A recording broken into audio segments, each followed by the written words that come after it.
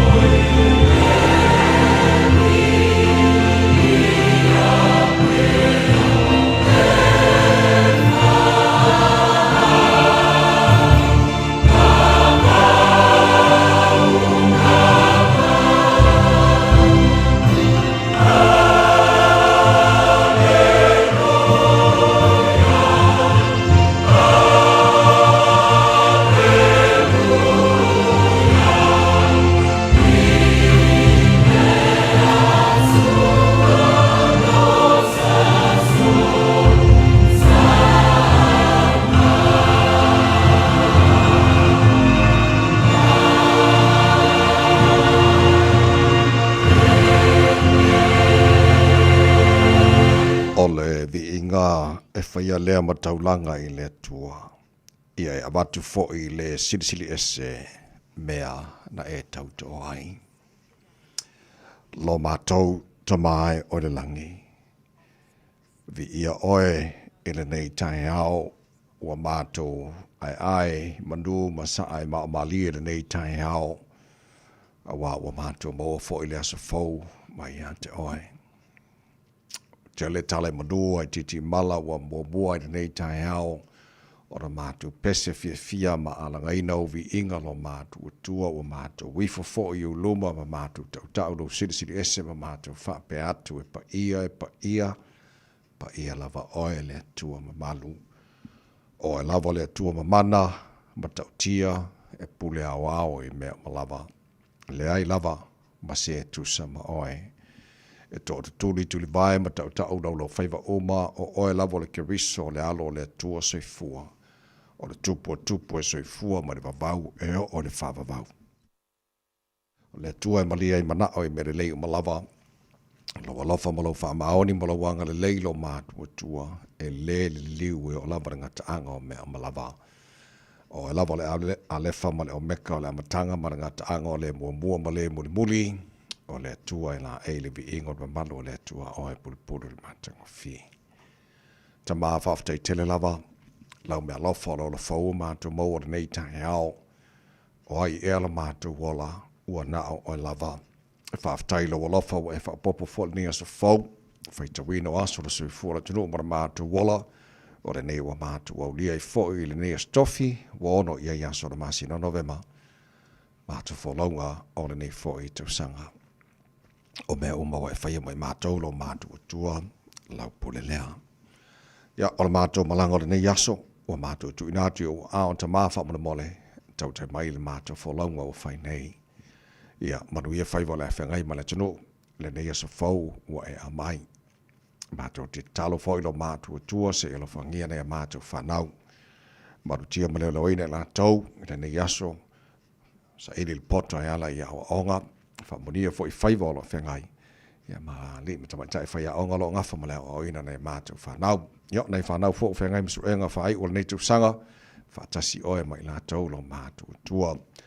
Mātou talo, e oina mātou nofu ya tunu mau, e le ma whai lava o na ngalo Samoa na tunu e pene le loto na mātou le talo. Whamuria le tunu, whamuria i te itai o le tunu, na ia mātou ainga, ma na ia mātou tangata umalava lo mātou tamai le ngate i Samoa, whapena fo i le alala ma le pāpā awa iso se vaenga o le nei lalo langi, mātou wala au ia whasafua lo walofa mau whamunianga, o le atua lava oe whaavai e le malo tutu tasio Samoa. Whamuria fo i ma, nei o tunu o New Zealand, o la mātou nofo ma mawai, ia whapena tunu uma o le nei lalo langi. Mātou talo tamara nei tai au, mana tua nei aingo na tunu, wala whai mai whanua noanga o nei fo i tai au fau, malanga le whaatua o ia le maliu le oti ua motu si ai mawhtanga ma whana mana i ainga wo mai masani. Mātou wala aulo mātou tua lo file mumolo ngā wha maise se wha mawhana whanei nai la tau.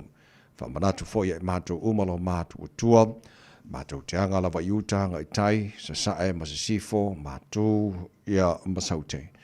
Ai o lo whaatali pele oti, mātou uma.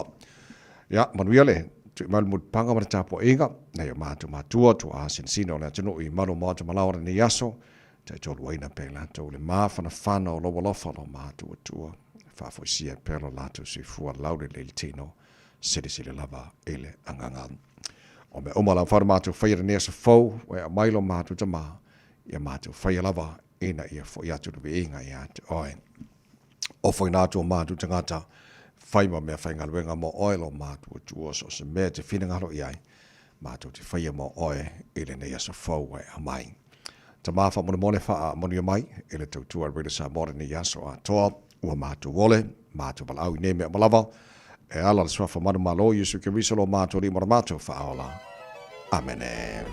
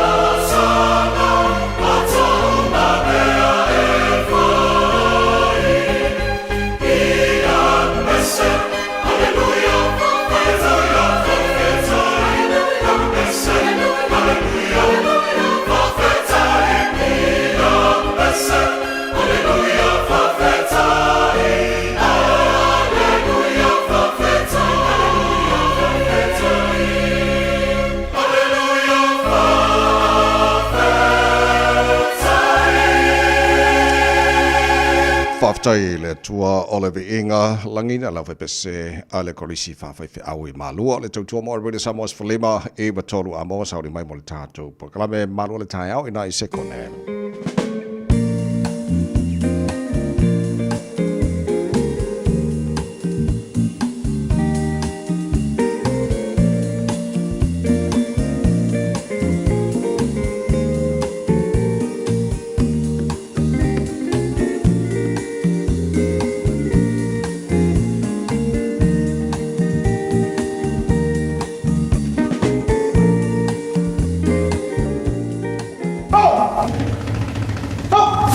Radio Samoa, tasilima ivatolu amo.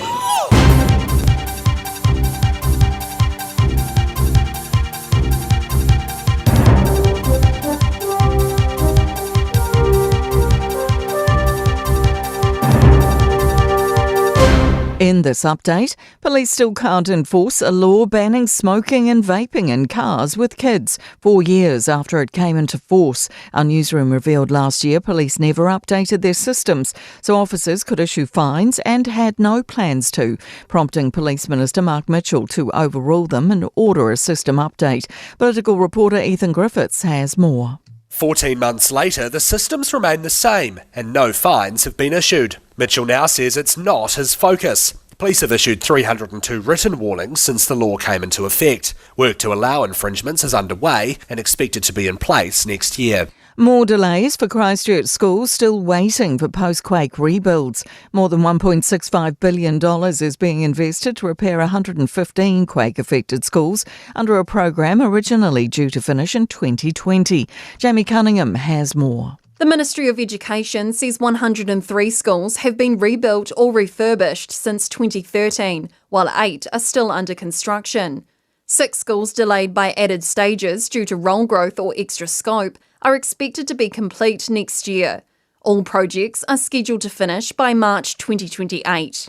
The number of people looking for a job is now the highest it's been in a generation.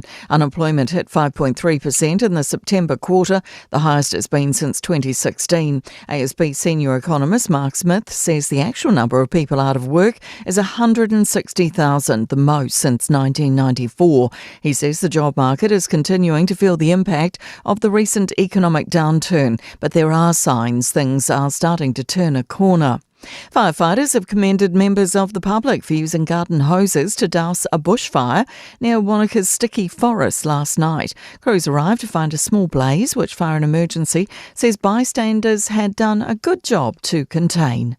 That's news. In sport, the West Indies have secured a shock 7-run win over the Black Caps to open their 2020 cricket series at Eden Park. Set 165 for victory, the host came up short at 157 for 9, despite captain Mitchell Santner scoring an unbeaten 55 off 28 balls. Santner credits their opponents' work with the ball. I think the way West Indies bowled in the middle there, they really put the pressure on us. Yeah, I guess we weren't able to go anywhere, and then I think we were reasonably happy with 160 at the turn. One of those nights, I guess. Confirmation one of the world's most prestigious football stadiums is headed for the scrap heap. Italy's 99-year-old San Siro Stadium, shared by AC Milan and Inter Milan since 1947, will be demolished and replaced with a 71,000-seat arena. That's sport. I'm Jodie Gill. Ua na o le Radio Samoa se furulima ivatolu amo e tautuaina o e ilaungangana fitua so le vai aso. Ele swafa maramalolo tātou ri whaolo i sukiriso e momono whaatalofa o whawheloa foi mo whaatulima le abate le lava mara whaaloalo sa mono watino pele le pa ia maramalo lau whaafonganga rei tai housing sengi malola wala soifua maruia whamalo fo le tunu folau e mua lava le vi inga o le tātou tua le langi o lona lava alofa o tātou o tia ne yaso o le aso o whaia le tua tātou te ori ma tātou fia iai Parapatia le anga le lei siri ese o le tātou tupu siri le langi i o le nei fo o tātou mo nei fasila whainga e lungo peau maganungaro le ea e na mori mai le tuolo tūsi fo mara mātu malosi i o tātou mafutai fo i le nei fo i tai a fau malol fola moria le tunu tātou whaftai lo tātou matai le langi te le ame o le tupu le nei fo i lano langi ai le mawhana ma sei nei le nofa tu no le tātou tua ala i a Yusuke Riso le no ina ma tilo tūsi fo mara mātu wala ia whaawau le tātou wholaunga i nei toi masina o le nei fo i tu sanga ia ala whamai le tātou atua tau tai tātou wholaunga o le nei fo i asafau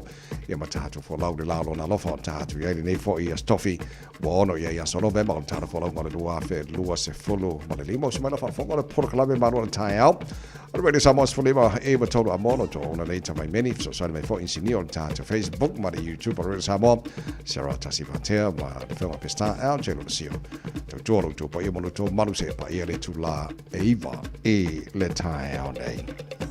Ia, mo le amtanga o le nei fo i tai au e le leo na smaila wha fonga wala mai moa o le lui tau mo le aso.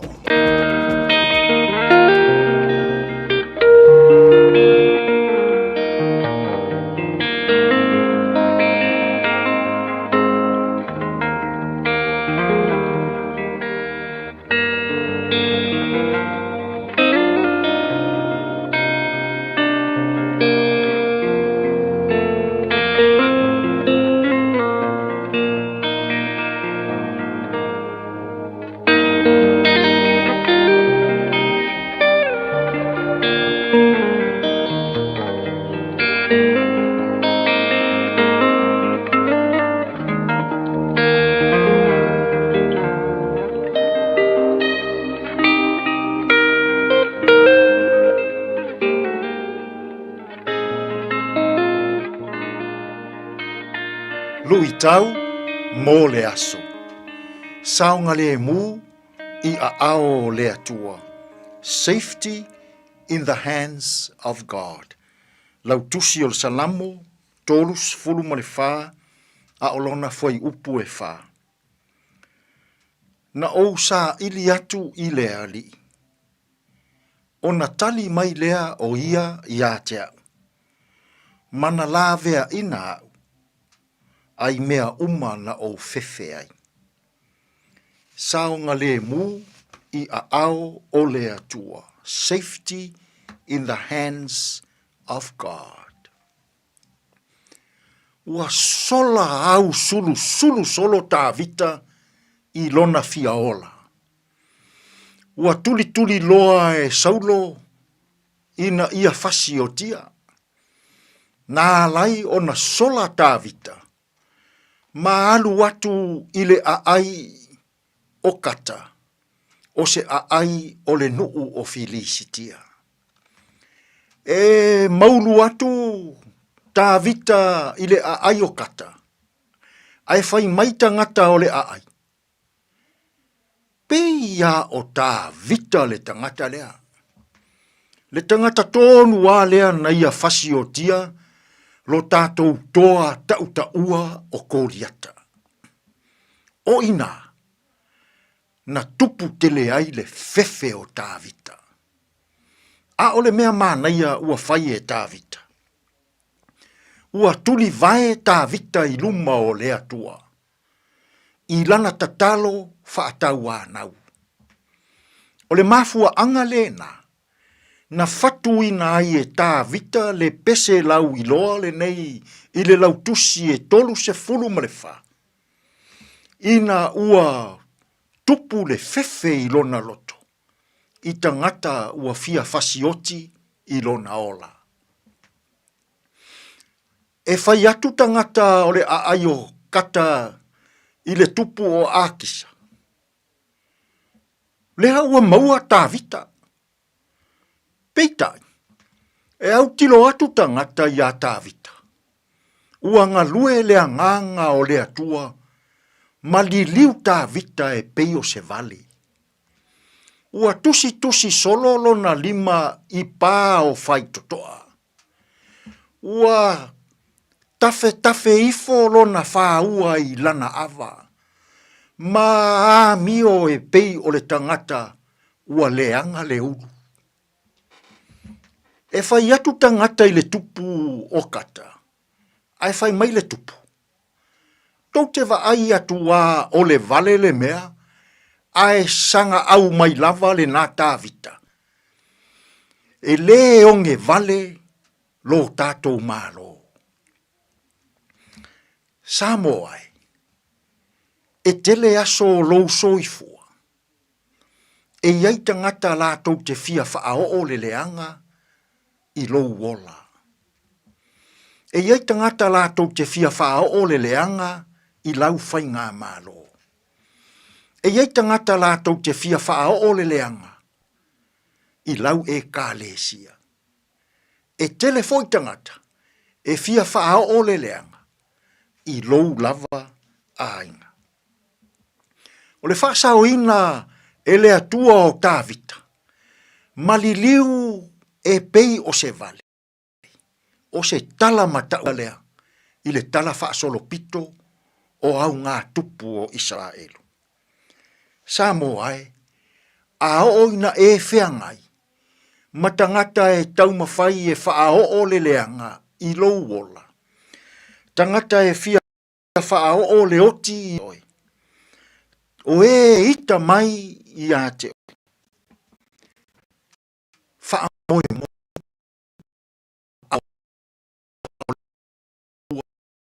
O e a aua lofa e pei o tāwi. Ua vivi ma ave lona fiaola.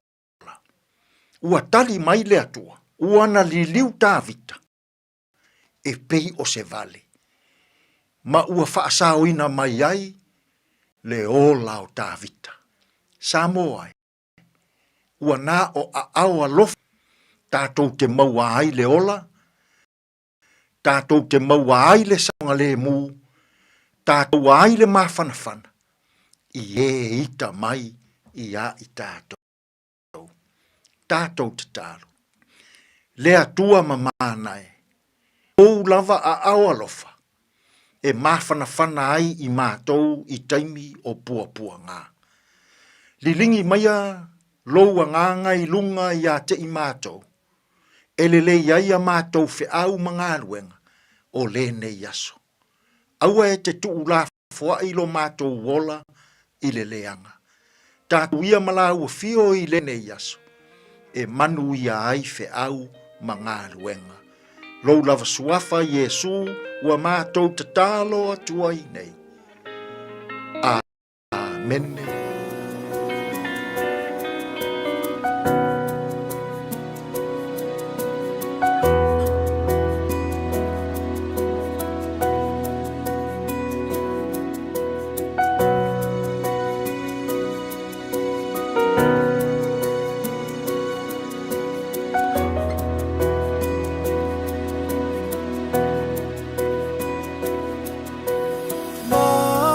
Mawalunga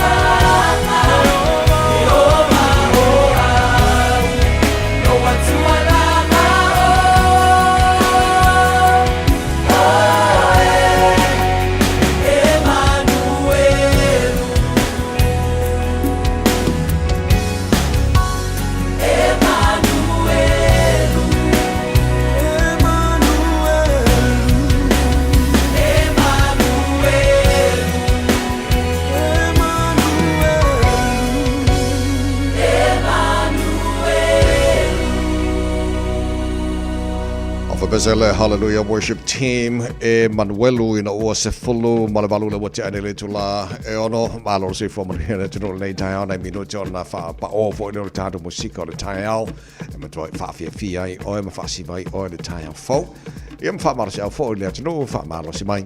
Malo si tu te mangar wenga, fa te feature by yaso, le watato, yai to quata fitu e le tail ne, a wadi ngalo na fa no mai so taimi, mo le tato, porclame, a reto, o le ola o tato, maru o tail, fa le nganga na, mo le nei fo yaso fo, te pena mai le songa pasta la fa le copa. Today in history, taro babai pari mena tupu le so no November, e le tele o to sanga babai o le taina fitu e le tail ne, mo le fa ponga tal fo le ngal pro tania pe tal fitu, taro porclame na, e a matai ne fo i tail. Fo a se mo mo, taro babai po, me nunga na wala ne fo i tail.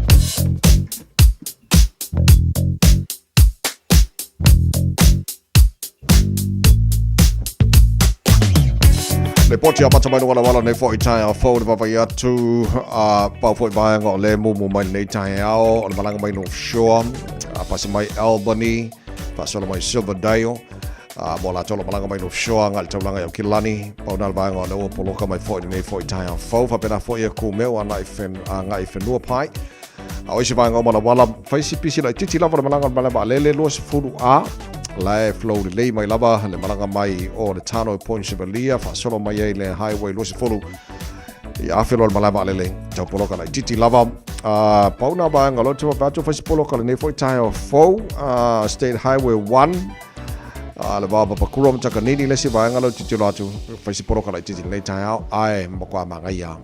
Nai le se fala lave lunga la wala so longa le mea o mana nei foi tail fo ya le tano wanga juta manga wenga o le tail o la famai le le leon pui le malanga i lunga le ala mai sanga le munanga ya juta fai ba o le nei foi aso fo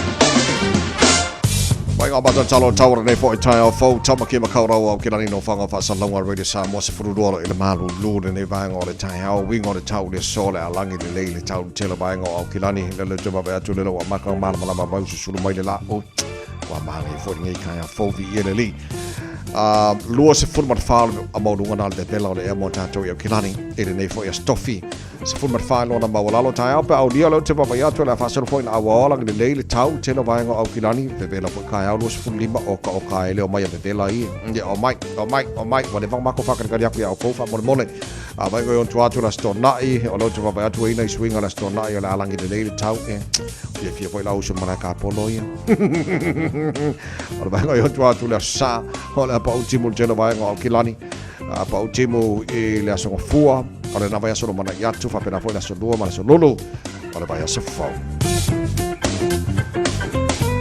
Whamabonga rau tūna mai la mai tau hine nei fwoi taimi o le taiao a whanga sono fwoi tāra pokalame maru o le taiao le mwhau tāra papai tūlanga o i le tau tiro i si mai ngoru sila whapena fwoi tau samo mani si mai ngoru ke lope lua se fulu ma le lua le wacha nere tūla e ono Tatiana Band lo sei la rosa tala ina whawhiwhianga rina samo nei fwoi taiao fwoi le tino a ngai tūta mangaru wenga o le taiao lo lava le tau ata i tūta ma whaimore nei fwoi mai aso kako whakawhiki nei vai asa fa malo se mai mani fai bon nei aso con besele o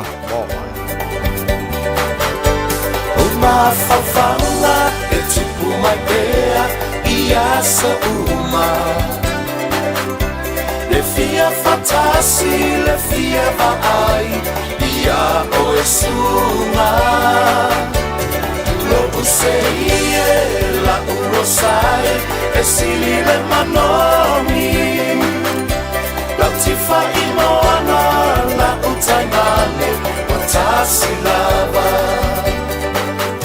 Sa o sa ili upo sa vai ima tutuila A uale ai se rosa matala o te tawila Talua ilo una tai ila upenina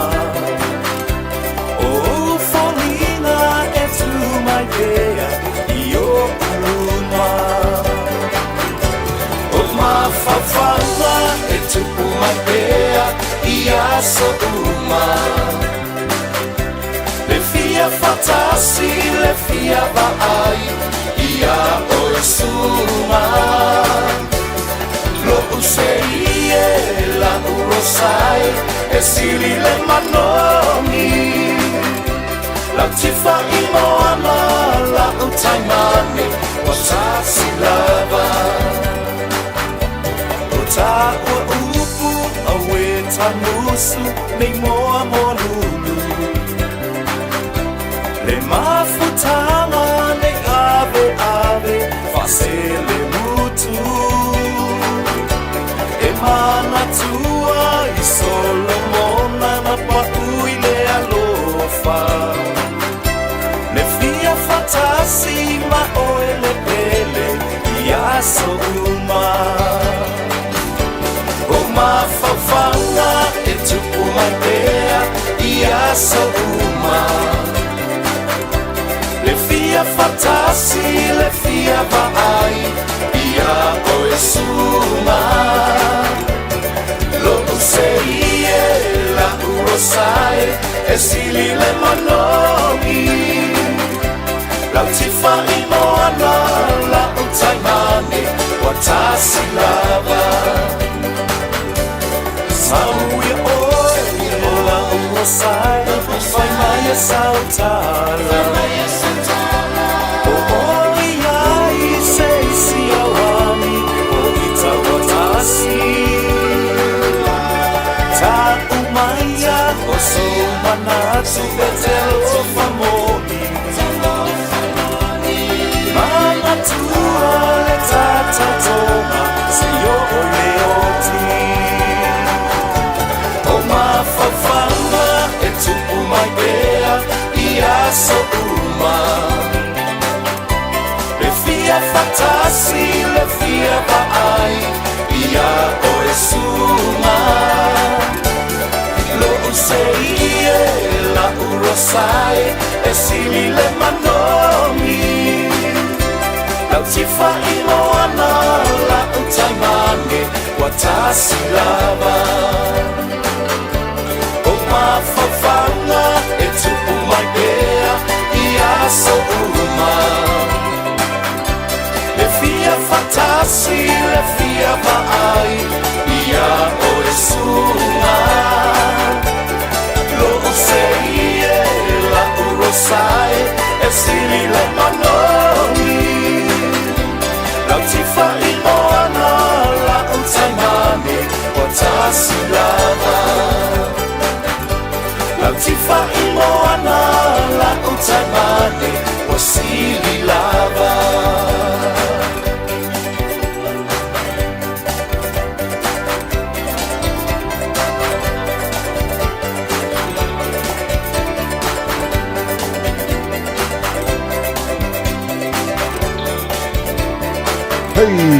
Hey, Joe! Luas fuma fitu lo chane le tulai ono lo fa fonga le polokala me malo le tai. Har we samos fulima e ma tolu ha mo fa malo fa tai le no. E le fata smile tara polokala me ne foi tai o fo. Ya, o le aso fo ta tu ye se fa talo fa foi tara polokala me pa anga le o fa talo fa mai fa filo e mai ne foi tai o fo se yo ki kiloko paloma se mau good morning sir. Ma lo se fomria e ne foi tai. Nei tai o fo. Ja, le wa umala was 18 holes malo se so la fatu nei tai fo fa tel fata fa mai e nei fo tai out la fatu mo ma fatu male ainga ina break up as sai good morning malo se fo maria nei fo tai out no fa tai tu sa ta se my brother oi kalo fa so la fatu nei tai out ai malanga ma e adu fa show round lu ngole malai ngi yaso ya makua killing ka mangwa mau ale mau ngi birdie lungo or green vai mau ngai fel le solo e ku el por le alo fatu la uso nei mo mi si volta mo tanga susita se malonga lulu fa la mana fa ngar wenga sa fenga il po malo lava nga lue vai tino papa good morning malo lava si fo mo real late time out fa fo wina tanielu malo si fo fa tel fa si mal tano kalame si papa sa maya sa bi male malo si fo late time out leo nga ubu morning good morning malo fa tel lava le fa si mai malo nge fo sis o mata to lo fa tu late time out tamali Fredton malo lava si fo mo real late time out tangalo fa solo Malor si for nei tai fo Rachel Sifa Malor si for Maria Glen Innes East Auckland Malor si for Port Bola good morning Malor si for Nola Fati good morning Malor fa tail Fati smile ta ba kala to tele na ta to ainga ya o ta mafuta ile nei fo tai fo so le cafe fairly me fa papa de ngo nga pori oi sorry so lo ke fa yakori e manga ya la ke fie ma ko next door so lo pe a fa lo le ngo e ma ka lo papa ia fireworks ka mai e ai pe kai fo ke la for ba wo ma o fa pe a ele ai la le manga ya ka mai ke le ka mai de le tele e wa foi wa manga ya la mo mo ka po o ko e pise sole a o sila ai nga ka mo mala ki so de ka fa ro ko le paka ku mai ai ro ke ki ka mai sole ya al me ke lola tu pito no por al ka mi go mai o ma ko pi ko e ya le ai nga ko kasia ka mo mala ki ki la ke fifi ma ma ese mo ya lan ka una longa kwa la e ai le la kala no pe ke as fu kasi sole la pa o asole ya me fa pa para inga nga fa pe o sole o le ka mai ma ko next door nei pa jari e ka lo le varu ni wo mal malo so la ko be fa pa ya nga fa ka uri ya ke le lola ko pi ko po nal me nga o ia al tu langa na ia wa ka lo fa ku e wa ka ki lo e ku so la fe e mo mai lo ke ki lungon e fa pe o ka no fa nga i dos fu mo nga di mas fu ka la la ba nga se la u dale wa mu mai lungon e ka ka ro sia la fa se fa so ia wa nga ia fa la ko ke le la ko ku pe ya ta tu ye ko fa so se ling ia le ya le fa mo le o se lengi ave fa ka wa ka mai ia le ko ma fo ki masila to inga ge fa pa ava o le ko ngel pidio le mori o ki fo no sia ka ko wa mio ia tu langa na ia so kai folks day wana nothing na ia mo ta to nei New Zealand ia te le loia ta to lai o America ma Australia ia mai si vai nga o ma po ia ni asa fa pe mo to a wa le vanga ka ngo so le ngai maka o pu ko New Zealand ma do le na ba tu fa tara po kala me an na fi po kana ko nga fi o le usa unia baba samane Winston Peters o le New Zealand First e fa ko le members bill e makua e fa sa o mai menge o fa sa lo na fa tawina ia bolonga fa ngaina ia ai ko o va nga la ma sangila ko fa yo me o fa ki ke nga fo le le sa ngale mu fale ia mo mai mo ko makupe nga me ia ku per vanga la kire la ko kupe o la ko fa vanga o makwala ve vai kai mi par ki si masi por le tau sang fo le kere fa pa ia fireworks at Sky City ai o kamala nga e makua e maka ki ale e manga ia e makamak e manga makamak ia la fo kere la ko kupe le si me pole ia ka ko le ko fa so so seling au ia na ia o makoi manga so ka si ia o makoi mau ia wa mele e nga o nga file nga fa tu nga ina mo Guy Fawkes Day a New Zealand au ke no foi a luan ge vai so orkisimas yo foi a fainga kamai fa ke foi la ko kupe ia o po re ka ko len tupe ole safatel tali polal tulango ia ile talal tamai mali poti ile tulango ia tanga tale ni ngalwenga tono New Zealand o le ana famtu mai ile asona nafi ua alu lunga mantuala al kwata le e se ia pa ia mai setema tolu masina tu atu o le ana mawai 5.3 o le lima tesima le tolu pasene le si tia o tangata le whainga ruenga e tono ni sila le wai nei so o le mawalunga leo te wawai atu ua to titi a se furu tau sanga tal wai le i o le afo i le mawalunga tangata le whainga ruenga tono ni sila i le mawalunga le lafta atu e fo ila iai ile to tele tangata le whainga ruenga le iai nei o lo o fasiringia le tulanga na tau whaile malo o tula mai nei ele ngata ina ia whaare leia le e tamau ainga o New Zealand aia whapena foi ona whaititia tangata whainga ruenga ele o achieve la ele whainga malo ia le tulango i pia fu atu Ele potile na mai nei 5.3 percent si tia 5.2 lesi quarter to atu le yo mai September le si tia la 5.3 lo yel tana noanga ma le se tasi fo foi pula le Labour ia te loe lava fo lon sit field tu langa le o ia fo so opa Labour mo vai nga fa maunga ia wa te lo fa maunga na lentu de mai to fo lava lon sit field tu langa le e le tau nei le tai del valu e le tau nei tel jono la falo te le ia nei fo I vaenga stasio mata o tele tala no tatu po kalambe o le mele o le a fo o le tulanga fo le o la to le ni mera no fo the homeless people o titilo atu I fa maunga na mai o le ua fo o titilo le malo ina ia vese ne umala to nei mai tonu o le ai o kilani por City of Auckland o tele o mala la o titilo atu li poti e la fai tau o le ana fsiringia le palemio New Zealand Christopher Luxon la solua po le atonu le a foi le vai mamao le malo I ana fofanga I o le avese no tangata the homeless people mai tono le ayo Aukilani ia por City foi le tono le City Aukilani o lan famtalanga no cabinet decisions or discussions on the topic o ringa fa Samoa ele ia se fai unga po se tala noi na ala kabineta ile tulanga ona to City foi le media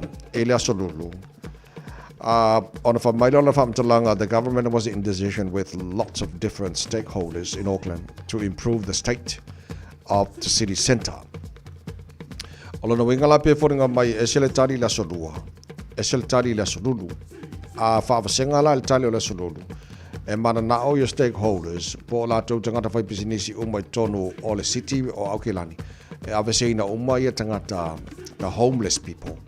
Mai tonu na o le fasili la tula mai ava ese mai la na o fe ave iai o lo winga mana na o ia le leima ato to le va inga le City o Aukilani o ro winga la mana na o ave isi pitonu o New Zealand po sisifo po saute the homeless people e o momoia and at the end of the day ele se tali fia ma se tali le lei mo la to manei wa afa pe le mana na o ave ese mai tonu City o Aukilani ina ia matango fia ma le leile vainga atanga te tono o lo winga la e ave la no fo the homeless people e o mo isi vainga fo si sifo po sauti o Kilani e lo talina la fasili lo talina fo fa fitauri la wa titilo le ia sa fa pe ai ave sina mai tono na ai fa no fanga ia mo la to e fa mo tu ia ai de ai la ko va ko fu fanga malo e le fu fanga fa pe na lo ia so o le tu langa na ia telefon tala no tala po kalame ile vai lo fai la to nei ma fo fanga mau le malo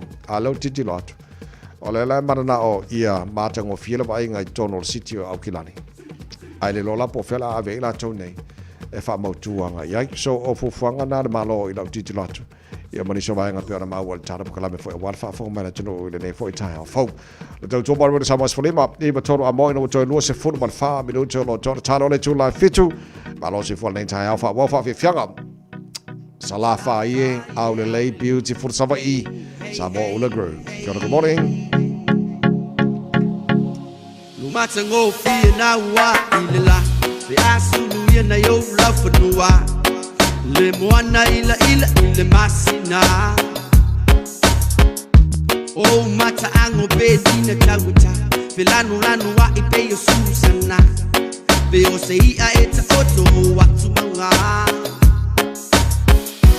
Fire tell it to yo winga man suma tama futa Botele pelo yate ole la masu e yo tua oila umasima Automoti no u bisia oya ole ma we papa sa tawo If a man la yo no mutulea la fa yo no mutele la valea Valea lo fo ile ea e ma fo ile fuli malesea If a man la yo no mutulea la fa yo no mutele la valea Valea lo fo ile ea e ma fo ile fuli malesea Hey hey hey hey Se la fa ye aurele Hey hey hey hey O anga ifa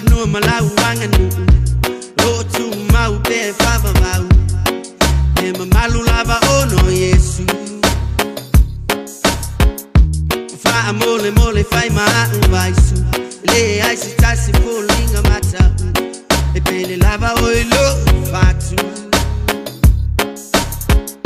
Afai uangalo ya oi le alo famale lo tuma wala lo sauko ila oi Saufa ima iyo auta fa se ifai le alo fi amatai ole lu Fa long ole le se fai mai o se upu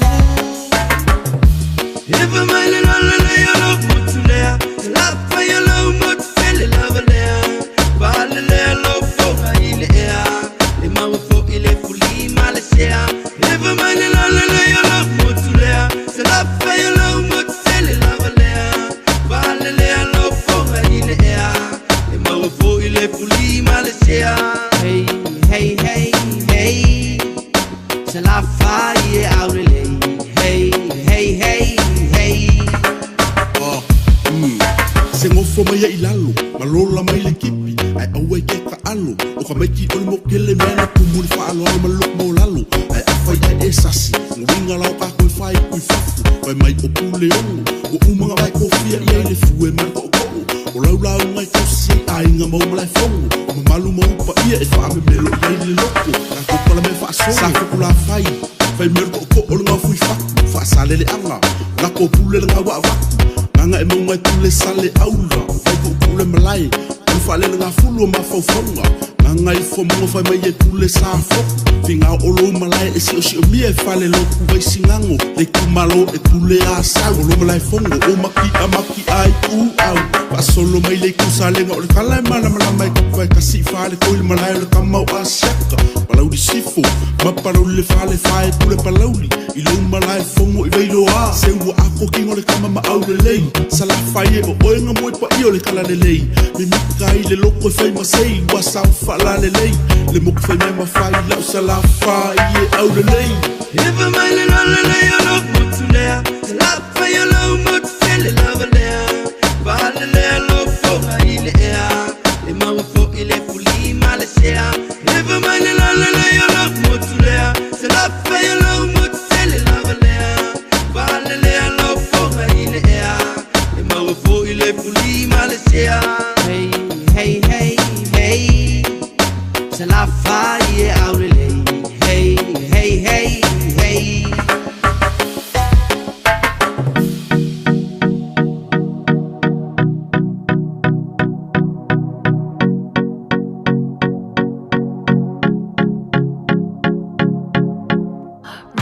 Radio Samoa. Taslima Ivatol Amo.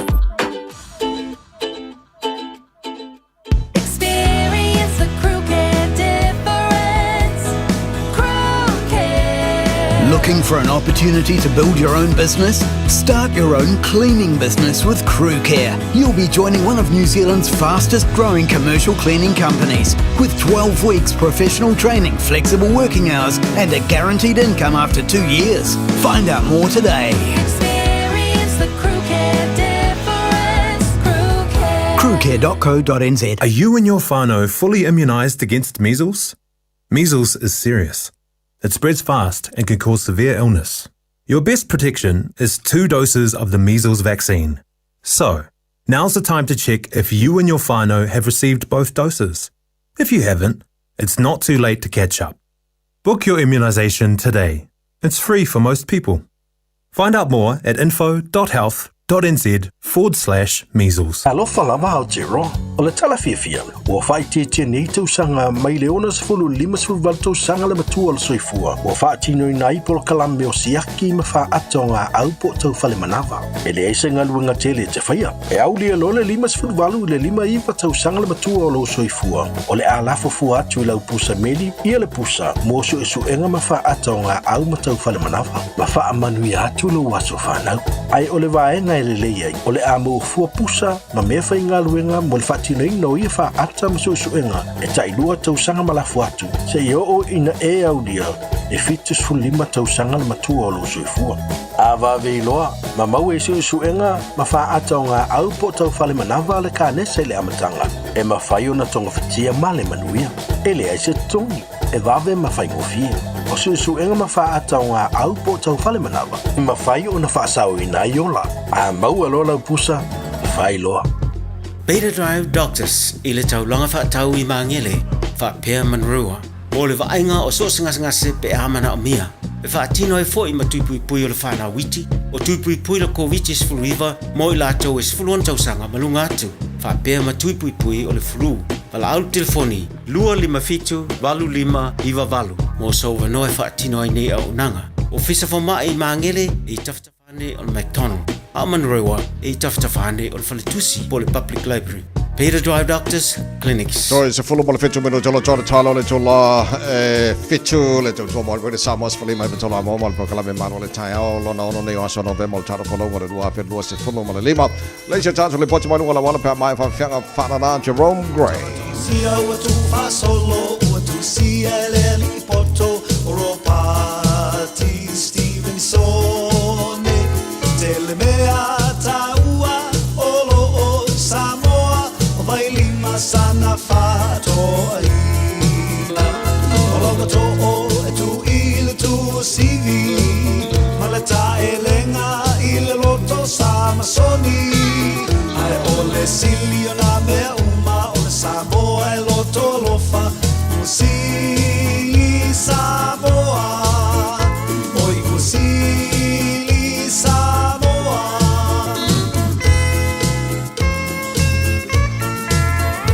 Ua loa mai le lalolangi O le Samoa fia tau sami Fato atu loa I lunga feo safari O soloa I tua fale Tamai o le au fai Manai popo e whaali fuai Te mai salo o sauni mai Male samilolo e tali aloa I Ai amai au siana tau singa pata I le alila fole palanga I oi o sili Samoa Oi o sili Samoa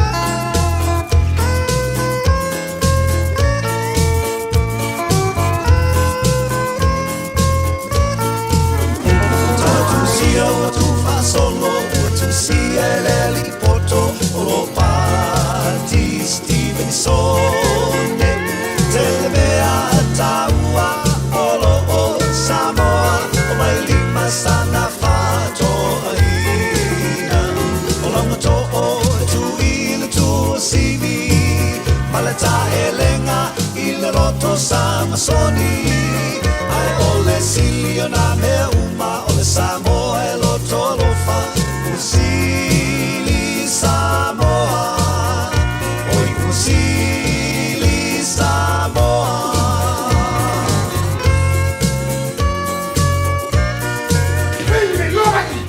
Hey hey Amai al tātou le poti le marunga na wala o na soe lo le mal tātou. Porkalame a reto o le olo ne fo tai o fo dunga na wala nei te mo le tai o e nei vanga no te papa atu a fa solo ina poloka mari nei te mo le tai o tātou lo malanga mai sifo. A matano pisi mai e Westgate o mai a Royal Road on ramp ma Lincoln Road on ramp te ara tu poloka nei vanga o tai o. Flow le mai pasi mai o te ara tu fa so by Rose Bank. Point Chevelia, to Poloka 4 le highways furono city bound ile around Morningside, Western Springs ile nei time on the town ile yo ile link olis furono ile southbound State Highway 1 fa benafo northbound State Highway 1 tatola malanga by le highway lo se fulu malanga by sifo nga isautam inei amatan pisi mal pasima le tunnel Baba to the bar Mayoro Road on ramp, Dominion Road on ramp, Hillsborough on ramp, Poloka the neighbor on the Tayao, Lunga la Walla Papa on Hangam, Mangele flow delay, PCRF flow delay for Malanga Malava, Lele Los Furu Afa, Malos Fulu, Manaya, life flow delay, ya like PCRF flow lava, Il Pasimaya Puli Road, Fapenafo, in Lemby Drive on ramp. Pass over to the link on the Los Fulu State Highway 1 southbound. Lunga State Highway 1 citybound Manaya, like PCR, like flow Poloka. i le nei taimi o le tai hao. Ia whapena whati mananga mai no show tulanga nalo ilunga la wala nei taimi o le tai hao. Malo lava le foi, malo whati sisila am tawale nei whati taimi o le tai hao. Tau tua mora Samoa Spoliva, iwa tolu amo, e no watoe se furulua, i le fitu se mela whaafonga, o le porkalame a reto, o le ola. Bread of life sent down from glory. Many things you were on earth, a holy king, a carpenter, but you are the living word. Say it now. Come on.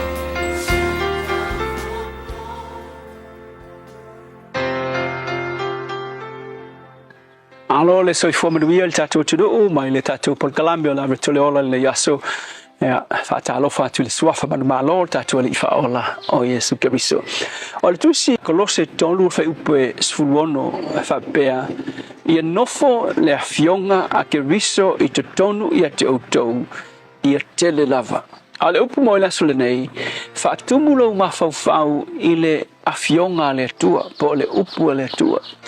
Wa yese taimi e ke mafo le se mea na e tau mawhai po ngila au fo i ola e tono lo whanua ia e laku kau ka kipi lalo ia ele umi fo e laku fo lisi aso wa koe ola e fo ila au le manga o kipi lalo o le mafua anga ona a toni mawhainga e kipia i lalo le la au a o le la au e tu mau pea e ola pea o le la au e mawhaia o ngā koe ka kupu mai a ana o le mele e whai o lo whaia mai kango kipi ia kipi o a inga pē le la au wa ilo e whaatusa whape na ia mei o mawhauwhaunga ngā sala mawhauwhaunga tuai sinful thoughts mawhauwhaunga tuai e whape ngā fo ilonga le ngā ioio me mawhauwhaunga tuai ia te oe o taimi fo ia e ke saua ia Yesu ia ma e whailoa ai male le i whaola Yesu mai a whaia suinga i lo langa o le mela a whaia Yesu ia te oe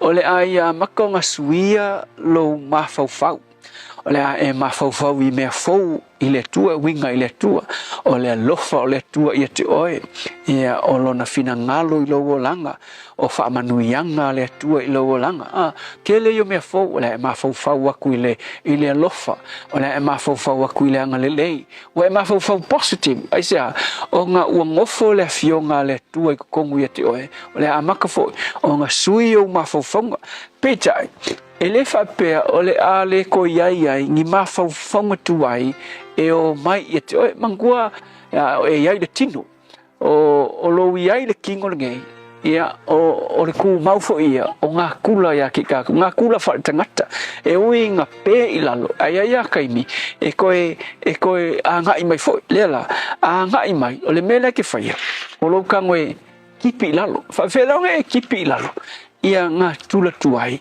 po meo o mawhauwhaunga tuai o le me kango e whai e whaatumu oe i le upu le tua wa a kumu oe le fionga pa ia le tua o ngā whiwa leo le ngā kula kuai e koe ka oso mai o mawhauwhaunga tuai ai oso mai ai kipi lalo e le upu le tua ai mawhua mai la ina ua whaatumu oe i le fionga a le tua whai mai kala kuspa ia nofo le fionga a Keriso i to tonu ia te outou koe sauma le upu whapopo ia tele lava longa ia makua kumu oe i le upu a le tua o siri mo oe le asole nei o iai sina upu a le tua i lo olanga whai merikala ka mai ki whaingai o iai se me ngai leo e lopa o iskanga kua wheoa ia i leo langa le ai masi ngā fionga a le tua e ngofo i te tonu ia te ia ke lo le lu ila mo oe le asole nei ai manao e te ola i se olanga manu malo ke lo le me ki malo o le fionga le tua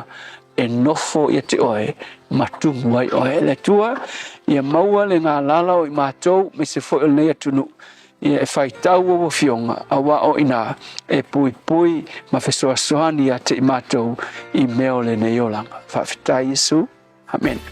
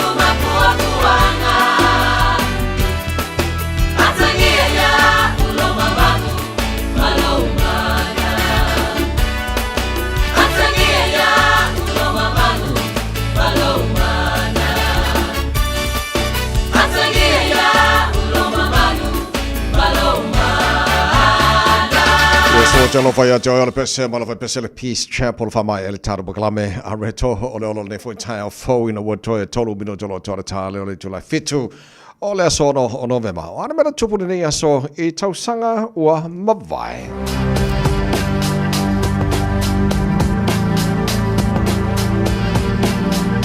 Aso ono November le tausanga a fei salau fitu se fulu ma tolo le aso na fama wina na fate ia Israel yos fa inga ai kupito Syria Iraq ma Jordan ole aso tonu lava ole aso pa ia le au Utaya the Jewish holy day ole vaenga ta ua ole Yom Kippur I tono Israelu ole aso fo la na ele ino fo Israelu ana mata le taua Yom Kippur war ona waso fa for say e kupito Syria Iraq ma Jordan ia Israel ai fai tonu lava ele aso pa ia tangata Utaya po le Jewish holy day bon fanga ina Israel Yom Kippur day ia na fa ele ino fa la Israel na fa sang tawa to Israel ma matele tawa na Yom Kippur war ila sono November afe sala fitu sumal tolo sono November te sanga afe sala bal sumal tasi ole aso na tangata vale na ile presidente ai kupito Anwar al-Sadat I tono Cairo ele vaenga Islamic fundamentalists ia ona tula mai le president fo ai kupito le savea ma vice president Hosni Mubarak le presidente ai kupito ina o tangata vale na ia Anwar al-Sadat ila sono November afeb sala barsumal tasi ole aso no November to sanga afeb sala barsu mal fitu ole aso na fama wina na tu to tasi ai le malo ofiti tasi foi nei atu no o Pacifica mai pulenga a le British Commonwealth pe ona fama wina e le aso ono November ole to sanga afeb sala barsu fulu mal fitu. Ja, ole papa ja tunai ni so men fa mawina na tupu ile aso no November ile tele o sanga mawai le to mo le samos falima e vatolu a mom usmala fa fonga ole fa pongo tatu telfo ile ngana proltania ne fo I tae.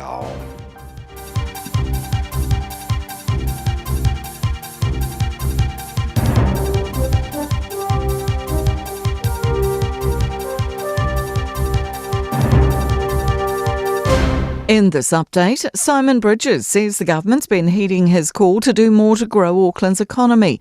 While the national unemployment rate's risen from 5.2 to 5.3% in the past quarter, the Auckland unemployment rates remain steady at 6.1%.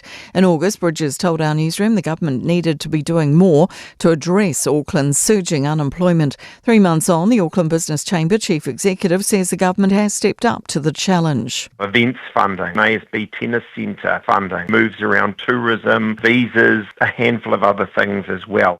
Guy Fawkes night is over, but the debate about public fireworks sales continues. Fire crews have been called to 60 fireworks-related call-outs overnight on what is traditionally one of the busiest nights of the year for our fire service. New Zealand First proposing to ban the retail fireworks while still allowing approved public displays. Christchurch Bullbreed Rescue Director Abby Vanderplas is on board, saying fireworks these days are equivalent to explosives and the sound goes on for weeks. The high density living that we have these days, it's just too much. People are too close, animals are too close, and they've got nowhere to escape to. So they end up having panic attacks, anxiety disorders, and any little noise can then set that off.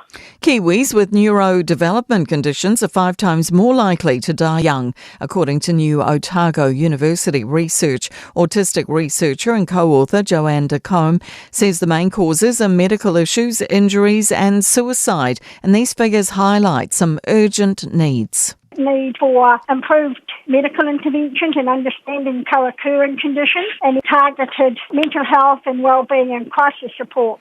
Demand for plasma is skyrocketing around the country. The New Zealand Blood Service says it needs 1,300 more regular plasma donors by June next year and has opened a new centre in Auckland's Albany to help meet the demand. That's news. In sport, some late batting heroics from skipper Mitchell Santner haven't been enough to prevent the Black Caps losing the opening T20 international against the West Indies at Eden Park. Chasing 165 to win, New Zealand lost regular wickets to lose by 7 runs. Santner hit an unbeaten 55 off 28 balls, including 8 boundaries off 9 deliveries late in the innings. He's reflected on the chase. You actually have a lot more time than you think, especially in a chase. If you can take it deep, I guess we were kind of hamstrung. We let the rate get to about 15s in a 160 chase, you've got a lot of work to do from there. Italy's 99-year-old San Siro football stadium is to be demolished, with a replacement arena built on the same site. That's sport. I'm Jodie Gill. Ua na ole Radio Samoa se furulima iwa toru a mo e tautuaina o e ilaungangana fitu aso le vai aso.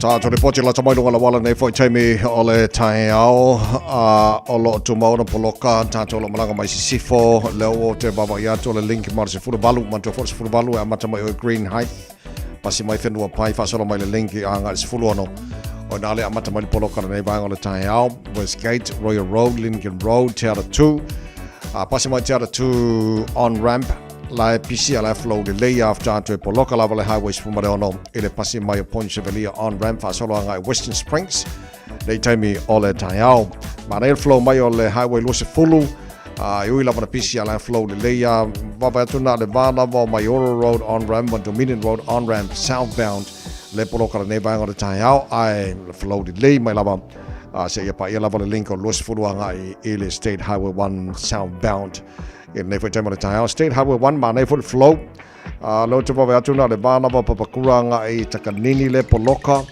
ai o lai pisi ala flow le ia nei va ngor tae hao se pa ela val tauranga o kilani tatola malanga by North Shore fai asi poloka al pasi mai Albany fa solo mai Silverdale Wairau Valley takapuna North Coast poloka ia nei va ngor tae hao mana ia lunga na wala la papa lai PCL lai flow se pa ia taulanga el kilani o lunga na la wala tala fia le se fala lava tu na mai le nei time o tai ma lo foi ma lo se sila ave ta vale tu mau ona saune saunga le mulanga i tu manga wenga ole nei foi a sotofi Radio Samoa tasili mai batolu amo Radio Samoa tasili mai batolu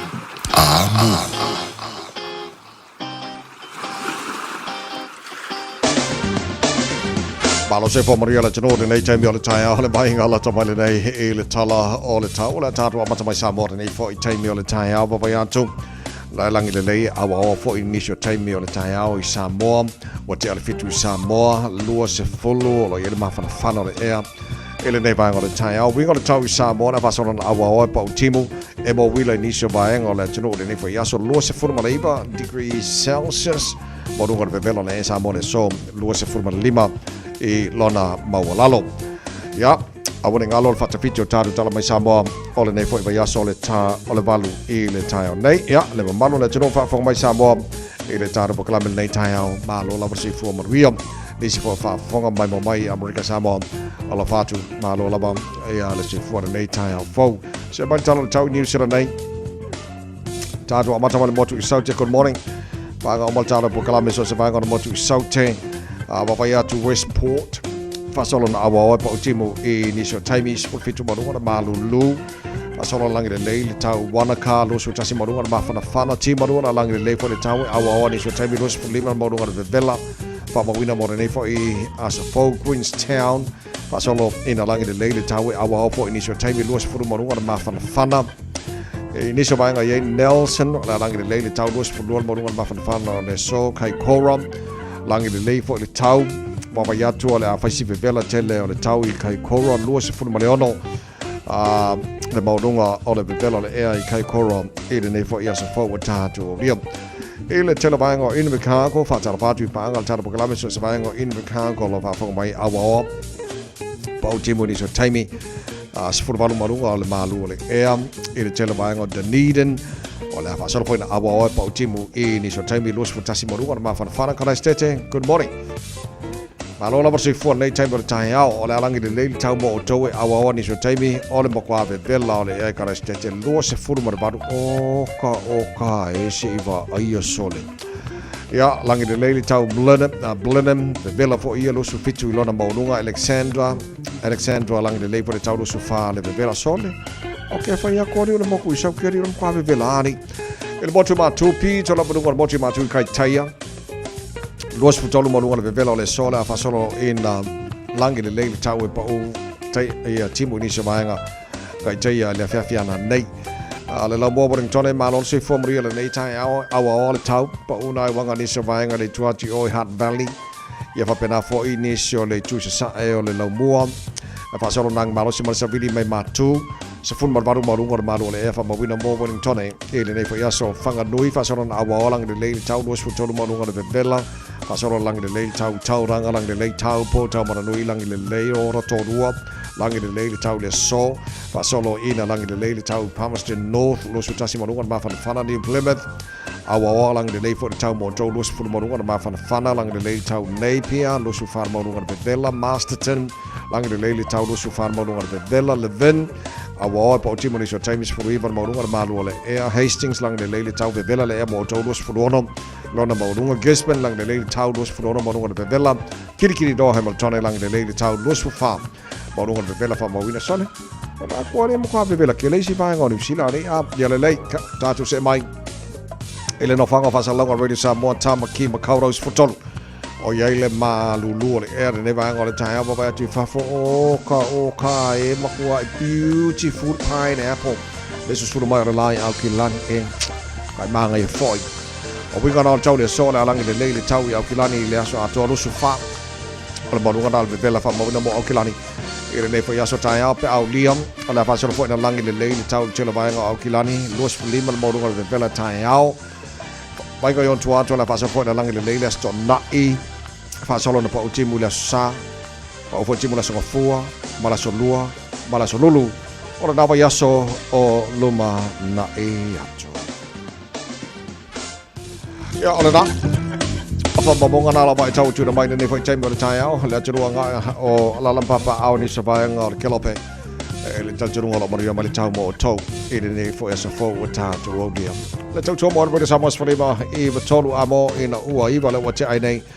Ya le tu la F2 ma lo la versi fu fa taile tino ele nei foi ta fo mo la mai mo la fa fonga fa taile talia mai tu ale radio Samoa mo po kala me malo tai au tono maru mo to malawa tono tam hale tono fil fainga wenga ia nga te leo mai mo ma fa fo mai tino lunga Facebook ma YouTube are radio Samoa ma lo la mala follow mo wia tatu ye lo no na yo aso ma sina lo nos fantasio tar follow mo lua fe lua se fulu male lima mas ka ko ki ma yo la story fa mo mole se on sa fa le puti o ke fa ko a ko le mo le tai mo fa yo yuki o ngi aso oka ke fa ya on ko abi 8 dollars mi go ngi aso ala to le mo ya mas ka ko ki mana yo le foi stofi mana ya fa ska ko polisi manga e kele fa ska ko le sa eso le no le sa nga fa nga me ya pe ska ko pai e nice e ala le le o tiltilo atu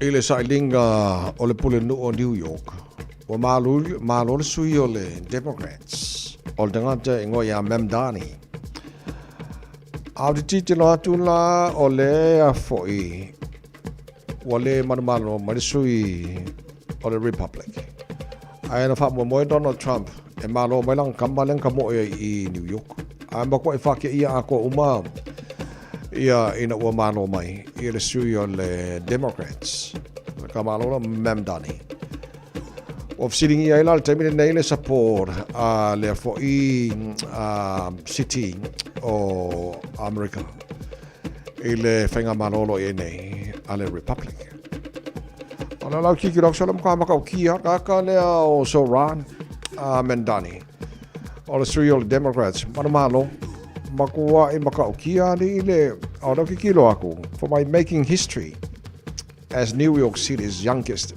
mayor in century. E kala vau raka, kursu whātau sanga. Ala whisiri kena ale tūlai mai i, ya wa, tātou umalo Amerika la walau tūsiri whiele tūlanga le nea. O le tangata sa wha moe ia Donald Trump e malo mai lako Australia ngata ka moe ai. A mo koe whakia ia ako uma le mana sui o le Democrats i tulanga lea. O le a fo i second place ai la kamalea nga lango ina e Donald Trump. Ang kamalea Independent Andrew Cuomo.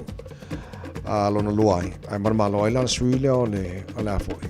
Ia mana sui Republican ele i sui fo ia Curtis Sliwa ele i malo fo i. Ai mana mai le ka kursu fatau sang youngest mayor of New York City il teleo o tau sanga o mai.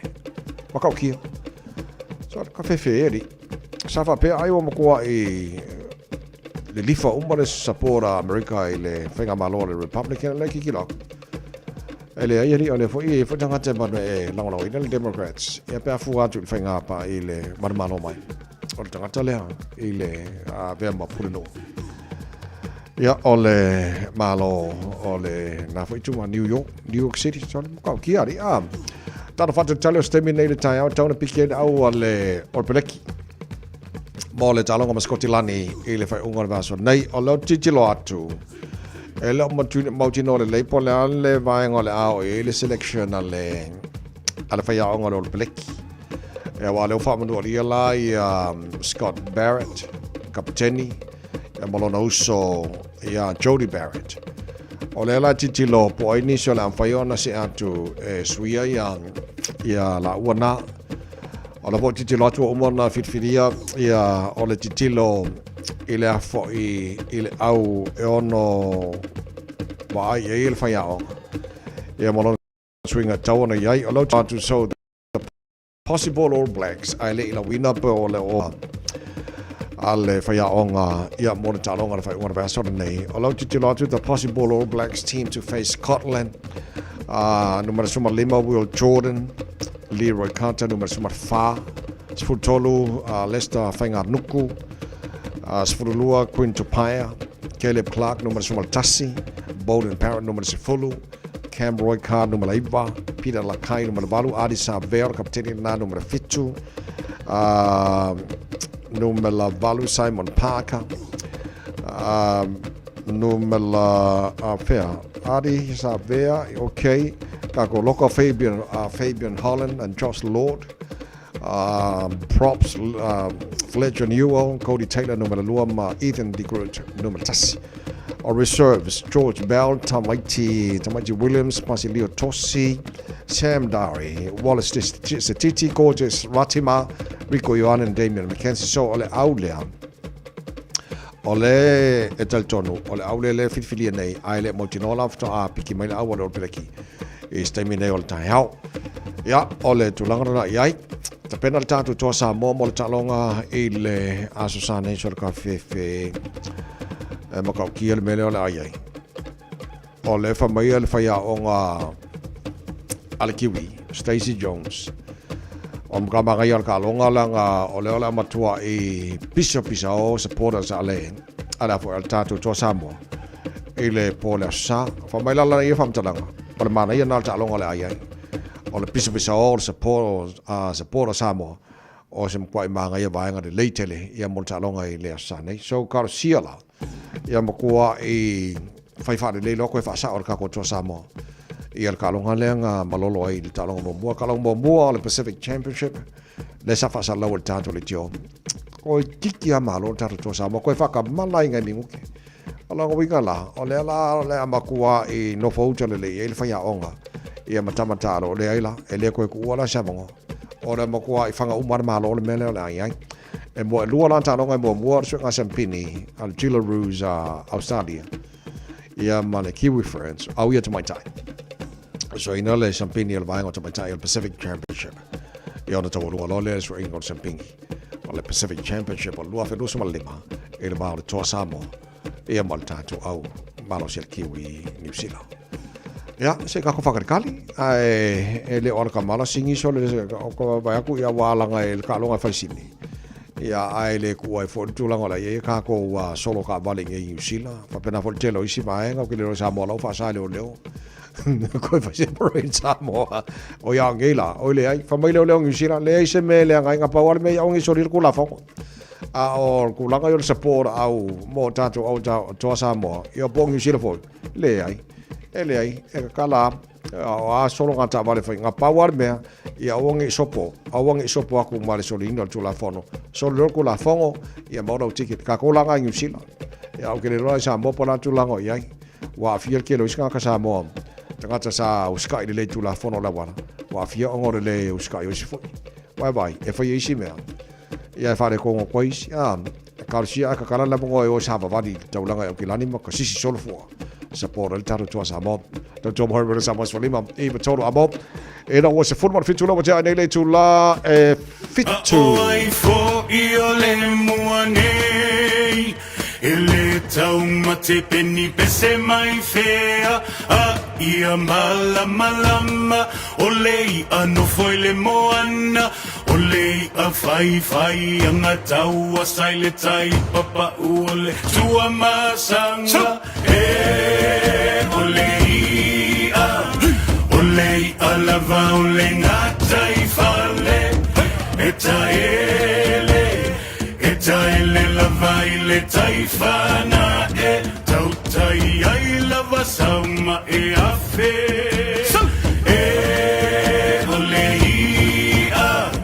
olei a lava ole ngatai fale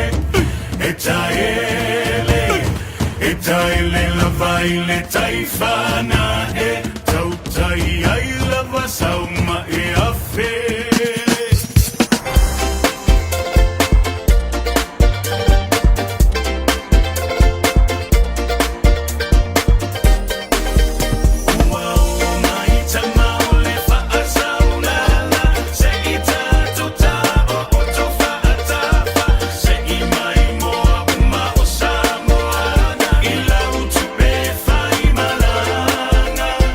Say my more, ole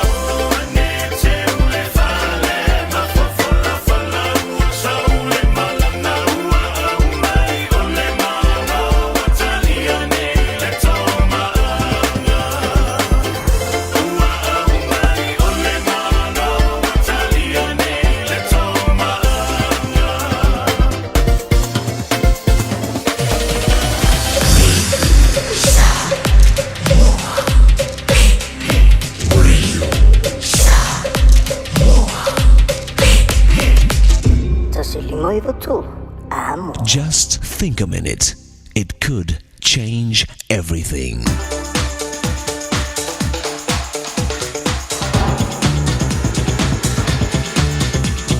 Think a minute. A guy was complaining to his friend about his wife's nagging. He said, "All my wife does is talk, talk, talk, talk." His friend asked, "Well, what does she talk about?" He answered, "I don't know, she don't say." You'd think that with 2 ears and 1 mouth, we'd all be twice as good listeners as talkers, but not so. Research shows that we usually listen to only 20% of what others say to us. Yet good listening is one of the easiest, most important ways to be successful, whether it's in our job and career, our marriage, with our children, or with our friends. It's interesting that even though we can't actually shut our ears, we somehow still manage to. We listen only to what we want to. But when we don't listen closely to others, we not only hurt them, we hurt ourselves. There are 3 important things we need to do when we listen to others. The first is observation. Use your eyes and look at them. It's just common courtesy and respect. Take your eyes off the TV, newspaper, or whatever else, and give that person your attention. The second part of listening is concentration. Many of us are guilty of looking someone in the eye, pretending we're listening, when our mind is actually miles away. Also, when someone's talking to us, we shouldn't interrupt them or just be thinking about what we want to say. Hear them out. Listen to everything they have to say before you respond. The third and probably most important part of listening is consideration. This means using your heart. Really care about what that person is feeling and going through. Don't just hear the person's words, but try to understand their feelings. People usually know if we're really interested and care about what they're saying. This means we're even willing to change something about ourselves if it's hurting them. Jesus Christ said that if we really listen and understand what He's told us, then we'll actually change and start doing it. So why not listen to your Maker today? He'll help you care enough to give an ear to others. So not only will they be happier, but you yourself will enjoy the success that comes from being a good listener. Just think a minute. If you'd like a free CD of our top 40 programs, write to us on the internet at www.thinkaminute.com and catch us tomorrow at the same time when we stop and think a minute.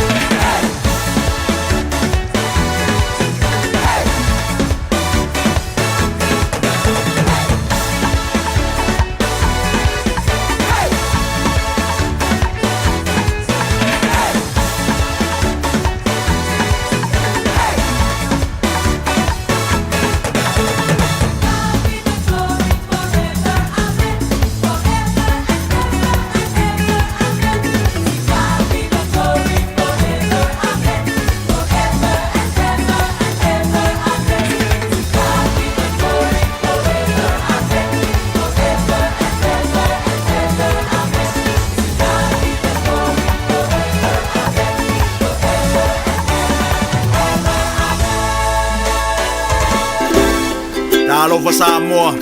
Waule ne yo kasu tialu. Awal suia ngila wa kio.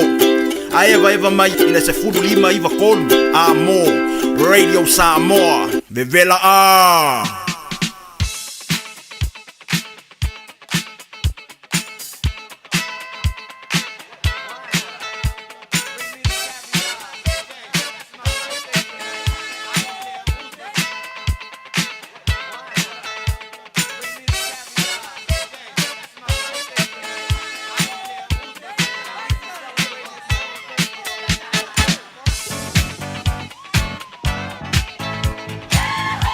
Opnangos whara wale aso lo, aso tofile neile aso no novema o matala le telefoni mo oe, pe a mawhaiona e whaongaina le telefoni mo mole se lofa anga, mo se tasi whamanato no naso whanau nei aso.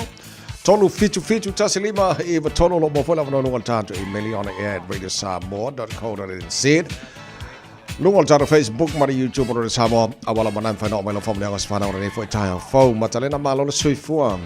Malo le suifua savai, ia whaftai lava mo le avanua. Ia lo whaangam whamanianga le aswhanau i se tasi le whanau. E li i leo whatau i malu o le aso ono. Ato i ele tolu sumale i von tau sanga. Whafo ia e lava li vi inga mal whaftai le atua. Nei tau sanga e te leo fua i le atua i le asali. Ia alofa le atua whapoponi si ase te leo lo wola tātou i te mafuta i pea. Whamani ia te le atua i lo aswhanau whatau i. Ia lo whaangam whamanianga mo lo aswhanau.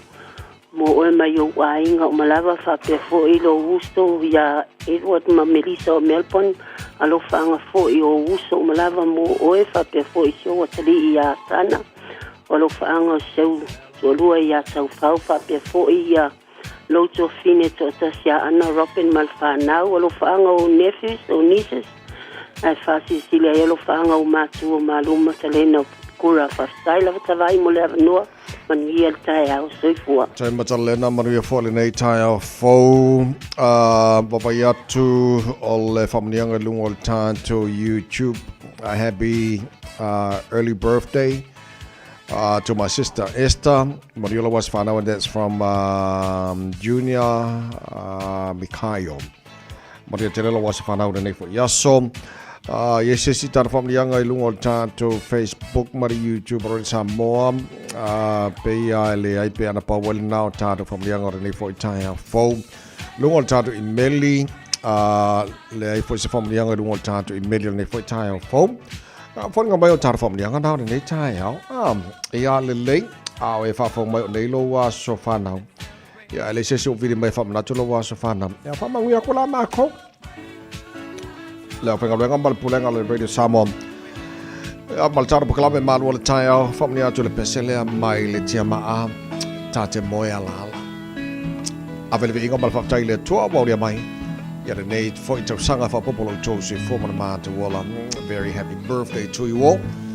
Ina wato lua se fulo male oro mino jolo jolo talo le tula e palo.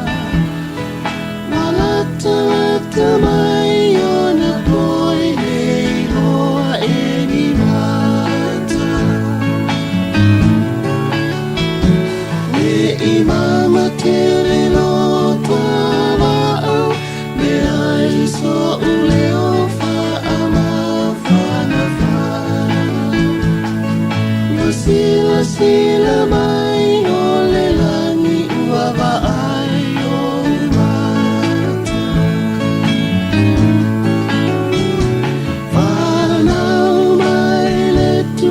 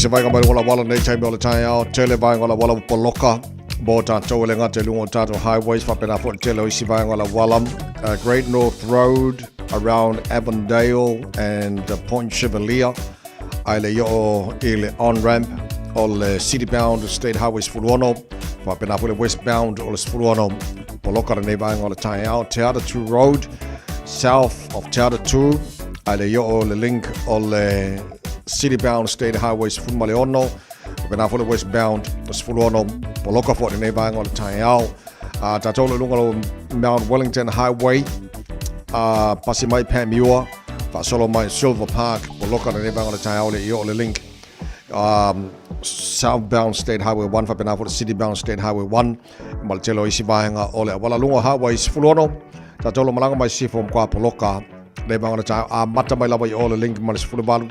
Fasolo Mayai, Westgate, Royal Road, Lincoln Road, Te Atatu, Rosebank, Point Chevalier, Western Springs, Poloka. Fasolo Atomo, Tatolo Malanga Mai Sifo, Angal Taulanga Kilani, Tatolo, o Malanga Mai Pasimai, Arusa Oris Fulono, Itai Taulanga Kilani, Afe Maletano, Point Chevalier, Poloka Mai Na, Dominion Road on ramp, Fapena 40, Hillsborough Road on ramp. Flow the lay mai lem, okay, Malanga Malaba, Lele Los Furu Arm, Fawa Los Fulum, Massey Road, Line, PC, I like Flow Mayam, but yeah, my Lord Puini Road on ramp, Alambi Drive on ramp, Poloka in the neighborhood of the Taiao. Tatolo Lunga State Highway 1 city bound neighborhood of the Taiao, Poloka Malibang Drury and Papakura, neighborhood of the Taiao, Penafoi, Manuel on ramp, and Manukau Poloka, the neighborhood of the Taiao.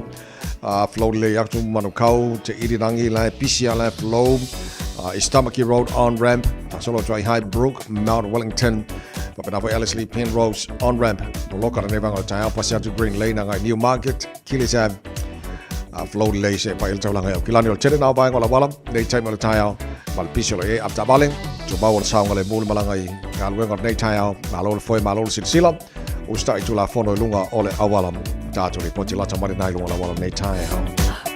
Radio Samoa. Taslima ivatolu amo. Are you and your whānau fully immunised against measles? Measles is serious. It spreads fast and can cause severe illness. Your best protection is 2 doses of the measles vaccine. So, now's the time to check if you and your whānau have received both doses. If you haven't, it's not too late to catch up. Book your immunisation today. It's free for most people. Find out more at info.health.nz/measles. Poi loe mawhai ona whaongara o Q7 e whai ma te pausa moro whare mōmua. A whai whai o Yeso mō kesi e mawhai ona tato susuina o nisi a wala I whare tupe e sese a tonu e whetau I tūlanga o roolanga timinei. On mata o nanga I Supreme Mortgages, mato te whesoswani e sue se tali mo first home buyers and refinances. Parau mai au Sam I le orua tasi o varutasi toruiva, varutasi, pe emaili mai I a sam@suprememortgages.co.nz. Talofa Samoa. E mawhagirap sosoni atu Dr. Chen I ngasi o le maisoka, toto maulonga, ti ngale tino, whapaui no pauna, maisela, mangyesa ma le kanesa. Maule tie whaamamai lo puta ma le paste mo nifo ti ngā ma le whaamalongi no lo fofonga. whapea products po o loha fisosoani e whaala mole ma dark spots o fōlinga. Ua tele ungali ua mawala tau pepe o nar sosoani a Dr. Chen. Ala au noi le lua fituono tolu fitu, lua fituono tolu fitu, pe a fiuane i le lua ono Great South Road i Otahuhu.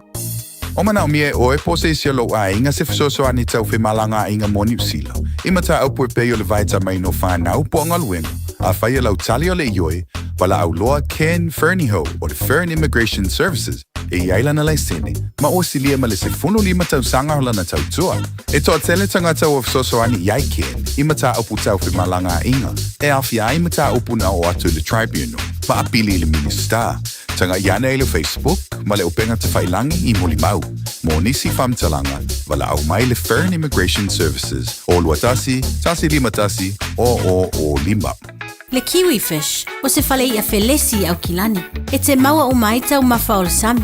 Susu mai I le 5 Car Road, Mount Roscoe. Te tala I le ono aso, mai le aso lua I le aso sa, mai le se fulu I le tae au. A fio mai loa I le kiwi fish, I le 5 Car Road I Mount Roscoe.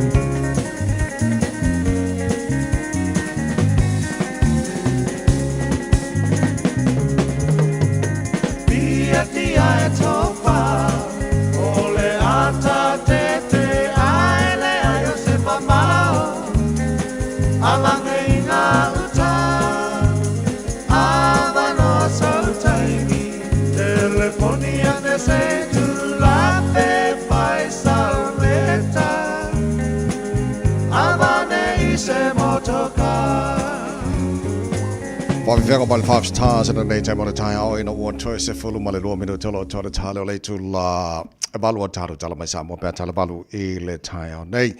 It's coming up to 12 away from 8. We'll have news from Samoa coming up at the top of the hour. If you feel daytime on the tai au whatisi mai. Ia le sui te tai o le tātou Labour Party, Deputy Leader of the Labour Party, o ia fo so upu. Ia, Labour Party, mo mta opu tau I tonu o Kilani, whapena fo I mta opu mo tangata Pasifika, whapena fo I vaenga o Tina. Honour Paul Kamau Sipoloni is with me this morning. Honour Paul Kamau, whafte tele lava, ma loilele, ta lofa lava, and good morning, welcome to the program. Lofa lava, tawai. How are you this morning? I'm very good, thank you. The sun is shining in Wellington, so that's good. Oh, yeah. Likewise here in Auckland, very nice. Oh, good. Good. Okay, Kamau, there was an announcement, the Labour Party announcement from Chris Hipkins about capital gains tax. For our Pacific people, lay 3 visits for mai a year, free. Is there anything else about this announcement that is good for our Pacific Island people, Carmel? Well, I think that's a huge benefit to our Pacific community. We made the decision to do that because actually all too often people end up in our hospitals, in our emergency wards, because they didn't go or take up that GP visit that perhaps they needed. And we know that for our Pacific community, cost is the big barrier. In some places, it's up to $100 to visit the GP, Tawai, and we know that that's a lot of money for many of our Pacific community. So we think it's important. The tax itself won't impact many at all of our Pacific community. Right. So the capital gains tax will only impact about 1 in 10 New Zealanders. 9 out of 10 will not be paying it. It won't apply to the family home. Right. It will be for those that have extra residential properties, so houses that aren't their family home, or for people that own commercial properties. That's really where it applies. And so it's not something that really impacts our community, but it does bring in additional revenue, about on average to start with, because it does build up, to start with about $700 million a year on average over 4 years.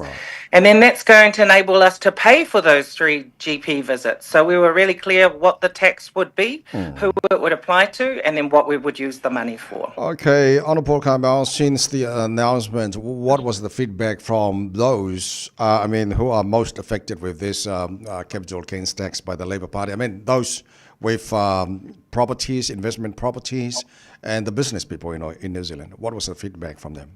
Well, first, the response overwhelmingly has been very positive from across the country.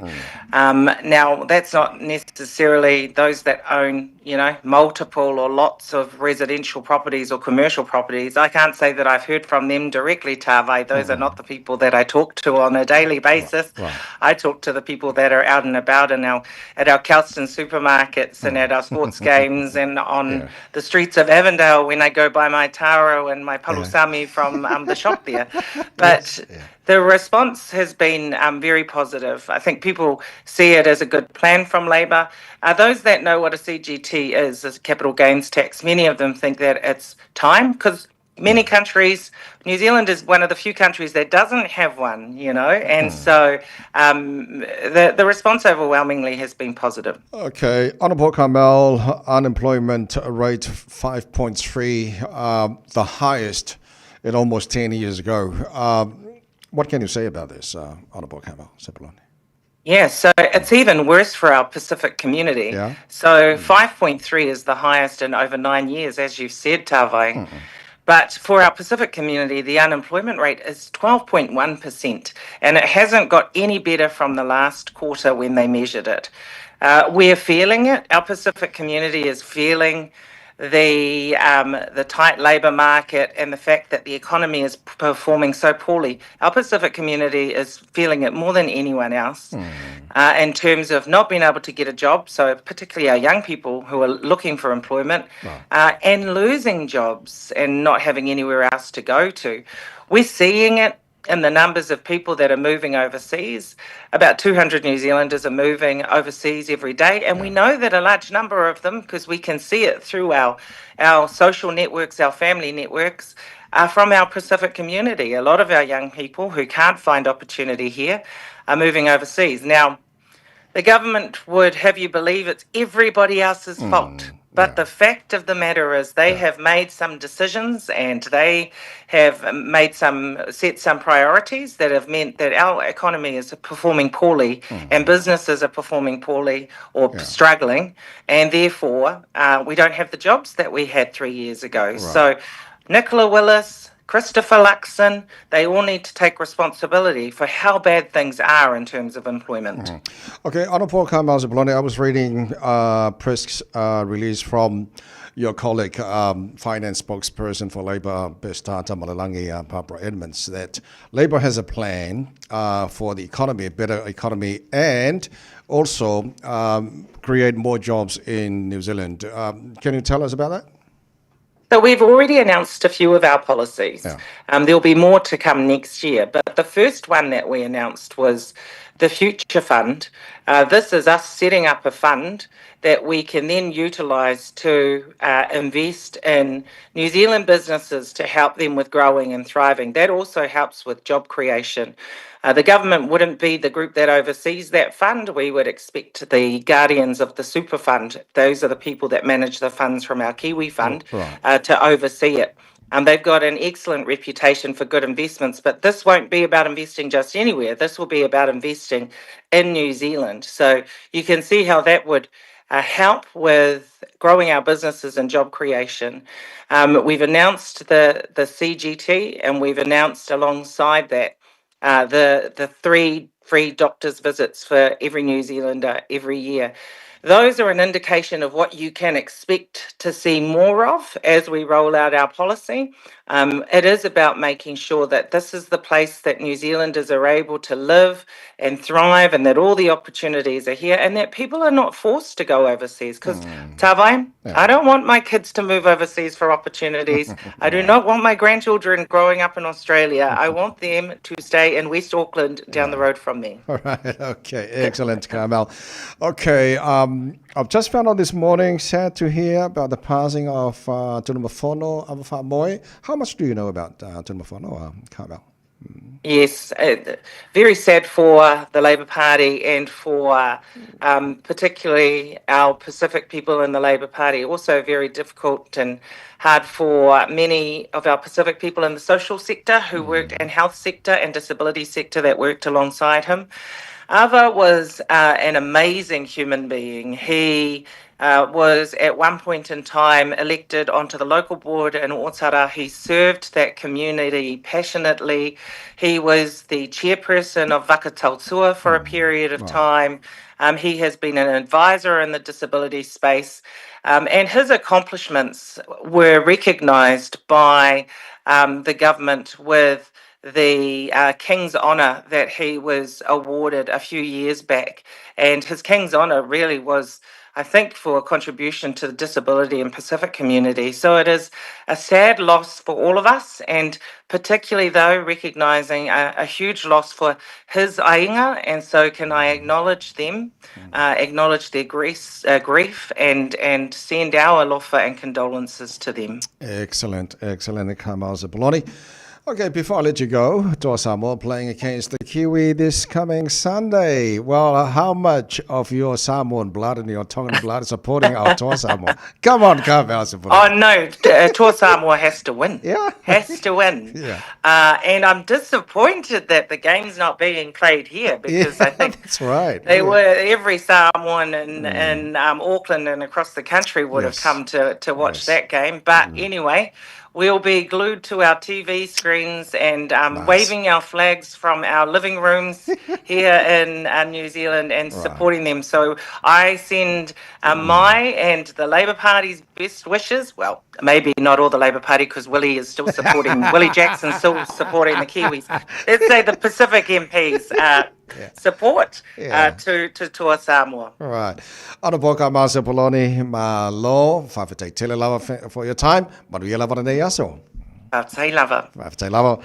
Ana Paul, Deputy Leader of the Labour Party, Marcia Poloni, Male tana nākara ne fwoi tai o whaure tautua ready Samoa's for lima tola moto rua mino tola toi.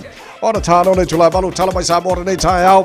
Pea mai alkako whamalosi tino se alo whange pale kako sumpara nei tai au e. Whamalosi for wiki.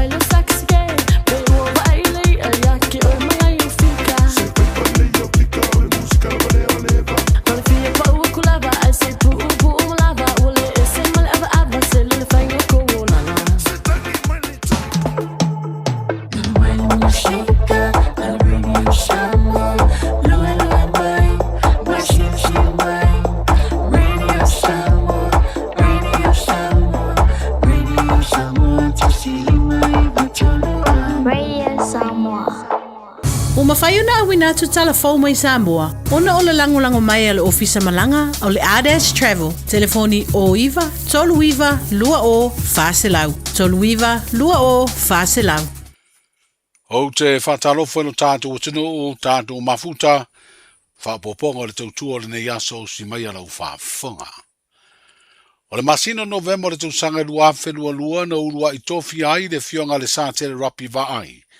Na te tau aveina le tofinga Palestine, o le whaam sinonga o whanua maswafa le atunuu, ma ua tolu tausanga talu na ngalue lea tamali i le tofinga. E pēna mai a le tolu tausanga i le whae unga o le masina na te nei o ke topa. Pei tai ua whae loa mai e le ofisa sida o mta ngā ruenga o whaam sinonga, ma le whaafoina o mta ubutau whaam sinonga, le sunga papali i John Taimbarelangi a Whele.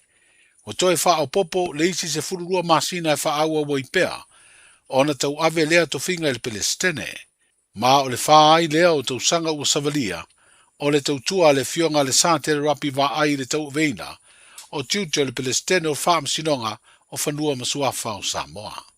Ia mantofo i o le amata mai le tofinga le o le fionga sātere rapi lua olua tolu, ma e ana sulua masina, lua olua tolu le lua olua wha, ma e fo ena sulua masina, lua olua wha, lua olua lima, ia o ma e fo ena sulua masina. O tolu la tausanga talua na se e maile fionga ia sa tele rapi vai le tofinga lea, ma o le tūlanga lama le na e fua fo i e le finangalo le pandemia e fautua i nailea o le mano e fua le tūlanga le i le whatinonga. E me se ai o le ato toa o le malosi o le tino ma le mafau. E whaau au ma whaatino e le ngā luenga, le ala e whaamaria ina umai e tūla. E le ngata o le whaatinonga e le whionga i ale sa te le rapi o le ngā luenga, wha president o le whaamisinonga whi momsuafa. Ala e ato toa le malosi le tino ma le mafau. E whaatino e le ngā luenga, ma e o le upomoni o a te le sao le whionga i ale sa te le rapi i le whaamisinonga whi momsuafa. Wa peon silfia ia o le tele o mata upu sa to ai tūlanga o le tatou whaamisinonga mawalunga po apili mai po apili ia mai le whaamisinonga mua anga i whaamisinonga mawalunga o le taimi nei i mata upu iwa matana whaanga solo le tatou whaamisinonga lea ia wa le taimi sa iai sa tau whai mai ai ia e lima tau sanga taluna uma na lau se iunga ia wato a whai se apili ia sa wai ia le wo o te minei o mafai ona suela o pili i to tonu o sfulua masina talun mai ona lau fai unga fa sinonga mua pe o le tele na o le ngaluenga sa tau fai ele fio o le presidente le vo la suela fio ngai si presidente le fio ngai a famasanga ele tau fa titi o ne im tau pulo mo fa sinonga mo pomoni a tanga vai ia malus ulu pasene o mta upuye fofonga fam sinonga mua le apili lunga tato fam sinonga mawalunga o fanua maswafa le ofisa sidi o le pulenga o le mtanga luenga o fam sinonga ma le whaafoina mta upto fam sinonga le sunga papali i John Taimbarelangi a Whele.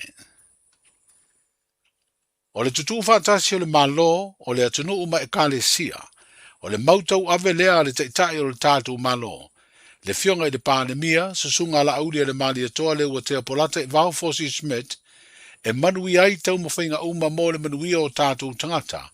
E le ngato i lātou o alala mau i Samoa, a o le atunu o lo wha mautu mana nofo ai tau malele i atunu e mamau. O wha i doa lea mau o le pandemia, i sana saunanga whalawa i tele mai New Zealand le aso lua le nei vai aso, a o iei pea o iei lea atunu o ilana sa idi ngā tonga fiti, o lea saunoanga na whaelo ai le lango le malo Samoa, i le tau mawhainga lo tau la mua ai, se tasi o tamali o le tunu o iau te roa, le fionga anai a wha anai, e peona wha mao popo e lea tamali, manisi o lo lato ngā lue, se talo sanga yana lei se petition, e tu ina atu le malo ni usila mo se avanoa, e maua ai visa asiasi po visa te whau e tonu masina le umi, mo tātou tangata wha pēa isi tangata nu o le Pasifika, pe atau nu i le malai waalele au kilani, e au noa male whaia o ni pepa talo sanga mo se visa. O le langolango le malo Samoa e le tau mawhainga le fionga anai a wha anai, mo whairo ai fo i upenga ta wha ilangi, le langolango se tasi o tamali, sa avea mawhai pule o le tātou pa le mene i paia inga umawai, sa avea fo i masui pa le mia ma minsta o le kāpeneta, le fionga misa telefoni Retzlaff.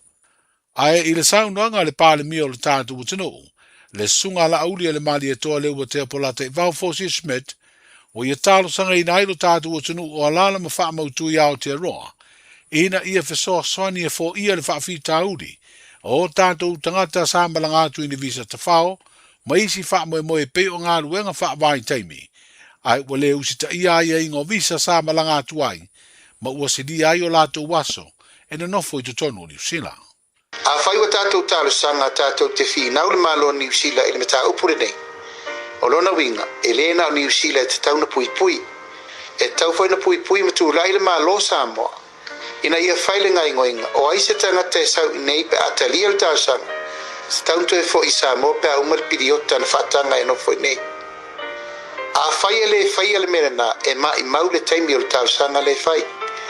Aise a, ia vai mai New Zealand. E iai le tātou matawha ioi, e te tau na whai, o le pui pui o tūlanga ia. Ina ia auana i whaafita uli fo i mō lātou i nei. Ma o le tūlanga le nai te tau o na malamalama ma manino i wala e lua, i whaafengo fi aila o mai tau le matau.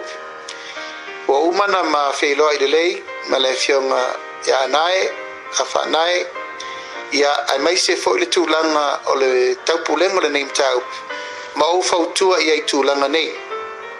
Whauau pele tāle sanga o no lewa mata, tūlanga o le tātou petition. I tūlanga o le ai ata tau e mawhai ai o tau le inei New Zealand, tāle sanga mtau whape nei. A le tūlai o au o le taitai o le malo ma le whainga malo. O te tapena fo i le tāle sanga alo i ai ui mai le malo, e whaatino le tātou mtau. Mai o te tau tino atu o le awala sa o le na, e te tau na tātou wia. Pawhetai o lewa amata mea o tau uma o lo langolango ina le wha moe moe. A le malo si anga o le tāle sanga le nei. O le wā, wha malo. Le sunga la ule le mani e toa le ua te apolata i vau Fosi Schmidt, le pālemi o le malo o Samoa. O nisi o whaawelave o tutupu, ma whanau ai le ola ma le soi fua. O nisi o tātou tangata whaingaluenga whaavai teimi te tonu o New Zealand. Wa ave ai le whaamanatu o le ofisa so upu mo tangata whaingaluenga whaavai teimi mai Samoa, i te tonu o New Zealand ia i lātou wa sauni malanga mo ia ngā ruenga. I le te tau na whaatumu pepa kon karate maisi a ieinga, ma whaailoa i ma le tangata, e mana o e longo mua pe a tupu se whaalavelave a fiai, le saunga le mua lona soi fua.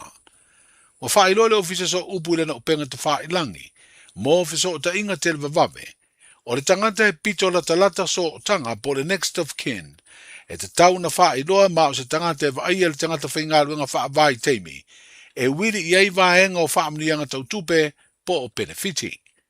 O le tamā, o le tina, to o lua, po o seisi o le whanau, e mawhai o na whiti i ele tangata whaingaluenga, e avea ma se tasi e mua fiso o ta i ai, ma alu i ai whaamanu ianga.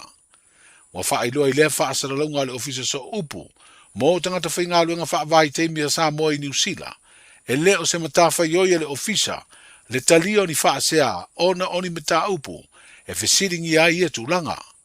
O lana matawha ioi, o le tala noa sa o le tangata o le a avea maso tanga vāvāla lata, i le tangata whaingaluenga ua fia i se whaalavelave. O le tangata fo i lea o le a tala noa ma le ofisa o ngā ruenga whaavai teimi o lo i Samoa. O le ua mai ala whaatasinga e lua so na whetu wha iai, le mata ngā ruenga whaamsinonga ma le whaafoino mata uputau whaamsinonga a Samoa, ma le au malanga o le swimming star o whaamsinonga le malo i Apani, ma sui o le ofisa o whaamsinonga mai lea malo. O se whaatasinga na amata le tausanga umawai, Ma ua whaalua na tali malo ai le mtanga luenga wha msinonga i Samoa. Wa whaidoi le ofisa sidi o pulenga le mtanga luenga o wha msinonga le tātu putanoo, le sunga papali i John Taimbalangi a Fele, e te le mata uputau o le wha singa. Na utu lava i le ofoina leo por kalame to e poupo wai o langa o tangata, ua wha amaunia soli tu la fono. Ai mai se lava i soli tu la fono, o le umia ma le wha o ngaina o la au mawhala au wha saina, wha pea sa wanga i te tonu ainga. O le mai o le wha singa, na usuia le whalitari malo le tau mea Sina Resort, na wha mautu wai le viso swani le malo i Apani, e tau o le mai le mtanga luenga o wha msinonga o le malo, o le afausia ai se no fuanga i Samoa, e wha pito lava i por kalame e mo le to e fuata ina, o langa o tangata e wha maonia soli tūna fono. O le awa le whaido inga na wha tino le mtanga luenga o wha msinonga, wha whaido i aide swimming style wha msinonga le malo i Apani, malana usunga fono, a o le wha ngā solo telenoanga me fitu wha inga, mo le umi e luaso, le ana mai ai le fiafi o le salulu o le vai o sonei. Tala i o le nei aso, soifua. Talofa, we're the Casinas. Talofa, this is Pat Lam. Talofa lava o a o lapi marina, mau pela o li tio. I le radio Samoa, tasi lima iwa tolu amo.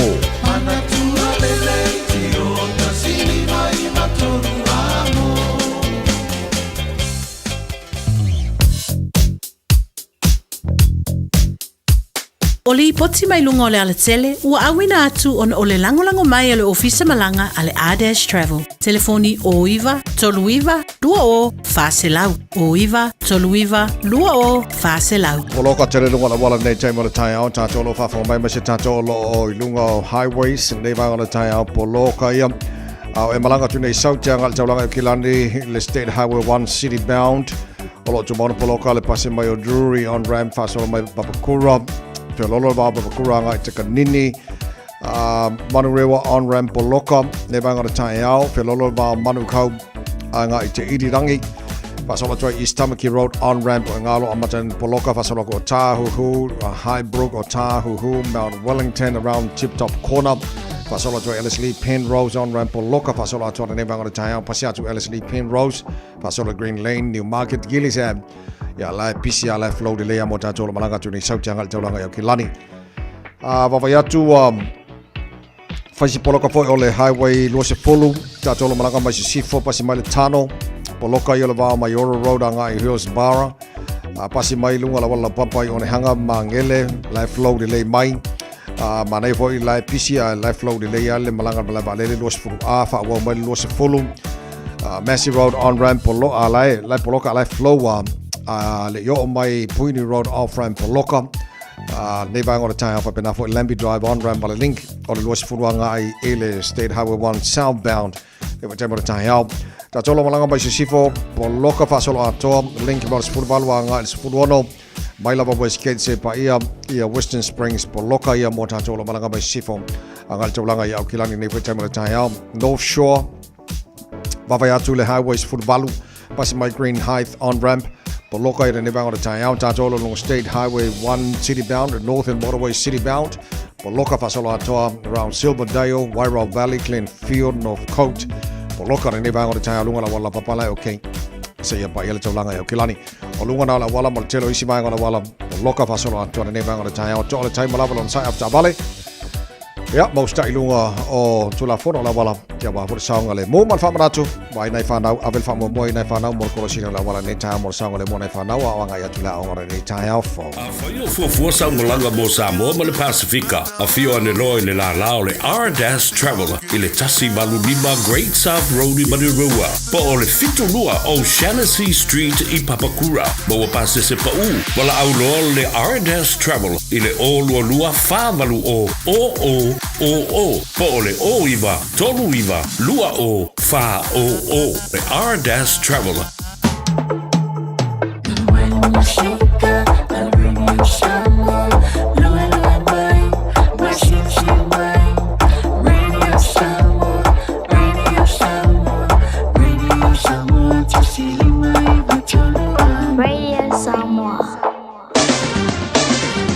Maro se favoria nei taimi o le tai o le vai ngala tamari nei le tala o le tau wa vatu Samoa luas fumal toro e le mafana fana o le ewa tele bat Samoa nei vanga le tai wa tolo tu mau awa langa le fo le tau Samoa nei vanga le tai au winga fa mo winga le tau Samoa mo le aso atoa o la pasolo na awa pa timu ni se vai ngola tinu e mo wila ni se vai ngo Samoa le so pe na fa mo wina los frui vanga le tolo se fulu degrees Celsius mo runga le vela le Samoa ile ni aso los malima lona mawalalo pa ngal tara bokalame la tinu pele Samoa pa pena fo America Samoa Balos e for Maria for tel fatis mal tara bokalame le fo tai fo tara bo vai le tau Australia good day mate Balos e for Maria pa nga umala mal tara bokalame so vai ngo Australia tara mata mal mo Canberra maru lu le tai au tolo lo ile malu lu ne vai nga ole tai au winga fa mo wino ole tau mo le mo Canberra wala fa solo ina langi le daily tau ile so solo mata ngo fiele la lua suma fara mo rungo le velo le fa mo wina no winga la maru lua ne le tai au ole pole la solo mata ngo fiele la ia wa mata ngo fia ile ma fana pole velo le lo su fai lona mo lunga ile papa ia tu le tele mai nga melpone se fulo le malu lu ile nei vai nga ole tai tala fatu malo la versi fu manuia ile nei taimi ole tai au le tau le fa solo na awa ole tau le so dos fulima mo lunga le vela fa mo wina mo melpone ile nei fu astofi wa ta jo dia ile papa ia tu ni so vai nga ia sini Australia malo se fo maria pangal tara bukala so se vai nga sini Australia sfutolo le malu lu ile nei taimi le tai au msalonga wa te le ono mo toa nei taimi le tai au la surmata ngo file la ya ma vela toile e los fulima e lona maulunga mo tanto la papa au sini Australia le so Felix banga Brisbane malo se fo maria pe ya ko e kula balaka ko wa msarpo ngafka ke le lima mo tos fitolo il malu le e ile nei banga le tai au wala so surmata ngo fie fo la mo to nei fo ya so los fitu Los 50 degrees Celsius mo runga le vela le air mo Brisbane Australia mo le nei fo ia stoffi ya ole tu langa na ia ai baba ia tu isi vaenga ia Perth Australia as fo fitola ile ma lu le air nei vaenga le tai au Zalo Perth pe ia lima ia i kula bala ka ko ala fa sono na wa ole tau los fitola mo lunga ma fan fana pole vela le air mo Perth Australia e le nei fo ia so ya male vaenga silio na vela Australia Darwin Losu fitolo ile be bella ne neva ngole taiao ola fa solo ina awa olang le leifo le tau mo to ile nei fo yaso pa utimu ni so taimi tolu sulfa mo lunga le bella le fa mo wina mo Darwin le so tele na ba nga Australia ile male tulanga ile tau ya mo nei fo yaso fo ta to Savalia semal talo le tau no fa fa salanga radio Samoa tamaki ma kauros fuluano le wa ile malu le ere neva ngole taiao ba ti fa fo okai kwa audio le mai nei taiao sulu mata ngo fiele la dei time o tai au kilani winga no tau le aso atoa lo su far borunga le vela fa wina mo au kilani ya mo ne fo astofi o ta to wo lia o le aso tai au pe audio le afa solo fo ina awa olang de daily tau le vela fo le tai au lo su lima lo na mo lunga ba ngo to la sto nai ya ke lo le manga ile le ya pe la skonga ile ama kai kalonga ma kopi IC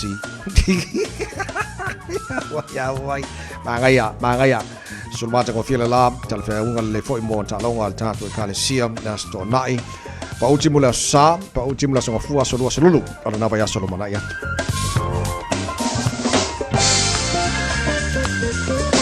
pa bongo bana u tuna mala mai tau le ne foi taimi ole tai au e le tal tunga mo le tunu ola lampa pa au ni se foi la lolangi mana to lo maria mai tau mo tau ile ne fo wata to real to tour with Samoa for lima tolo amo no se furu balu le wata ile to la e balu tatu tala me Samoa fa tafiti fo na tala me Samoa le vai aso e to fa la wina mo e patali to la se furu male lu la le so mo fitu po ara nei to lu tatu tala me Samoa ne va so le ta o le balu ile tai au o na we fa fonga fa longo fo to langa e mo lo tupu Samoa e lua maenga ma nei ai lau tau whanonga atu so nanga le whionga le palimio le tātou malo ona po la lauri le male toa le watea pola te vau Force Schmidt e le mata upuleo le talusanga ina o visa mo le torumasi na free mo tātou malanga mai tono o New Zealand o le vaenga mua o le ua mana ia ua manino le tu al malo le taimile nei i lana support mo le mta upu de mantua mai le mta upu nei mai tau sanga mo vai Tele tala noa ma e ma se fo fina ngalo wa fasa mana Winston Peters tala noa ilungon tata po kalame. E ia le laina e masanio na sau no eva fasa mana Winston Peters. E fua nga e ile tali mai ale palimia le taimi le fionga sa fapito. Fia me nao im ta afa. A o lea lao lau whalongolongo atu o makua i mangingo a ia le tulanga lea. Wa manino mai ele saunanga le tato parimia. Te lele long sa mo tulanga lea. And I'm sure se lau pasene lo tatanunga. O i nā leo la awhaingo fiana Whaitali New Zealand. O lesi vaenga tāua. O te loe sa o le lein. O le tomo whai o tātou ina iusta ia vaenga uma. O ia a malienga lo tong fai tatu malo wa moni au saunanga le fionga le palemia po feo il tong fai mo le malo a mes fo mali i le fionga nai a tha nai fa pena fo i le fo na mau lang sua fo ye le fionga ya misa telefoni Ritzliff i le tulango ia le visa le mo toru masina free po feo la va i tong fai nga uma ai a le usta ia tatu a ia ingo nei visa e te le fo i le a faina ia wale se tunu e tu avano mai ia baba ya kwesor kula fo olo no winga la afa pea e solo mo ta tolu sta ia o ia ing omor visale I'm sure ala fingo fifa anu sila ona fa awa pele tulanga ma baba ona tali mai ile tulanga bo live on fa na nau ia mana nau yo tatu tanga sa mo ia ona va ngata na mo ne foi tai mo fa fo mala tunu ele to tour with some for lima e tolu amo los fantasi o tele to la valu o se mai la fa fo fa te feature le vai aso tatu mo fa sa mo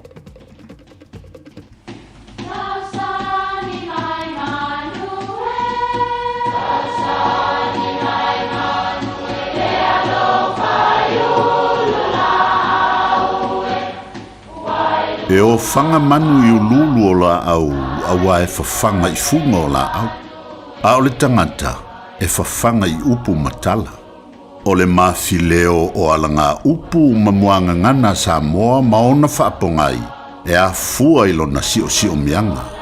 O lona lea sao i le whaatufunganga o le iloa whaale aso mai le tautua se ia o ina pule. O alanga upu mamuanga ngana ua lantou mamanuina le tō whamanino a Samoa, mana tua fo'i, e tāo fitau muli le atunu. Ua longo pua lilo na iolo. O le upu e mafua mai le maunga o olo, na nofo ai to le afoa. O le mafuanga fo i le o le whaumi o le ingoa o to le afoa, ia to le afoa na iolo. O le maunga le tasi le awala ilunga.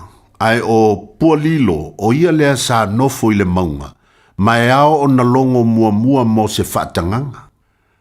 O upo e whai se mata upu ua manino ma malama i tangata. E ui na umi o talano ina le mata upu, a o le mea siri ua longo pua lilo na iolo. Le ala fo i lea ua langona i le fia, a ua maua se i unga le lei. Ona o le tō whā ma le utanga sa ili malo. Ua longo pua lilo na iolo, manuia lau whāsausaunga. Oh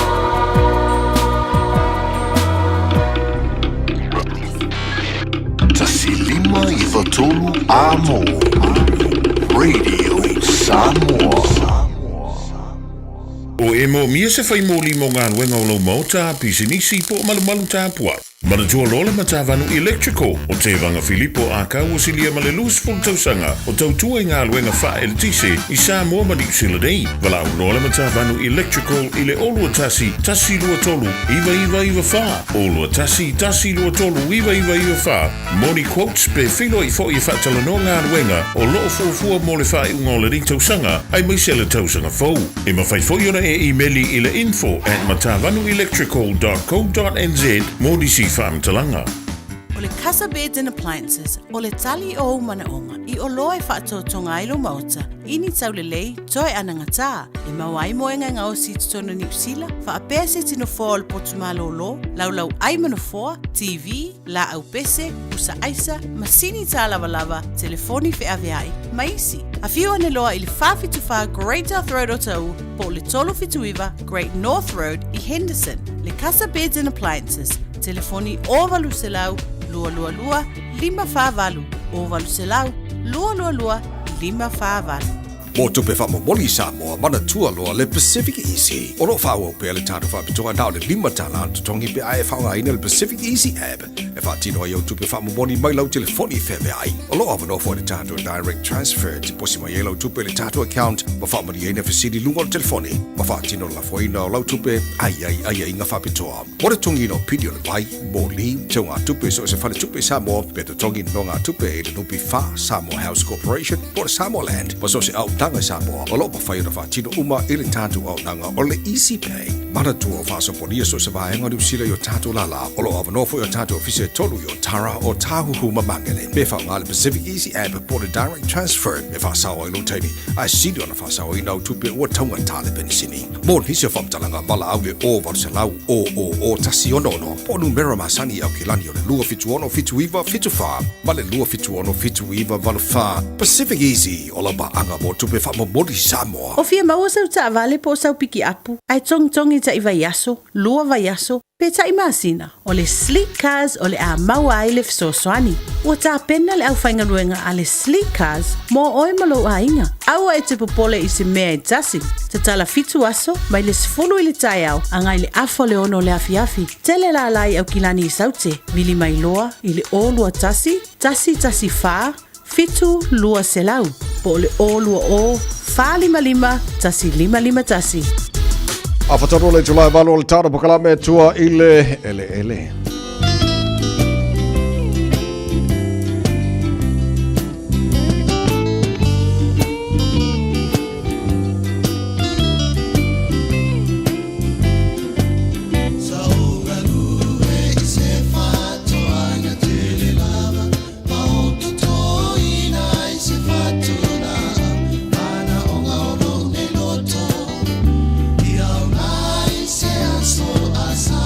Ia whatalo pokalame tua i le au whaiwha toanga, i nei fwoi tai au fau tātou e fia tele to tō, i le whatu le la au ma le wha moe au ngā mai mo aso o lumanai, i oi, ko angare e ko la au. Ia e tua i tātou le tangata sui whanga nei fwoi taimi, sunga tula e pa, pena ko bati, maltara pokalame tua i le ele, tula e pa mano sui whomaruia. Alors se fo le sunga tawai mo lo fisa sa la fata la fo le maro la fa fo ni ta tu lang fa lu bene fa ma lo se fo mo ma lang ma la o sulu mai sa le kwa ma e fo sulu le la ngi ka e aori ya va pe alu pe fa ka pe e karsia ya umia e karsia se so fa ma ngol par pala se go la nei ma no le wa sa no tola au ka manga ya ngi fi ki ka ko tola wa Io, se scoinga vista por la vista por la winter, ma sa mala o lei o terminei, ko ka mako pi ku kama, sanga isla elu. Io mo wala o ka pisi ese. Mana ia. Nei le tai on tati fia tala noa ele ti polo malona o ngā mo le sui fua mala loina o tātou whamal mole a telepa. Ia whaftai, pe tolu pe whaetua ngā tipolo lai maua o tipolo tā ua lava e te mana o whātai o le meia, M-E-Y-E-R, o le meia lemon, kamana e sua, kere sua, e mo e leo, o i tipolo lai malo pau, ka o le Villa Franca po le Yen Pen, e ngā o ngā kua e kau le sua la. Ale te senga na o le toenga sua o le meia lemon. Ai ale whātau so tipolo, fesili mo le meia lemon, lai lepo o maamea o tipolo, ale o le meia lango inga o koenga ngai marolpa. Tala nola le ngal tipolo mo tātou whamore mo lea, Teleba. Ia, ale whamtala ina le ngal tipolo. O le mwhaina tō tipolo, te mine so stema ta sanga e maua ilo tipolo, mwhaina o tō la tipolo. Eri se po ia lilo o maile le pēkla i elpot pala. Ia whātutusa le levo palpala ma le levo o le pēkla sa e palpala i le pūre la tual le tipolo. O le whainga tōnga tipolo, ia alwhanga inga la tipolo. O le amata lau asa sei pupai vela a ver sua tipolo. O le sua tipolo e matala e mo kidney stone po ame malo lau e tono lau whatungao. Menga a mawairo tangata tuati nga o whamai sile tu le weso ti nga kamanga kidney stone lo ti nga whawhinila whanau lana pepe se tulo. Mai. Wa wesa ko ti nga pa mo o menga o le kidney stone. Ya tamara na kama ya matalo waso sei pupai vela vele sua tipolo. Ia o kelele nga moro waso amatalelo waso tamana. Mana ia lelei o le foi el te le kuka foi le fa ngal tipolo ya e tu mawala le ngal tipolo e pela le oka igual ko kero ko pe al tipolo. A vela foi la uia ka kawer sua tipolo lungo le ia ele tama faina le ia. Ia. Ia mga malawa ki po le fai lau mori a si le lau tanga inu lau mori lo le kope ma lau tifa le kile kuranga ele lau mori lo kamanga kimo o kofe kile nga e alai maka ele le foi mo le toto maulunga. Ia sa ola o le lau mori ala sole. Le lau ele lau mori le mango se ka mango no ka kan ki polo ma le lau mori le ke sole ele lau mori le per lau moni samo ko le manga yo le mahalosi. O le malo si o le ia wa se fo ia le afo le malo lo si o manongi o le lau mori le inge io ese mai e kwa ke le ara nga lau mori i le tino tanga te lo le kofe ma lau ti sa ola le fafo mai lau ka mo kofe so le ke fa ia ko le lau mori o nga le fa ke mai lau mori so le ai se mo kwa i se ma lau mori il ko pai ma ko le sa ola ai sa le o le pau fo le ki polo o le fo em fa na ave e ke e o pa o le lapa nga fa ile o si keke o le fo yo ka ngala ke ke le ave le pa o ki polo e pa o fa malu ia ka fa ngoi o le pau ki polo cake o lemon cake yes sa ka le so se vegetable la se fala o le fruit kele vitamini le pau le pau e nga fora le sika le pilila o mfamta la tu le pia nga mototo ngotin okay mane ya le atino ma le fa fonga mai o na wo tantu yele time fa na tol ki polo o le ngawa ba ko le ngor ki polo e manga ia kama fo e softa longa pau ia ai kele sua nga no kama fo le mafia fia ko malo ai fio ka kaule se sua o le ai no malo masai le la topsa e mamma so di mai ai le just one ki polo mana okay le so now I'm finding a toll tanto ti polo and now I'm finding fa le si me fa to so ti polo e make sure wo mo craft ti polo ti lo fia sa craft ti polo ke kilo la fa ta fu na ile me pe se pona pe se v shape e mo ti no ile na craft lo ti polo okay mo ki wala fu lo ki polo o ya ki polo mai lo e fu okay ki polo nga to ka ki amica lo mio ki polo so look for the Meyer lemon anyway man le ora na fo vatu le nga o le ti polo le suor ki polo mo ka ko fa mai na ia le sistema to ka fe pe ka un fo mai ni ka ya ka wa fo mai le ese se va fa mal tapo clame te le va la fam da recipe le nga to fa mai detoxify lo to io to lo tino nice o le beetroot va se pepe ma se peni tu cele recipe la va o le beetroot full mal beetroot tashi tip ni lava tu le blender ave ma se fiwe lo inisi lo mi tip ni ku le blender e ma tablespoon tolo le honey e ma suol tipo le lua tipo le ave sua e ma se pu vai ku le blender ia plan dola ele ia mai nula ele ku sa pe lu aso pe ko lu aso ke ing kamanga fa mama o moto tonga wow le beetroot mo le beetroot la poto pe mo mulo na ano yes ia kamala nga beetroot ta le mamlam se me ko beetroot la pot mo mulo ia mo fa lo Chole, kwa manga ya. Ko e fasa ukasi ar kare sa pide fa no bolang le misi le si vai, le manga le misi mai si vai. Ia. Le beetroot la pot fulu mar pa tip ni la ele mar pa fa ni la va. Ia. Ia tu blender, ia male fiu lu e ni si le mi tip ni tu le blender. Male tablespoon le hani tolu tablespoon, kur kongo ia mar suar ki po le lua. Ia. Ave male pu vai tasi, ia blend dola ele, ngai ngulola ele mo le lua so pe tolu as. Mal system mana eu mange le luva so kwa fa suilo fa no inga lokingo sole se detoxify na lokingo kamanga manga ya mawale le kale spiel ne voi taia le tunu olenga e ke fiwa ingu isi me fa mai lo system ol kamale wak kamanga wak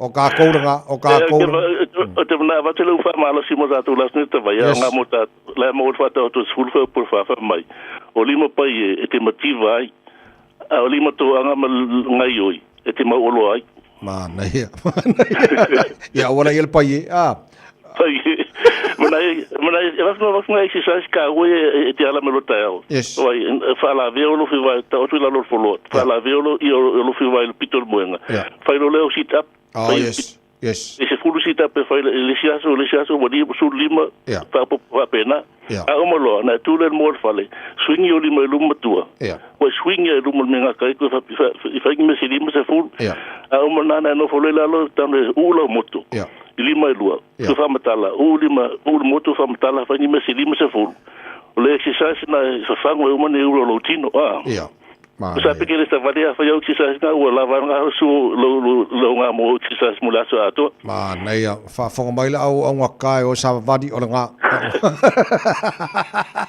ya swing se fie que la va fa yo su pe lima fulu pe yo fulu fa so o lisaso o que le fa so va pena ia mana ia le vai a wol for sure swinging ke o swinging va ku o fa de ko mai ka ko jone pa le que sai se fa ngo fia ai sawa sila ya mana ia le fa tai mo ta pa kala nei tano so jole pa e fa tai fa manu le tu ne la sanga ne va ya fa tai te lava le songa jole pa pen ko va ti mo ta pa kala me tua ile nei fo ia stofi e no to los fru minuto lo jore talo le tu lai ma te pa na minuto lo jore tanto ma lo tai out nei fo tai out tato samorina tama jila o ngara tai out pe se le mo mai le puni ala ba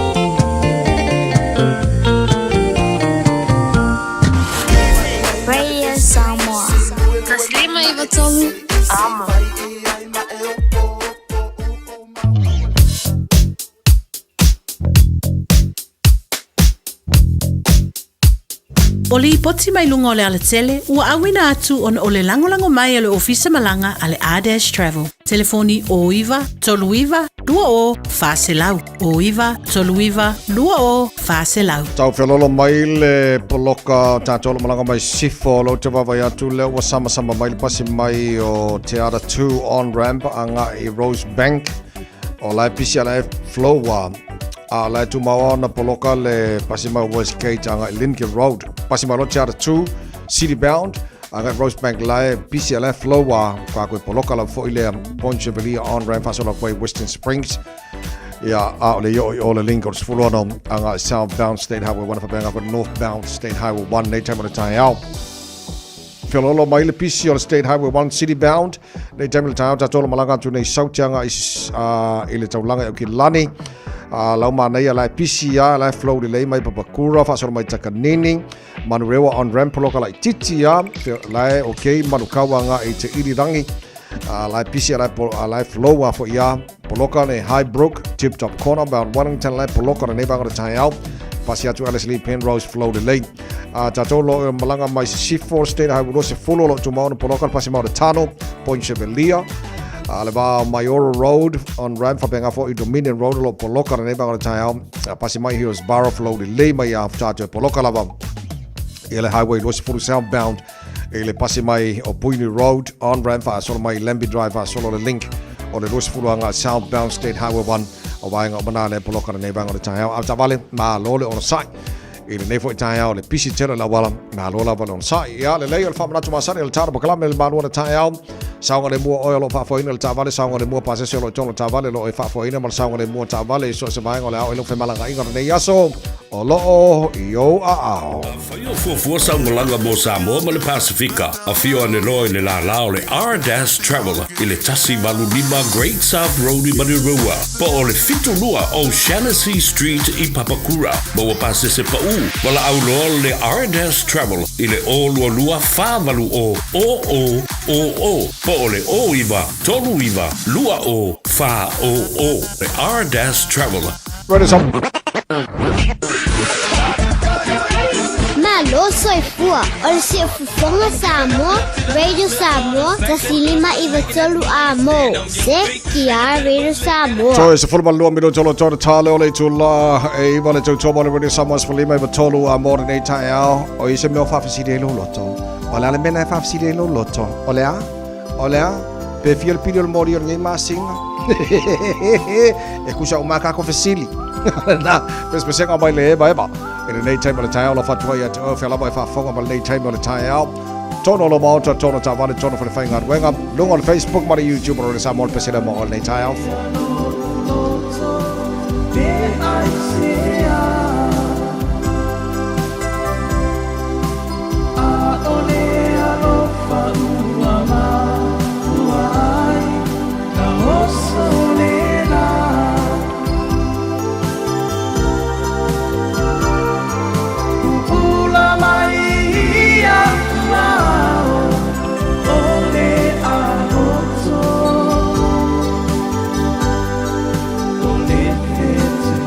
Oh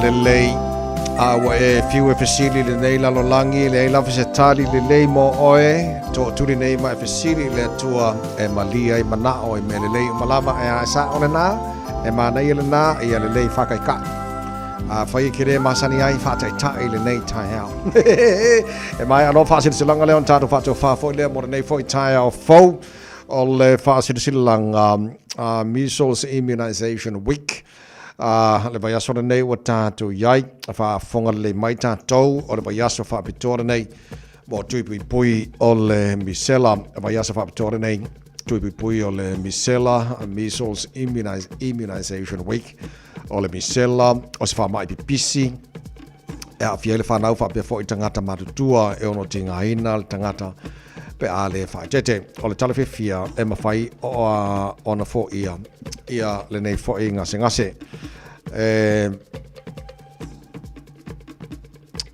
fo i e fa luona fai tuipi pui lua doses o le MMR measles, mumps and rubella ia ma e iwa se fulu ma le iwa ia pasene ia le pui nga oe fa pelo ainga o lo o ye nisi e anga ba e le faia o e faia fu tu bi pui nei lo winga la free monisho tanto a faia te le mai loa po o wa mai ona faia tu bi pui mo oe e fai ona tanga yane i lo penga ta fai langi info.health.nz/measles ia pe te fapso tai foi lau fo mai ia po se fale talabai pe te vidi foi ile free vaccination helpline o Barcelau lua valu lua iva lua ono o Barcelau lua valu lua iva lua ono a wat fatali vili nei loa o la payaso fa pitora nei tu bi poi le misela measles immunization week pui oe pui la fanau pui foi ia lo pitano ya awone ngalo ia saulo minga o le tusi o songa fata se malo minga le tusi le va fili e maua ia fa penga o Samoa tutuila mamanua o nisi o tala tu o Samoa nga upu o le matafa yo le matai fainga o fala be love pe o fa pe ponga maliu o so singo a inga a fisile fa inga Paolo, si whaaloalo, whalanginga o e kalesia, ia mo le tele ronga ngana whaaloalo e te mau o mai tono tātou tusi nā so ngā, whapena fo le bau filifili, fitus fultala le tau o le tusi e tasi, nā lo official level radio Samoa, e te mau il tātou lo minga o le so ngā, whapena fo le bau filifili, e te mau le official radio Samoa, ile numa le tolu pātolu sumare ono hou, Bole Avenue Manukau, pe walau le telefoni lua ono lua tasi lima iwa tolu, lua ono lua tasi lima iwa tolu, ia pe tanga iane ele shop radiosamoa.co.nz, e whai ei sau oka. So nisi nā tātou whaasirisilanga, ole nei fo i tae au, le tautomo oe ale Radio Samoa Sfalima iwa tolu amo. Ia, ole tā porkalamena na malu ole tae au mo oe nei fo i aso, le nei aso fo tātou au lia. Mo ne atu lau whawhatai lau talo mo lau tāpo inga walau whawhonganga. A mai lau awa tolo lima tau whātua whāra nei fo i tae au fo. Tala fo pia tala iwa le tāo nei. Ma le porkalame whiwhia mo le sunga te tia whalau tusti tia whawa wali tautua. Rida Samoa mo oe. Mo nei fo i aso tofi mo le taimi. Maria tele lava nei aso. Ele lofa tu no tato matai leo ina lo tu se foma na mato wala tato for lawa nei for us toffee. God bless. To ona tawai meni so fu ma ia manuia. When I think of how you've kept me and cared for me each day, you have sheltered and provided every need you have met. I am grateful, oh so grateful for the love you have shown through it all.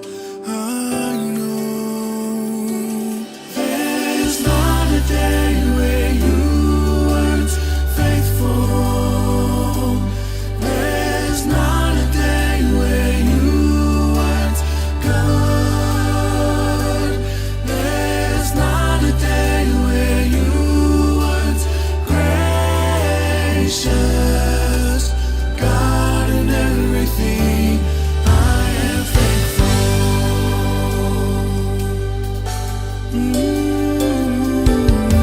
When I think of how you've kept me and cared for me each day, you have sheltered and provided every need you have met. I am grateful, oh so grateful for the love you have shown through it all. I know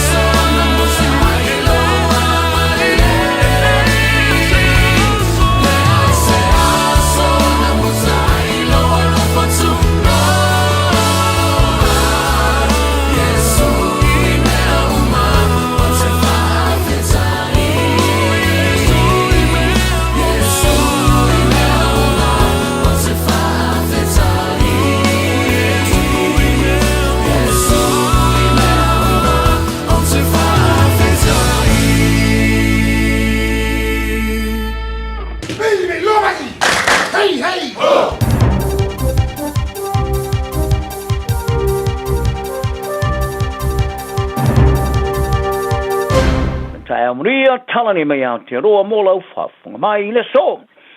O folo CNA le partia le New Zealand first is to la fondo to office sui fai pule te jo tasi e fasa ai le fato wino me fa papapo fireworks I tangata lau tele mar faunga ina. Wo le te me fa muteli ai nei me fa papa e pe fa dia le te ulo le partiva vasa mane Winston Peters is fam talanga tu sia fala we tele. Sa ia tawai e le te tau I le autotongi la fonga ona falu ina le fai to miliona ma miliona tala. I mea e matua I longo na afiai pe o meola e whaafanga whauvo pets ma fuai mu mai longo na pisi e tau tua mo ngaranga la vea ele tunu. Ta ua foi o le so ona whai ma le whaonga ina se seo nei mea whapapa ua mao e atu hai tūlanga le maruia na ilo ni le leie mau mai ai. Faria Peters o le tūlanga whono tau whaofila na pāti mo le whaasaino me whapapa Fireworks Prohibition Legislation Bill. O le atau fi ai le whātau wino me whapapa I whalo loa, ngau siaina, ma le whaulu whalina mai mo le whaonga ina I tangata lau tele. Ai o le a whao lama na whaamaoni ina I le whaonga I sauninga e whaia mo tangata lau tele. Faria Peters, o le tūla whono tau whaofi tali e tuai le tūlanga e peona matua I varo I eina I a whianga e iai. Ma le vao iai o tupe whaalu mo tau I o whaalawalawe whaafosei, ano no ai o tupe whaalu I tau tua mo ngarunga lawe I vala awina. Ai Peter Sidio ai o na taua o le tau fia leo le whaatala leo le whaonga ino nei me whapapa, lea matua ia a fiai la fumanu, ma me ola whaafanga whaoa ainga. O whala tonga I fina wina mo whale whaamautua I tanga teile eidi mena no whai upapole, tu wau o sui office o le malo, o whaiani ngā yo inga tū leia e se tanga tomo moe solo le ni a inga, iro ngā tono le taulanga, ma le taulanga. O ia whala tonga au fiai le Auckland City Mission, Vision West, Lifewise, Kahui Tukaha, te Matapihi Community Housing Aotearoa, ma le Housing First Auckland. Sa longa ia sui o ne whala tonga le le tiori sila. E iai lo latu te tenunga, ua whaia na malo se whatinonga whaava vave mo tanga te moe solo, ili taulanga e tomu ese. Wala ngale la toa tunga lunga o no le fono tanga sa whaia murmuri nei. Sa au fiai le minista mo Aukilani Simeon Brown. Sa whamani ai Brown, sa whiroi officio whai ngā mano whaalo te whale. Le pole nua Aukilani Wayne Brown, ma se vaengo polenga e telenoi nai le saonga le muiro ngā tono le taulanga tele. O ia telenoanga sa telenoi vaenga whaatino mo whaale le ngā tilo le saonga le mu. Ina I loni swingo tu la fono on oia o se minista. E peona ia whaani hai. E na tele eina I Nevisiri Patino e winga I mesa telenoina I lea fontanga. Sa whaariat pole nuu Wayne Brown, o lo ngā rulue wala late e le fono whaatono le taulanga ma leo leo. Ma isi whaalapot mutonga e fo ia vave ia popolenga e winga le saonga le mo le taulanga. Ma o le atilo tilo inisi o whainga whain. E pe o le whaamano si atilo tu la fono whai ngā malo whaalo toi whale I le teime whitaui. E na tele I whaalia po atonu nei tu la fono whaalo toi whale sa I ta ua. Sa tam foi atu le Johnny Sila mo se manat fali o leo. O suyo ne fala tonga I fina mo fale mo tangati sa la tu tar sangaina. Se fono tanga fana tinati ma le minista ia Simeon Brown, fa pe ma le minista fale Chris Bishop, ma le minista ngolango fale Tama Potaka. E le Italia minista ia fasile le Johnny Sila pe la tu de Italiana le vala aulia ma ine fala tonga. Ai le temene o taro tala, leo wa whaamaunia mai nei ministar malo o tiutilo I fuafuanga avesea, tangata le ini mena no whai, ma le onga na tonu o le taulanga. O le whaatulangana o tangata le ini ngaruanga New Zealand sa au siaina le 5% o le 4 o se temo le loa whemare o fululima, e tu sai ma foi numera sa whaamatuina, ele matanga luenga o foi numera whaamamawina New Zealand, Statistics New Zealand. O se foi numera pito maurunga tu lea wau sia. Tero mai ke se mo le luaves fumareono. O si ti ai mai le 5% sa iai. E le 4 se tema le luafe ma le lufulima. E se lau ona se fuluafe tanga te leini ngā ruenga. E pe ona whaav se ngaina le sa ililinga mo ngā ruenga le Household Labour Force Survey. O le si tanga o leine tutusa ai ma le tūlanga sa iai wha moe moengo tanga te tomai whaapitoa I te mau ainga. Whaariana matanga ruenga o foi numera wha momoina. O le whaatulangana o tangata telavou e leini ngā ruenga o telesi tanga o iai iri tausanga. O tangata telavou e leini ngā ruenga i le mātua se furulima le lusu whātausanga. O le mātua, sa si tia le sima le 5% mai le sfutolu, tesima le 10% sa iai iri tausanga I lo mātua. Sa whaawau na raputa I le matanga ruenga o tangata Pasifika I New Zealand e, ia le lato ministai whapea. O le suiori tu singa ingoa e masania I wha monga e au ina mai I ofisa mamatanga ruenga po le administrative data o le a yaini tūlanga le mo wha monga o tangata Pasifika. Sa la tūla pata iai o se swinga o le a le lava I whaito wino tangata Pasifika. Malima taita inai I le iai o whai unga iai inga whaatino e whaia ai o le lava ua wha wau swinga. I wha mongo o umia le vai ngo tala le PMN News I lalo tūla whono o wha mtala ngalo ia po le Official Information Act. Sa whautua inai le minister o tangata Pasifika Dr. Shane Reti a February wha pea. O le toe suio o wala o le aoino wha mamunga, o le a fia ia wha matalanga I so tanga matangata Pasifika. Sa lapata I ai Reti o le swinga, o le alima taita ina I wha unga se whaia e wha vai lunga o nei wha mamunga. Ai ui lava I nei lapata inga, ai sa fola lava re whainga malo ia uni, o le a suia ia le wala masani o tusinga I ngoa, isi a wala fau I le aoina mai leo wha matalanga, mai wha mamunga a ofisa mamatanga ruenga. I le lango iai o ni sa ililinga o la ngora la iti whaatausanga e whaia. Whapea ma le aoino ni isi o whaamatalanga e mate I tuina. O le whaatinonga fau o whaata oto e amataina le luafe tō se fulum. O Dr. Reti o le minister foi o le matanga ruenga o foi numero whaamamu wina le statistics New Zealand o I whalia. O le awala fau o tilo mo le whaasao inai o teimi makupe. Ma I ta uai I le luafe sutolu. E se lau ma le 4 miliona tala sa whaaluai le singa ingoa. A le singa ingoa le luafe ma le lofo tolu sa matua I siti ai le tau se lau 2.5 miliona tala. Ma le isi tu singa ingoa so ai nei o iere wha moe e whaaluai le whase lau miliona tala mo le isi lima tu sanga. Ta uai le tusi o whamatalanga e au ina mai I ofisa ma matanga ruenga e whaavai le lungo tanga te mawhaiona sa fia I tautua e le o lava I tanga te Pasifika I le whaungaina. Sa folosia le matanga ruenga o tangata Pasifika o nei swinga le matanga ruenga o foi numero wha mamawina e fōringa mai o le atile o na leanga wha mamonga le lei mo tangata Pasifika ainga ma o lato whaita wa whai. Ta alonga, wa whaalia pese ta Junior Paulo le teite o le siwa tau o le tosa mo se whanene enga ia teia.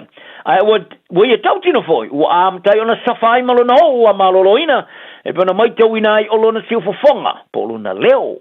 E pe ona tula I ailo ngā tonu o le li o te mata alo I tālonga whaavao malo uma, ma alanga I se leo tele o iai, e wha malo si awai I ono sa tā alon, au tā pai uma sa moen malae, e po mai mo I lungo o walo wha salalonga. Ai ore wha tinonga si wa tau ti ngā ilo na wha I, ma lea ma whai ona toi tau tala mo ni aso I te mi umalava e whai ai. I le mai ai o le tālonga sa manu malo I a tonga tūsul wha le ono le tāmana sangmori por Pasifika.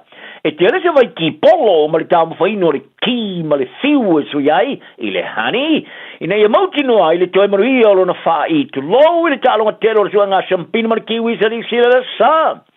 O le tamari pao le tālo le isi o soa kapteni. E na te ono sa ia manu ai a fi ai maso no na tino. Pe a tālo ai mola na kalapo le Parramatta, Canberra, ma New South Wales. Ai sa le maso na ma faufuina. Le a fia tele ai le whaalon si ufufonga. Ai o le te inga o si watau, o se teimi sa I whaali ai, e tō a tō I alon si ufufonga malosi. I lona alangaina uma leo te ngata Samoa, I le rolangi I le ponga ilena, e a ve a tō I alona whanau naunga wha malosi au e pitai. Wa a fia ai malona si ufufonga. E leo iei ni sui ngā laula ka pili ke Kiwis a New Zealand mo le sua ngā champina le Pasifika ma Samoa. Ai o laula ka pili ke tama tai le Kiwi Ferns o whiriwhiria iei ni so whaamano si au mo le latu sua ngā champini ma le Chillaroos a Australia. O le whaia o ngā le Kiwi a tama, New Zealand Stacey Jones o whia to e whiriwhiria i ala na ausa iai le sa whaato I laloina i le mate maha tonga i au kilani le sa. O le au le Kiwis o lo au fiai, Monsieur Tremaine Isako, Dylan Brown, Moses Leota, ai saia papali. Ai o le au tamai tai le Kiwi Ferns, wa tili wha mano sia I le au fiai, ma teine sa ta ano mo mua le au rakapita e to fitu ni sila. Tyler King, Matasha Ekenasio, le ele ta alo le ta alonga le sa fai ina ya Australia le se furu le wha. O le whai a onga wha ururu Ricky Henry o e whalia, o le tufonga, o le awa noa mo le suanga champini sini, e tawala mai le se whaapasingana sa whai ilo naulu. O le Kiwi Ferns, wa au fia I Taisha Ekenasio o te sapule, Alexis tawane ai, ma Ivana Lawititi. O le numero sumale lola leine tuare o Blacks, Johnny Barrett, o le mwhai neo na wha awa waile malanga ta amilo o Blacks, whai o le tusanga I Europa. sa fia le vai Barrett le talong sa manu malo ya Ireland ni los fulon su tolu Chicago ya America le sa mai ole so le o to teriu mai ni sile nei mo le fai e o tong stinga fo mai ale o la kapia Harrogans in Wellington o si tangata ni usila fa tasi ni tau sanga nga peki so le fanua le tunga la lo mo le por Melbourne Australia por Melbourne Cup sa fali li wina na peki lo tala ise manu malo etis e sui ai lo no langa Pupuni o fonga pa fa itele fia fa fonga mai ai ino manu malo ile tol se la limas futol wa fetala se la lusu tasi ilo na sao na fa tulanga so fanua fa o le moa lua tolu ma fa ile tu nga la lua ile solua o le tanga te kiwi sa ia fa tulanga ina ia so fanua ya half yo se moa tulu ia kuri two shoes tolu le middle earth ai tulanga fa ia river of stars ile tu nga lua so fa so fanua sa tuain o no le peti sa fato ai le sa o fato ngana so fanu fa first four o na peti lo tala o fa lu ai o ne mo o fa o tu pe se la fitch fu no a fetala tu fa sa o se la fitch lo rafe lim se la o su testalam ile a fa inga to se la lim su to rafe se la lo su tasi talam no bad Tene longo a America le Tennessee Venus Williams o fa ma ni alona a wai mai le tamer sang Tennessee o kilo nei o le wa femero le fulwono le Auckland ASP Classic ele to sang fo sa tu e teriu le tama ta ele tamer sang ali US Open le to sang le fast mo le to sang le motom ile mai ai simoleono masino malo lo mai le talong alona a wai mai la le tamer sang o kilo nei e foring mai ona ta pen penanga ia mo le tamer sang tele Australia le Australian Open. Tala nao mai a te roa ne yaso anga le leisi so I foia. Ua na o le Radio Samoa se furulima iwa toru a mo e tau tuaina o e ilangu ngana fitu aso le vai aso. Talo va Samoa. Wa ule ne yo kasu tialu. A wale suia lingila ua ule kio. A eva mai ina se furulima iwa kolu a mo.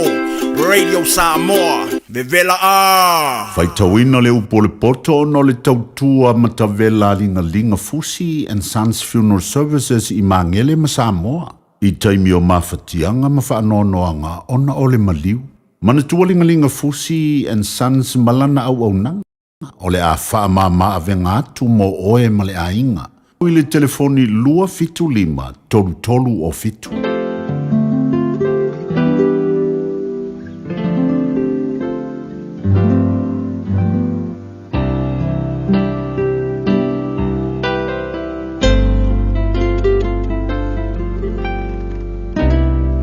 Watale e a fai wa fai o e mamonio la wo a fai wa fetanga fi lima mole tangata ese o mai leia oi upolongut o maua oi upolongut o le neilo watale e fai ele menei ina ia la vea ina oi pe a o mo le pule la wo yante oi aluia ina ifo ma e nati atu I la wo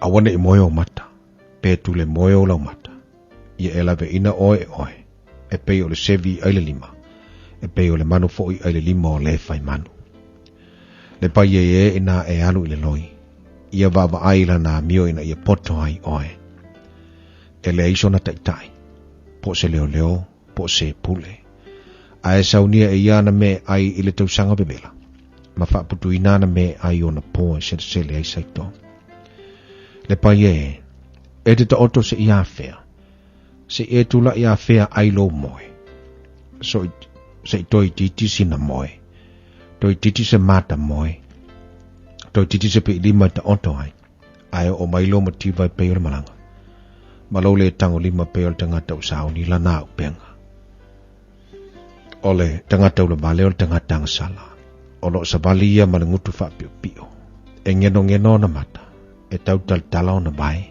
e fa sino yo na tamata mai lima boilo na roton fa pio na te faitong fitileanga ya so uma na te fa tu puina masenga o le melea e fa fo se e ono o mai o lona malaya e fa fo se e ono ti moyo ia ai le se fo o mene i ono o ino sia eleli o lona fitu fo I wo matua ino sia la ia o mata fa sia o le laulau faiva pepelo malima sa le toto le wale sala o le loto e mana natu tong fitileanga o vai te le vavavero te fituli I le leanga. Ole mole mo pepelo. Na te tautala I me pepelo. Ma le na te whaatupu ma seinga yuso. La watali ie e tausi polo inga lo te maa. Awa fo tu la fo ina le upu e awa atu a loutina. Ia e fusia ia le au noa I lo loto. Ia soa I lo ua. A e savali te ita ina I oe. A e moe e leo ina I oe. A e ala e tautala I ma oe. Awa o le polo inga o le surulea. Ma le upu e awa atu o le malama lea. O awa inga fo ia awa oinai. O le alo le hola lea. Ina ia leo ia te oe alfafine a mio leanga. Ai le laulau faiva mole alfafine ese. Awane I nau loto I lona la le lei. Awane I maua oe I ona lau mata. Awa, e ui na toe na o si fasi a reto ona alfafine talitane. O le awa fo I le testangata na te tau mai le leo laonga. E ave e se tasile a filo na fatafata ai le mua I ona ofu. A fai e sabali stangata I lungo malalaola. E le mua I ona bai. Fa pe fo I le watu I le awa le la te tua oi. Ai se tango I atea. E le fa sao ina oia. E le ino siera nga oi pe anga oi oia tali hailona manaba. Ina ua fia ai. Ai a maua oia. Ona tau iatu le e ia tai fitu. Na te batu ai oloa uma oila na fale. O le muri lua I le fafine o le aiso na mafau. O le na te whaia lea mea na te wha umatia. E ielo na la baola. Na te maua le whasinga ma le wha maina. O lona luma fo I le solo I sea lea. A waa le fuala I te tele leo tangata. Na te le wha sauina fo I oia I le aso. E tau I e masui. Na te le talia stongi ola lava. Na te le mawhaia foi. E ui lava. Ina ua wha tele. Ni mea ai abatu ai. Ua awina atu le upu o le poto I le nei aso o no le langolango mai a linga Fusi and Sons Funeral Services. Ua mawhai o na tu whatasia o au nanga tala whea ngai I ni tautau ngō fia tele. E fsosoni atu ai a o whea ngai oe ma le popole ma le whememea. E mori whatasia atu ai ma wha mai senga, ma wha mawhana whananga mai a linga Fusi and Sons mo a inga uma o Samoa ua whea le maliu ma le oti. Malau mai loa ia lingalinga Philip Fusi lingalinga. To ia whaapō lingalinga. To ngia si ulavea. Pesusu mai I le Luas Fulvalu Canning Crescent I Mangele.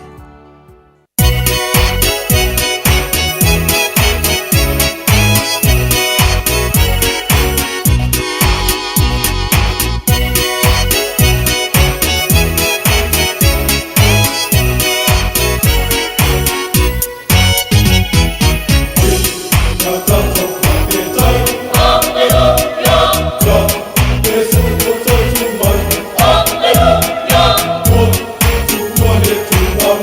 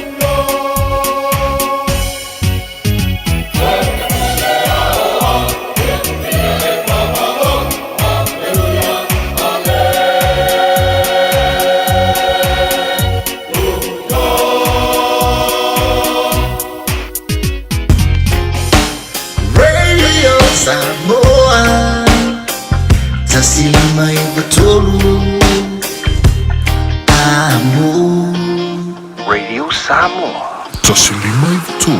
Amo.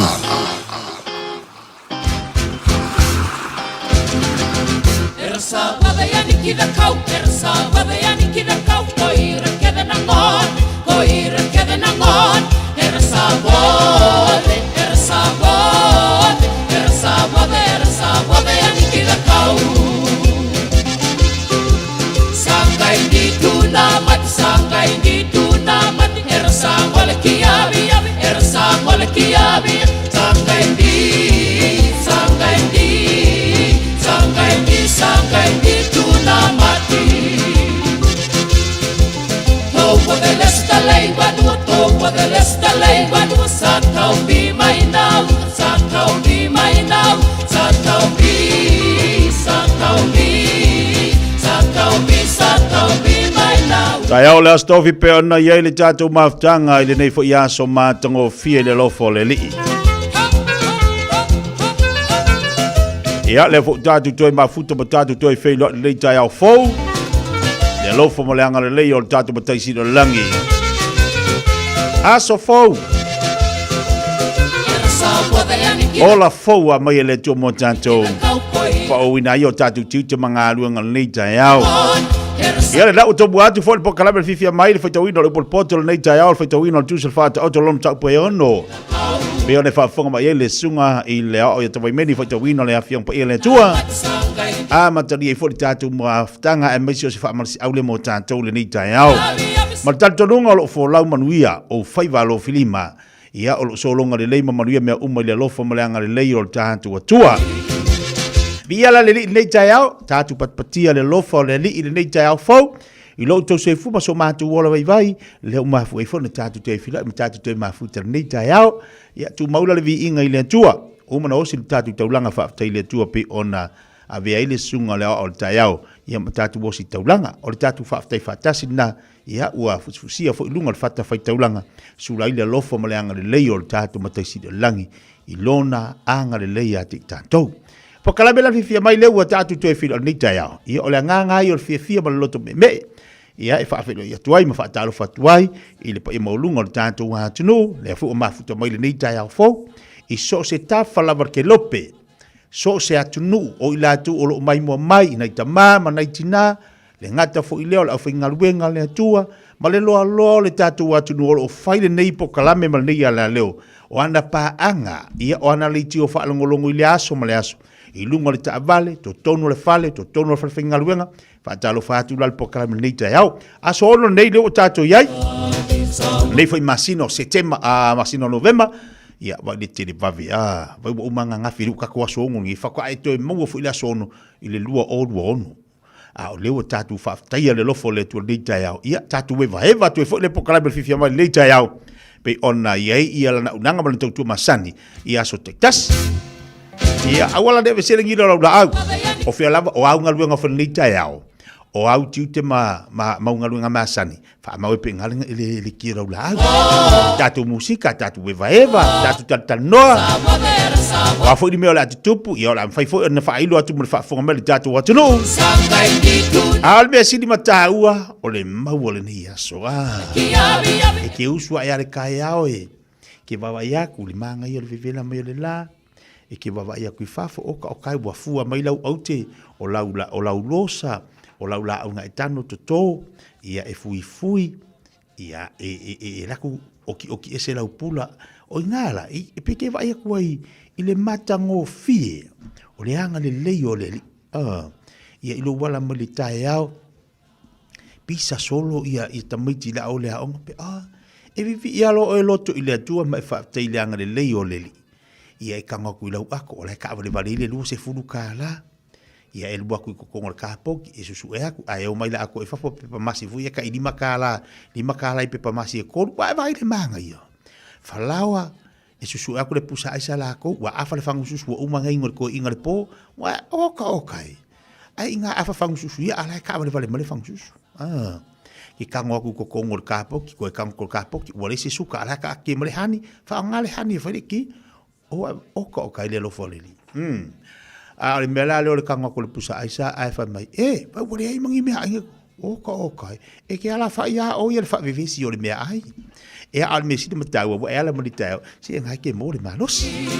Ngai ke mo le fia. Ka pa ku lola ia kipo. Ya o mga fero savan. Pe singo fa malstino le tau. Ia ka seki lola ia le tau la stofi. E na le vaga ia kele la. Ia fa talo fa tuai la ia tu malava. Pe lava le te bafuta mai le taiao fai mali la ia unga luenga o sunga amaka fu di kai o so kopi si vanganala tu amata le tolu amata le lima le vaveao amata le fale vaveao ia o la kulanga fai la amaka nga kau fai fu ilalo ia nga luenga la ka le break ai mo tatu la ia fatu amata liva o ke la kulua fa sao le ai o le me mo ka vale o kaiao e ke sa mo mua ki ka vale fa vela e kere sa uroki e ia stangata sa wa ki ka vale alu ko ke alu ala ko falonga a pe ese ala lau ki kere ko vale pe mamau e a fu manku ole e ka ka fa ola o le tala ni sinia fa ola le ta vale pe 5 minutes 10 minutes fa ola le ta vale ina ima fai ona o swa o ta vale vaenga ese ole afil ta vale ai vai la ia fa pe nga fu la ka ko ke ra ku le ia ki lo computer ia seki o me whaingaruenga, wawai aku le piko, e vaiaka whaingaruenga pe amai, awai aku e whau umai, aka, good morning, ia whaka le spiko, karo, hello, vai, ai ka ngala ilu, maka ngaruenga lea, se whaka seki kaiao, i o fui lalu wahinga, kera mar kaiao, good morning daddy, good morning love, wala le suigo le kala lu bakua, good morning babe, good morning, Pilo. Yeah, Pilo. Good morning, my moenga. Ioi, e ke va ese fu la ngonga dai hao. E ke ala me lo kaya ba lolo voice. Opa. Ya batalo fatule di sotado paga no tato Facebook nei dai hao. Balor se fu manuia. Kalau fai so ya tol payali good morning brother. Kama tai sore makasi dia kang kaya la medol kaya fa good morning le yes. Kama ya makar vai sasarapa me yes. O kama yo ke kia. O tol payali. Yo la pepe. Kama ya makar vai yes. Mo kanga kalai do ala ngal vai yes ye. Baka fo yang ale nei malaku olang al fengal vai yes. Papi fiaka mo tato le taya material tato po klabe no se mantebe lo wati lo afaton ne ia le jula iva ilunga le tau ulang si fonga radio samo tasili mai tolu amo pa malo antu ya tu malava le ba futo bai ngala wala pai mali la ia kaya ia no ale atu ato tasina uata pesila fa ole sole fire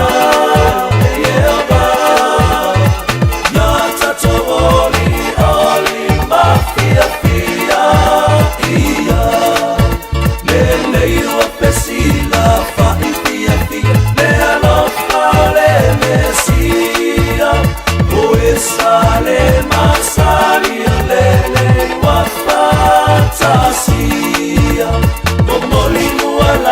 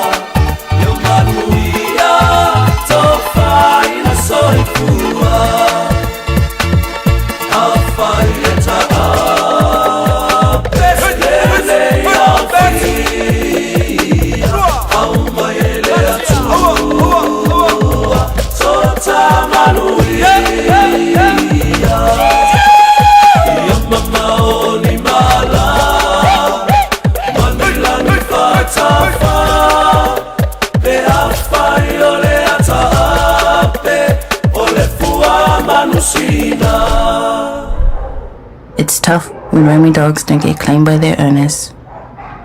Often they're unregistered, so we have no way to reach them. He doesn't deserve it. He just wants to go home. He never should have been allowed out on his own. If you own a dog, make sure it doesn't roam and make sure it's registered. For you, your dog and your neighbours. A message from Auckland Council. Tāmaki Tūriki, Altogether Auckland. Are you and your whānau fully immunised against measles? Measles is serious. It spreads fast and can cause severe illness. Your best protection is 2 doses of the measles vaccine. So, now's the time to check if you and your whānau have received both doses. If you haven't, it's not too late to catch up. Book your immunisation today. It's free for most people. Find out more at info.health.nz/measles.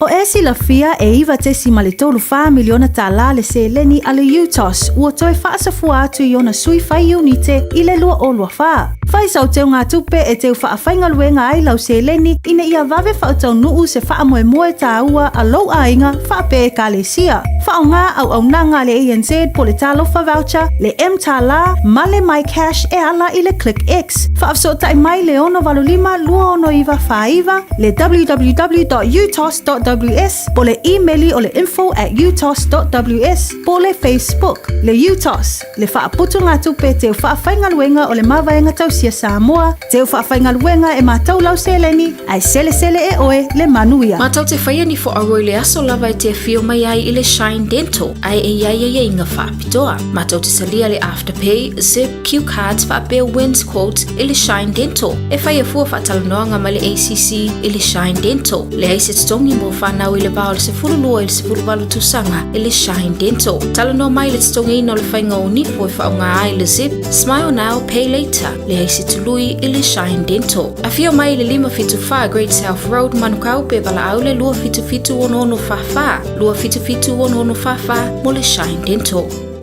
Baby, lomaki! Hey, hey! Oh!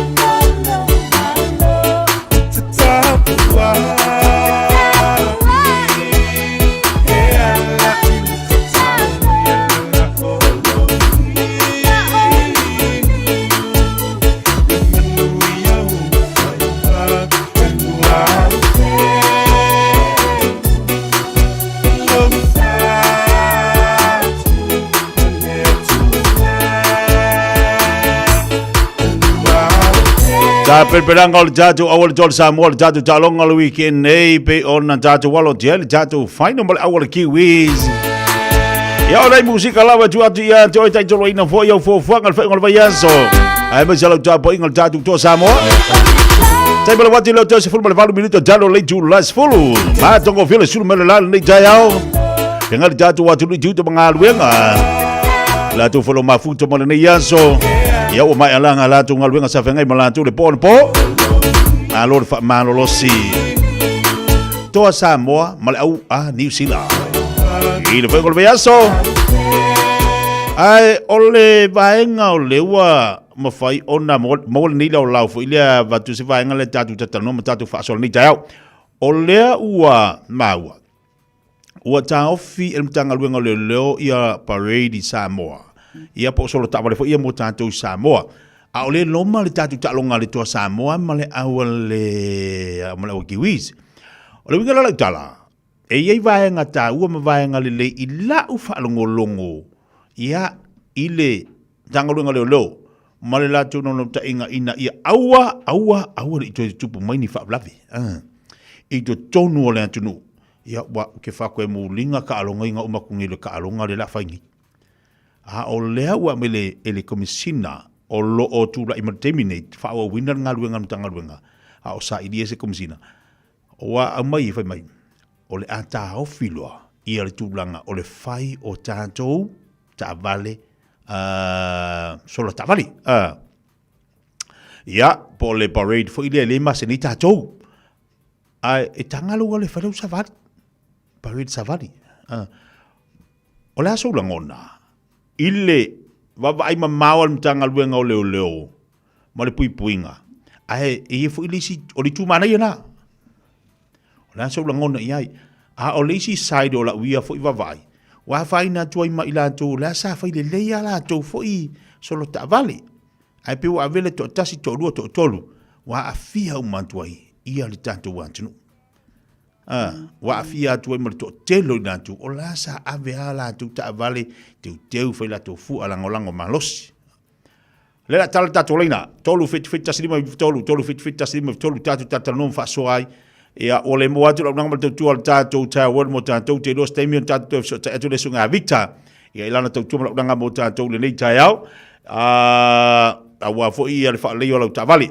al telefoni na lu fa no atu mo tatu nei minute ia li taina li tulas fulu tatu tal nom fa soa tulanga ia ile vaenga le fu a mai fina ngalo la tu tanga luenga le lo Samoa o le puipuinga o le soifu o tatu watu mo tatu wola wa e uma e nei mea a tu pu mai ni fa la o ia pa uai ia pi e halo fu ila ko ka ami lo ale va lo waki ko o i on tanga luenga fa pe a ole makanga luenga fu sa ta tauna awana ia se sa mama a la so la ngona la vaenga lo men tanga luenga le Sa o titiloi.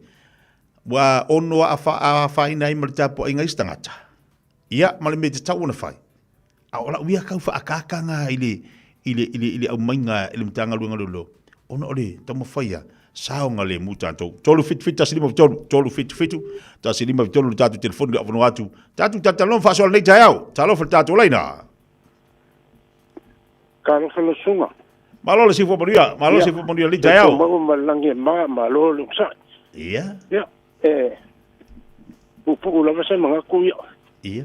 Ile menga o mo ia hunga le ele. Ko ye fo ilonga. Ia. Kauanga ngai lo le ia ka koka ka fo ia ia fale si mo ko mimika. Amang ko ia kauanga ka si le file mo ma ka si ile ai sa kauanga ka peva ngo ai ba le yo pe yo le o la konga venga ngai fai.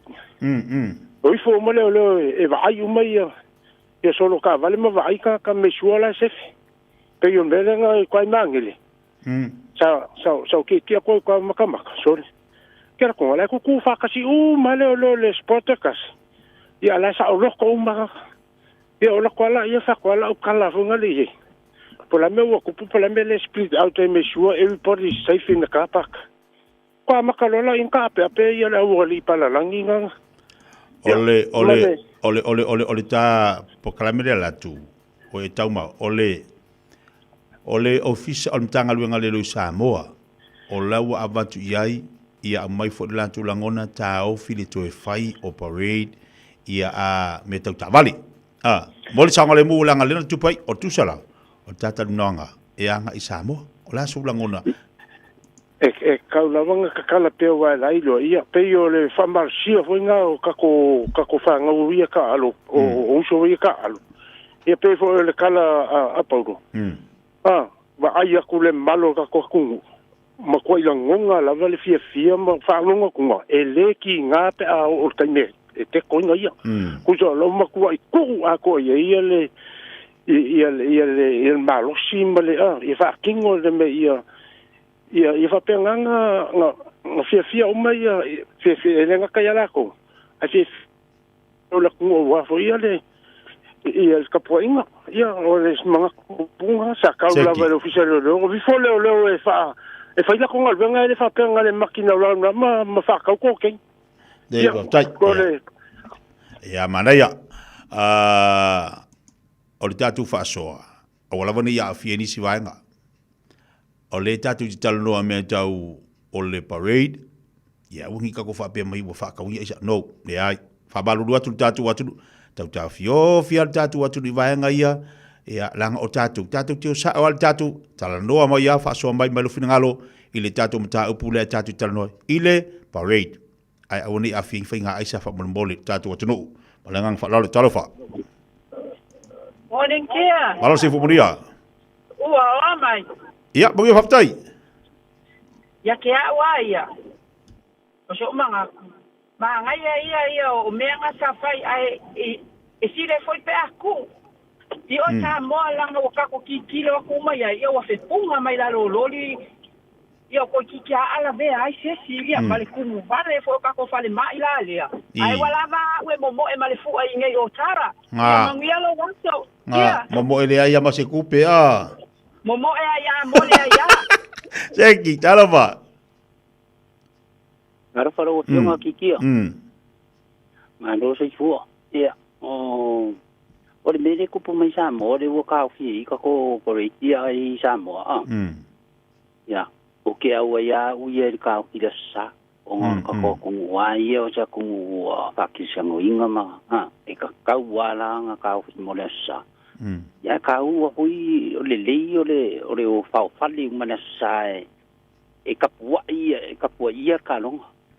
O le kao finga le kao fia i aso vai aso. Kiri au ai au ia kia. Io e. O ngau le wharangolongo kua e se kai mea whakarango ai ka ko kamaka aloi. Io le lako malo si anga lea. Io e. O le wharangolongo anga la. O leo ka ofi i parade Samoa. O Samoa e onga kongu ale au. Lea kongu o Samoa e onga le au. ale ka kala ku ya ku ngi le ya ma wi sa mo pi wala ngol sa mo a le ku ko ngwa ngale au le ko wo le se wo ki kilo mai ka mau pi wo le se ma lo si anga wi ma pi wo le fa ka wanga le a pi yo le me le ki lo ngwa le ma lo si ka ko au io mai ye fa kar ngwa ka mai ye so se kai mia o la ma si anga le a ki kilo mai pi yo le lo ki ko ngi ya le kau ki ngā le ki kiro mai e le ngau o kore kungu le au. Ai, o kere au ai le whasanga yaso le vai yaso. Iyo e. O le aso sāia, o ke au ai le whasa. Iyo, pe mi kungu le lei a le mo kako wa le wa sau o karonga na sa. Pai le lau loku mai ka puai ngungu ma ka puai kako whasa moa. A kai mira le vai yaso kere au ai a kuro kikia. Ai. Kia kusa o le wakao, fia le simalo si angor ka ko au le ai mai sure ka ko au or ka ko ku o sa mo e o nga kong wa le au le pakingo ye le au le fa ya le wo kilo mai kama te o mau atu lo finangalo ia ya va taiso ku danga le wo ya ai manguia ke ni fiati o ni o li ki ke tai lo sunga mana il fa soa talo fa ba ro fa ki talo fa malo la lo sai mai ya wa ya la mo ko sa le ka finga le sa mo wa ka ko wa ko le se ma ya okay ko au ka finga ai o ki ko au ko le kuret me le pro isa mo ai ma ye kana va se pay for the peer partner pa ka mi lo la ko fu ang ma nga ye ka mo fa ka mi do mala ma nga ya la ye la ku ka poi nga ile ma nga ye me le ka ko pa ka o la ko u ma ka va la wa ye ki ko o se me o makua le kala fea ngai. O le parade, e fai e fia ai makapua ai kaku wau. Ai lo le fai ai fai mai ko ngā winga bibika la. Ai ma ngai ai whakanga rea pia pak. Ko i whaleo la ko sa o loko i makabu moi kuku. A waka fua i afu i a ma ngai a fo. Te po so mga kunga ngai. O atu lo finangal manuel tai au, talofa. Alofa kia. Malo le sai mai. Alo le sai kia. Ka ua le fa mo mo tanga le mu. Sila kia. Awa fo ile vere ngau le ai mang le penga po la le upu. Ia ka ko uma loko ngu kala kama uma ka ko sa mo so se va enga o la langi. Ai awangi ave fo ile ngau.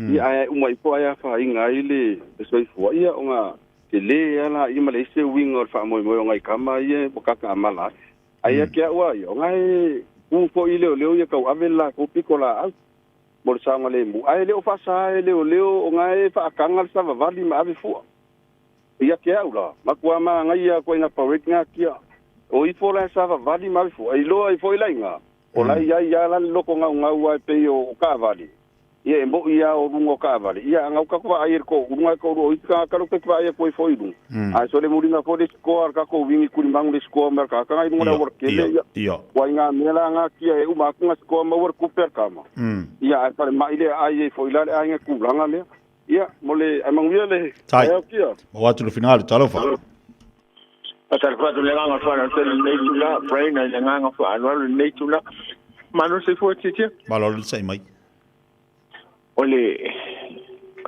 utsetto non mele tu pu misamo ole sa tu muli tu la fono ole tu la fono mai ile malo a mese foi official le wa wala ai ton foi le ma mai tu la e pe ya tele yo mna tu na sa fa ani mai matwa ngo fi mna tu alko udu mai ka bale ma me malo bale ele o se mena mana mi ai tatu o tu la fono me ta wa e o fo ia tu ia tatu te no foi foi nei in New Zealand stali so se mela o lunga tu la fono o te lango ina le tau fia yo le o fa mo ina ele nga to le sa po ai o le nganga ia fa ma lucia le tu la fono ala ile sa le mu le o le mele ping kaka pui mai yak ki fanga pui tele fele le mai fa fo marta bali ya le nganga na nei tu la ketia ai sa me pai nei mo te mo nganga ke kiu fatalo fatu e ai ngai nei New Zealand mai Australia America Samoa Australia Hawaii America Samoa fatalo fatu le nganga so te pai nei le nganga o lo ketia ai sa me mai sa me ya fa se fu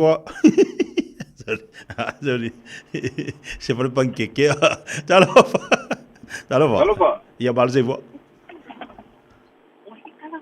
ya salamai sa no mai ya malo mai va so ya yo ole mele o ke lo le fa mo le la vale o ka o le por sa vale mu sa vale mu la ke lo ya le ke kai pu le i mai kama ye ka alo por pula ma ka lo ai uma ele ka lo wa fa pe o ni se me o ku o ka po inga o ese so ku ma o ile o le la ye le ni o ka po nga la tapa e kulanga nga o le famo mua so se ka so I fua ia o le o saunga le mua so I fua kada pisina ni ma va ai kulanga le paro te samo ia o sia o le paro te o se me ga mo fol maro vale o fu ka kasi va ia so ka ro so mai samo ia a maka ko I fare ulo e ka le ia mara vale le ko ki kia mi se la wa po lo ka fa so lo ako e la se sengo ni mi samo o ye kele manga ala fen kam ila ka vale pe fa pe o kala ko poloka le awal a le alu la le vale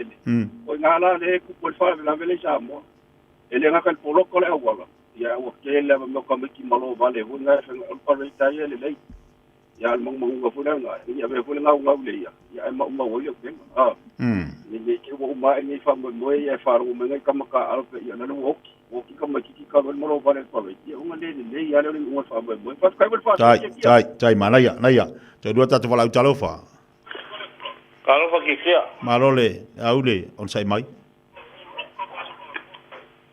ole ya fa kaya mon makau o me mong ya uska ku la fongo se ko ngwa o fa ye komsinga su komsinga nga e wanga ba ya le ko fai parade a pe po ka longa so ngo fai parade am kwa fa sa me ki ka wale awangi sa a pa pe pe ki apu sa kan ku no pe me sa ye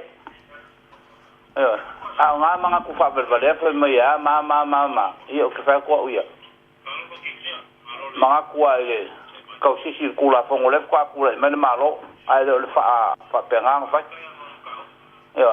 ya ora se manga ku nga nge ai ia tai la moni tai au ia se foi ia talofa to ngol tatu pokalam talofa tore ia fai mai kali ku si ai singa kar sanga ku ia ke io le se uma wala ku va ile pen o vai ora wala kalki masiwa makanga mo foi makusi ai si mai singa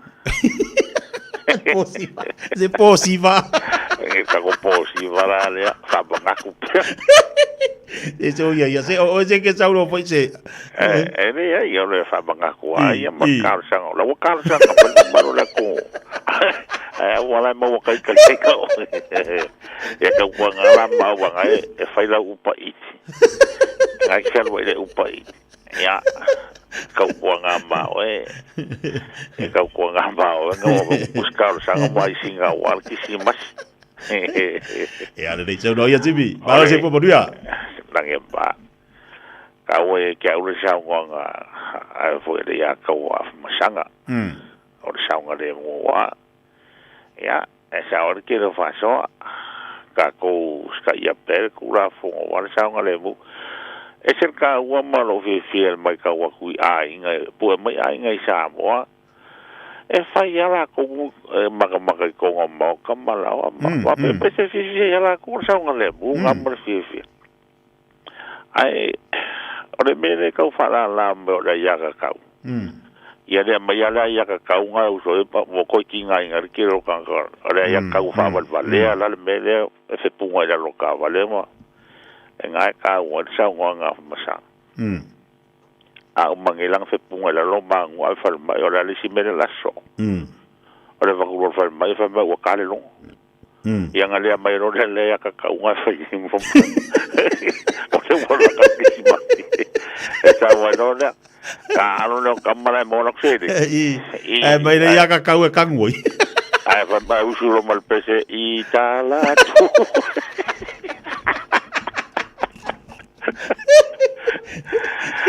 Maro zibi. Ya, fai lo fo. Ia, o lo ta. Lo fo so ya. Ya le au ngafu ka uma ku. Yo, dai mo la. O te au. O dia tau. Ia, sai voia. No lo tali tu las fulu. La watu tatu tala fōre ngana Samoa amaya na toi tali mo lo tatu po kalamisi toi tau tala tu langa lo tatu fasol nei tai au.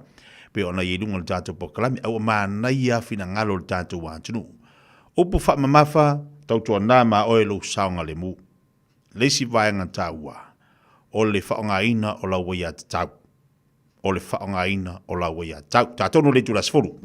24 hours a day, 7 days a week. Radio Samoa streaming live on www.radiosamoa.co.nz.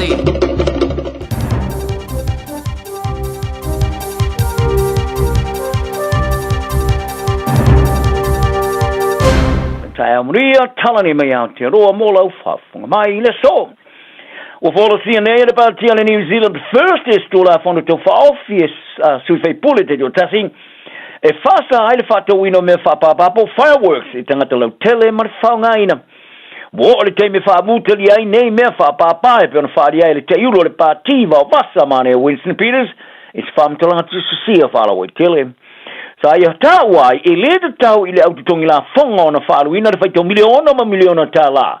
I mea e matua I longa ona awhiai pe o meola e whaafanga whauvo pets. Ma fuai mu mai longa ona pisi ai tau tua mo ngaranga la vea ele tunu. Ta ua foi, o le so ona whai ma le whaonga ina se seo nei mea whapapa ua mao e atu hai tūlanga le maruia na iloni le leie mau mai ai. Wharia Peters, o le tūlanga whono tau whaofila na pāti mo le whaasa ino me whapapa, Fireworks Prohibition Legislation Bill. O le atau fi ai le whātau wino me whapapa I whalo loa, ngau siaina, ma le whaulu whalina mai mo le whaonga ina I tangata lau tele. Ai o le whao lama na whaamaoni aina I le whaonga I sauninga e whaia mo tangata lau tele. Wharia Peters, o le tūla whono tau whaofi, tali e tuai le tūlanga e peona matua I varo I eina I a whianga e iai. Ma le vao iai o tupe whaalu mo tau I o whaalawalawe whaafosei, ano no ai o tupe whaalu I tau tua mo ngana lawea I vala awina. Ai Peter City ai o na taua, o le tau fia leo le whaatala, leo le whaonga ino nei me whapapa, lea e matua I a whiai la fumanu, ma me ola whaafanga whao ainga.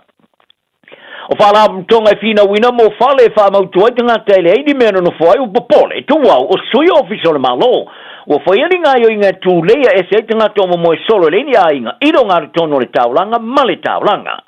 O ia whala tonga e au whiai le Auckland City Mission, Vision West Lifewise, ka hui tukaha, te Matapihi Community Housing Aotearoa, ma le Housing First Auckland. Sa longa e sui o ne whala tonga le le tiori sila, e iai lo latu te tenunga, ua whaia na maro se whatinonga whaava vave mo tangata mo moe solo, ili taulanga e tomu ese. Wala ngale latu atunga lunga o no le whono tanga sa whaia murmuri nei, sa au fiai le minista mo Aukilani Simeon Brown. Sa whamaoni ai e Brown, sa whilo ai ofiso whai ngā mano whaalo te whale, le pule nua o Aukilani Wayne Brown, ma se vahengo pule ngai telenoi nai le saonga le mui lo ngā tono le taulanga tele. O ia telenoanga sa telenoi vahenga whaatino mo whaale le ngā tilo le saonga le mui, ina I loni swingo tu la whono ono ia o se minista, e peona ia whaani hai. E na tele italiana ina visir patino e winga I mesa telenoina I lea whontanga. Sa whaariat pole nuu Wayne Brown, o lo ngā rulue wala late ele whono whaatono le taulanga ma leo leo. Ma isi whaalapot mutonga e fo ia vave ia popole ngai winga le saonga le mo le taulanga, mai o le atilo inisio wha inga whain. E pe o le whaamano si atilo tu la whono whai ngā malo whaalo toi whale, ili teime whataui. E na tele I whaalia po atonu nei tu la whono whaalo toi whale sa I ta ua. Sa tam foi atu le Johnny Sila mo semana fali o leo. O suyo ne fala tonga I fina mo fale mo tangati sa la tu tar sangaina. Se fono tanga fa na tinati ma le minista ia Simeon Brown, fa pe ma le minista fale Chris Bishop, ma le minista ngolango fale Tama Potaka. E le Italia minista ia fasile le Johnny Sila, pe la tu de Italiana le vala aulia ma ine fala tonga. Ai le temeneo taro tala, leo wa wha maonia mai nei a ministar malo o tiltilo I fuafuanga avesea. tangata le ni meno no fai ma le onga re tonu o le taulanga o le whātulangana o tangata le ini ngaruanga New Zealand sa au siaina le 5% o le 4 September o le loa whemare fululima e tu sai ma foi numera sa whaamatuina ele matanga ruenga o foi numera whaamamawina New Zealand Statistics New Zealand o se foi numera pito mawalunga tu lea wau sia tero mai te se mo le loa whesifumaleono o si ti ai mai le 5% sa iai ele 4 September lua fi male fululima e se la wona fulua fe tanga teleni nga wenga e pe ona fa se nga ina sa ilinga mo nga wenga le household labor force survey o le si tanga o le ne tu sai male tulanga sa yai fa mo ngo tanga te tomai fa pitoa I te mau ainga fa riana matanga wenga foi numero fa mo wina o le fa tulanga no tanga te levo le ni nga wenga o tele si tanga o yai I te sanga o tangata te lavou e leini ngā ruanga I le mātua se fululima le lusu whātau sanga. O le mātua, sa si itia sima le 5% mai le sfutolu, tesima le 10% sa iai I le tau sanga I le mātua. Sa whāwau ana laputa I le matanga ruanga o tangata Pasifika I New Zealand e, I le lato minister e whapea. O le suiona tu singa I ngoa e masania I whaamau maunga e au ina mai I ofisa mamatanga ruanga po le administrative data o le a iaini tūlanga le mo whaamau maunga o tangata Pasifika. Sa la tūla pata iai o se swinga o le a le lava I le whaito wina o tangata Pasifika. Ma li mataita ina I le iai o whai unga iai inga whaatino e whaia ai o le lava ua whaawau swinga. I whaamau maunga o umia le vaianga o tala le PMN News I lalo tūla whono o whaamtala ngalo ia po le Official Information Act. Sa whautua ina le minister o tangata Pasifika Dr. Shane Reti a February whapea.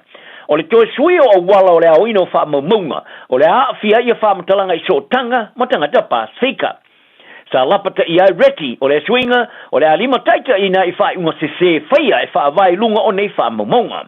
Ai ui lava I nei lapata inga ai sa fola lava le whainga malo I ayuni o le asuia ia le awala masani o tusinga I ngoa. Ise awala fau I le au ina mai leo whaamatalanga mai whaamau maunga a ofisa mamatanga ruenga.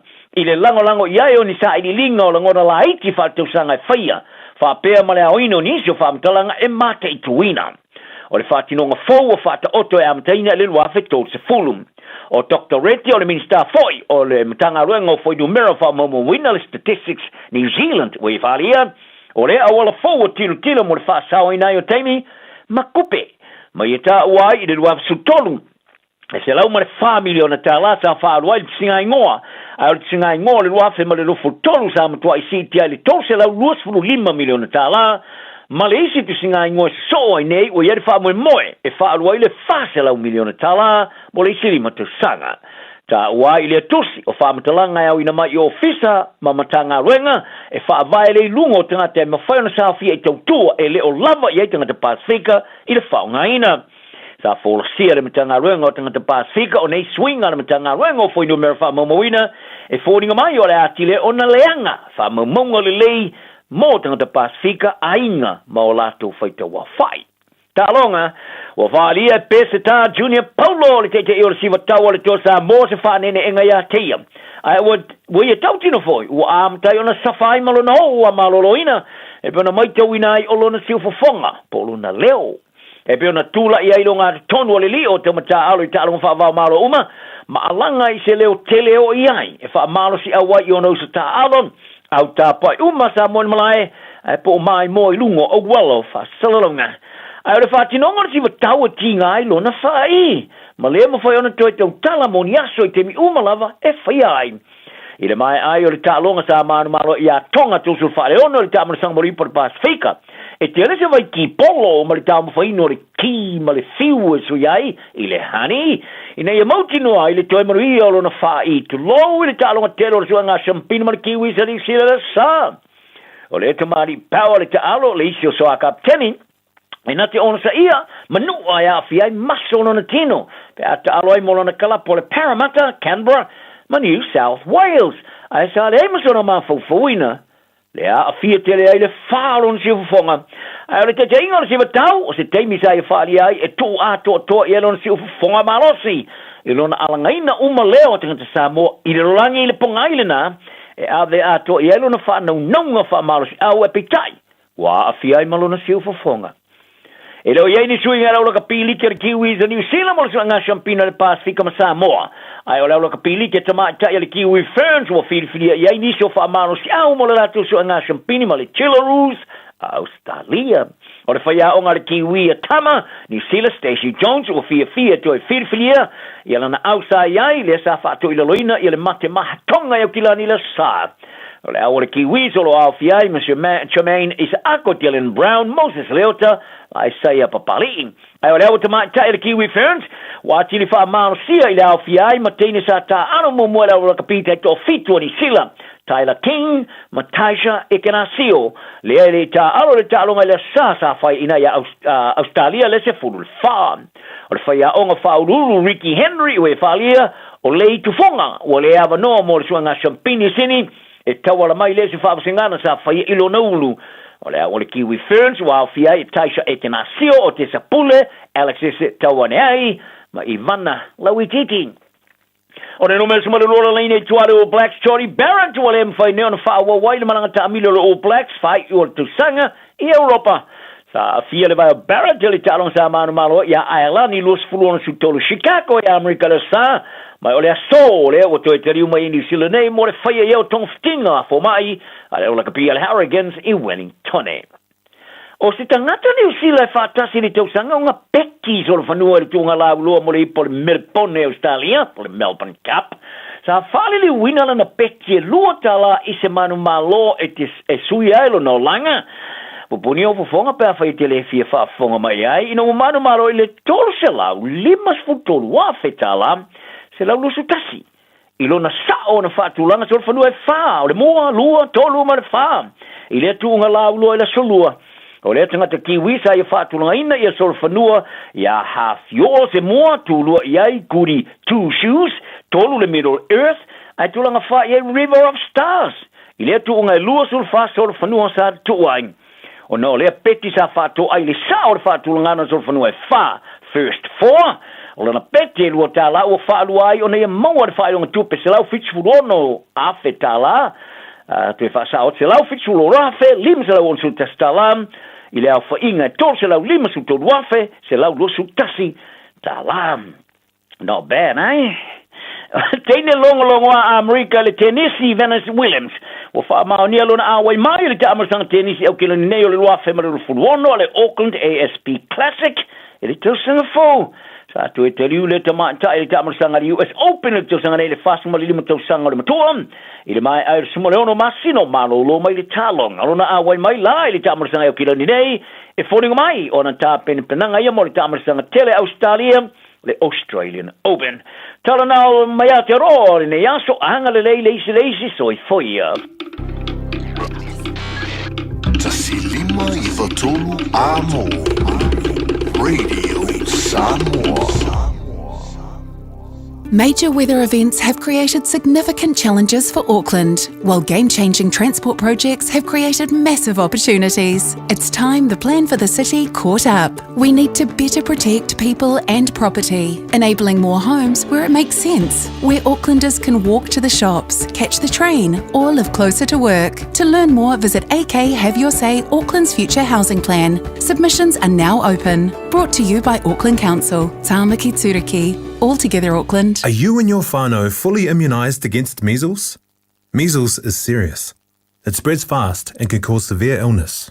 Your best protection is 2 doses of the measles vaccine. So, now's the time to check if you and your whānau have received both doses. If you haven't, it's not too late to catch up. Book your immunisation today. It's free for most people. Find out more at info.health.nz/measles.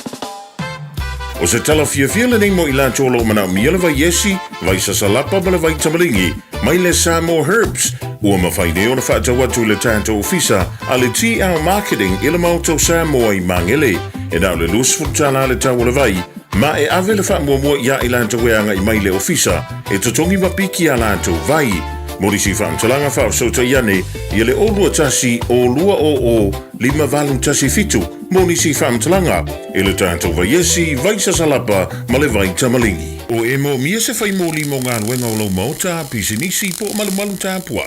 Manatua Lola Matavanu Electrical o te vanga Filipo Aka wasilia malelus ful tausanga o tautua ngā luenga wha el tise I Samoa mani usila dei. Wala au Lola Matavanu Electrical ile olua tasi lua tolu iwa wha. Olua tasi lua tolu iwa wha. Moni quotes pe filo I fo I whatalano ngā luenga o loo fuafua mole wha I ungola ring tausanga ai maisele tausanga fau. E mawhai fo yona e emaili ile info@matavanuelectrical.co.nz modi si Fam Talanga.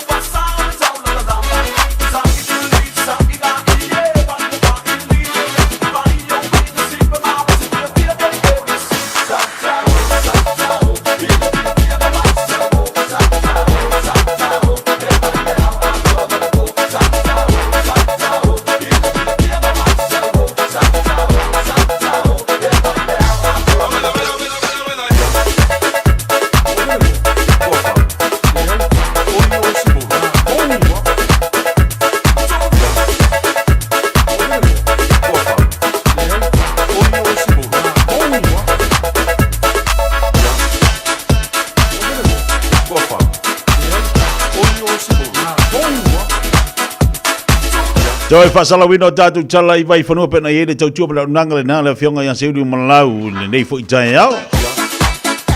Ina ua sa le vare atu le vale wati le o se futbol le valu minuto tia nei le July Sfolo. Ala te malmo fo le tātou sota inga mamriki sa mo pena ia I le tau tua pala unanga le sungal fo mai. Tō whae lo luenga tō whae ia pa uro iau sange. Ina ua mai ai o le tatu whaasoanita e au, ma tatu talutalo fo le tatu watunu mane, I o fina ngalo na au mai o le tatu watunu. I le tūlanga I le ngai mai o le mtanga luenga lolo I Samoa. E whaide la tō fo I pito lau, whaatino le lato ngā luenga I le mea te tau an whai. O vaenga tau o ia tau, o le saunga le mu, o le saunga le mu o tangata te tau ona iai. E le te tau fo I ona tatu so ona tu watu la vanoa, ai matu e le o whaataua ina ma whaile leile a wanoa. O le winga lau tala fo ilea. O le puipuinga ia e te tau ona ngā rua I tātou. O le saunga le mu ia sefe le leile ola. O te lea wanoa lenda whaatino inai ia maenga nei. Ia pei o le whaia leore o le parade. Ia whaita a vale. A o mafu a o mea fo ia te tupu ai. E le whapea la atino tilo atu lava la tātou ai maisele mtanga luenga leo I o la tu tiute ma la tu ngā luenga e vai atu ai leo whitau I le mele whai mai le atunu ai tuua o ia puipuia o silina o ia puipuia Ia le taimi to anga ia le udo le la on tanga le a o leo fo isi fai o la tau on la ilunga le awala o le a malea. Ai o le me te tau na fai. Ia ua ia ili tula i mai o le vaenga le pe o nanga i meni mtanga luenga. Wala nga tau fo. I fa malulu atu fo ia ti la tu sa fai la tu. Fai le leia la tu solo ta vale sa tau si le le tu la fono ma mea sa au mai mtanga luenga ia nga ia la tu. Ia e fa malulu fo ia ti la tu na sa. Sa si ta ia me uma. Ai pe ta ia ne ona o tatou. O tatou e mawari me fonga le ua fainga kanka fio le mongi. Ua o ai leo tatou le tūlanga fuina le ua oso ilunga le toto. Ia kaka whainga oia le kamanga ua oso ilunga le koko. O fainga ka longa kau fio lalo le mafau. Ia ponga sa whaile si le taavale. Ia tua ia fo ila ia leo le ave taavale fape. Ale ave ka avale fo isi. Wawa ia ko le sa whai fea ole. Ai so o ngahalu le mafo se tu lol fa fonga le o vanga umalana tilo iai o le saunga le muri me tauna iai ila o mai ala le ole fai unga mtanga luenga le komisina malanto fo mtanga luenga na mana ia e mala fo itamata alo le mafuanga ile te ia fai e mala fo itamata alo ile mafuanga wa mafuai ia pe ona maua e niso whaasol tātu watunu. Awa e alu uma ia tamata alu. O leo la uma ta alonga. O leo tamata alu malolo. Aia whainga le soifua ma tātu wala. O le mana ia lana ia jau. Ile tula i mai. Wa taurona whaisisi whainga. A whaapela e te avera ulango tātu au. Wa pea na uwhai atu te mo sola. E mulinga ka alonga i umakungiri ka alonga le tāpena nei. Io, mulinga fo. Ole o tātou Samoa. E whainga tāna tā fiofi tātou tangata. Whainga tātili. E a whapene ilala a tātou lango la ili tātou tālonga le toa. O ila, whaali rola. Whaileu savat. Whaileu savat. Nga iha e whaileu savat. Ia ma whaalelea lau foa.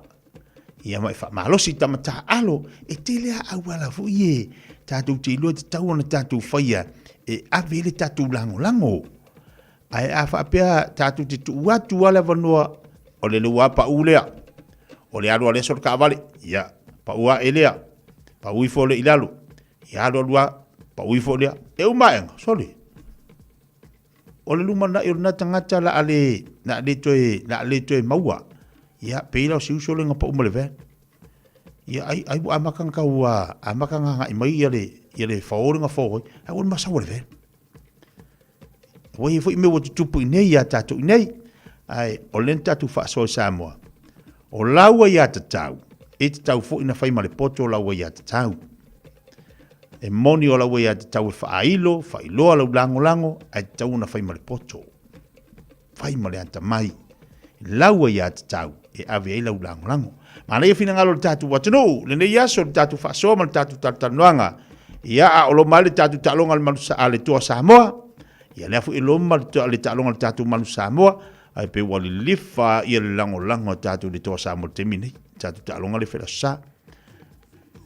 O le tele fo i lato. A me lato fina ngalo. Ono le aso sa.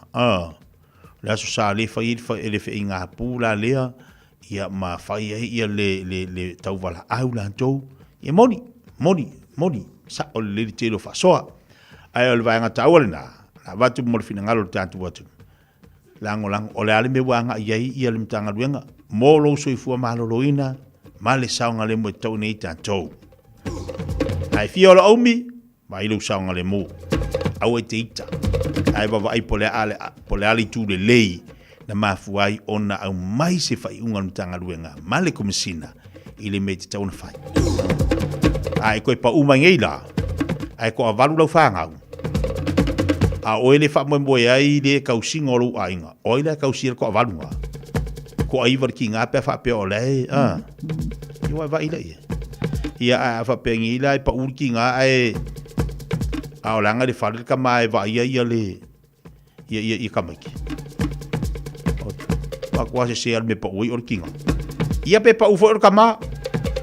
Alai o le whale le kinga ma kamaki. Ai sa ua e pa ura o le kere. Mea ngai ka o le pa u leisi ma.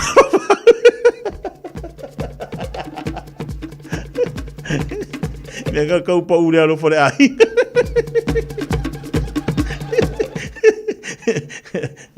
Ia wala pa ur mele fe kau ia. Ngau ko foi o lango ala foi ki pui ka. O ka.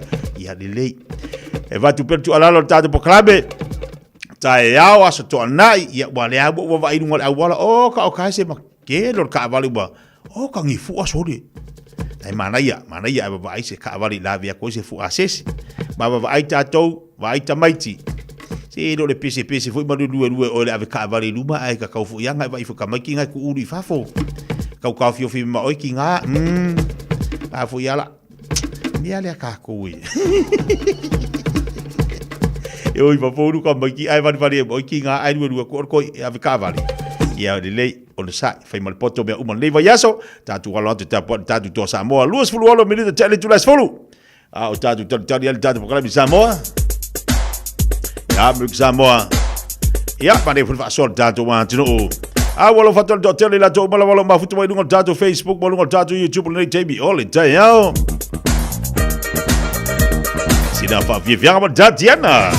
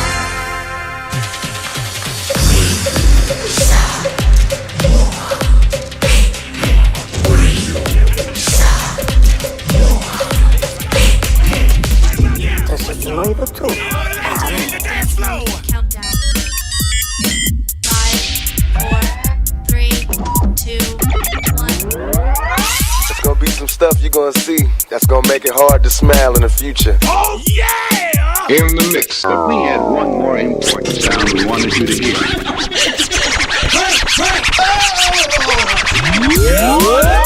What? You can't. What? You can't. You can't. It's real deal. It's real deal. It's B.O.B. Let's go.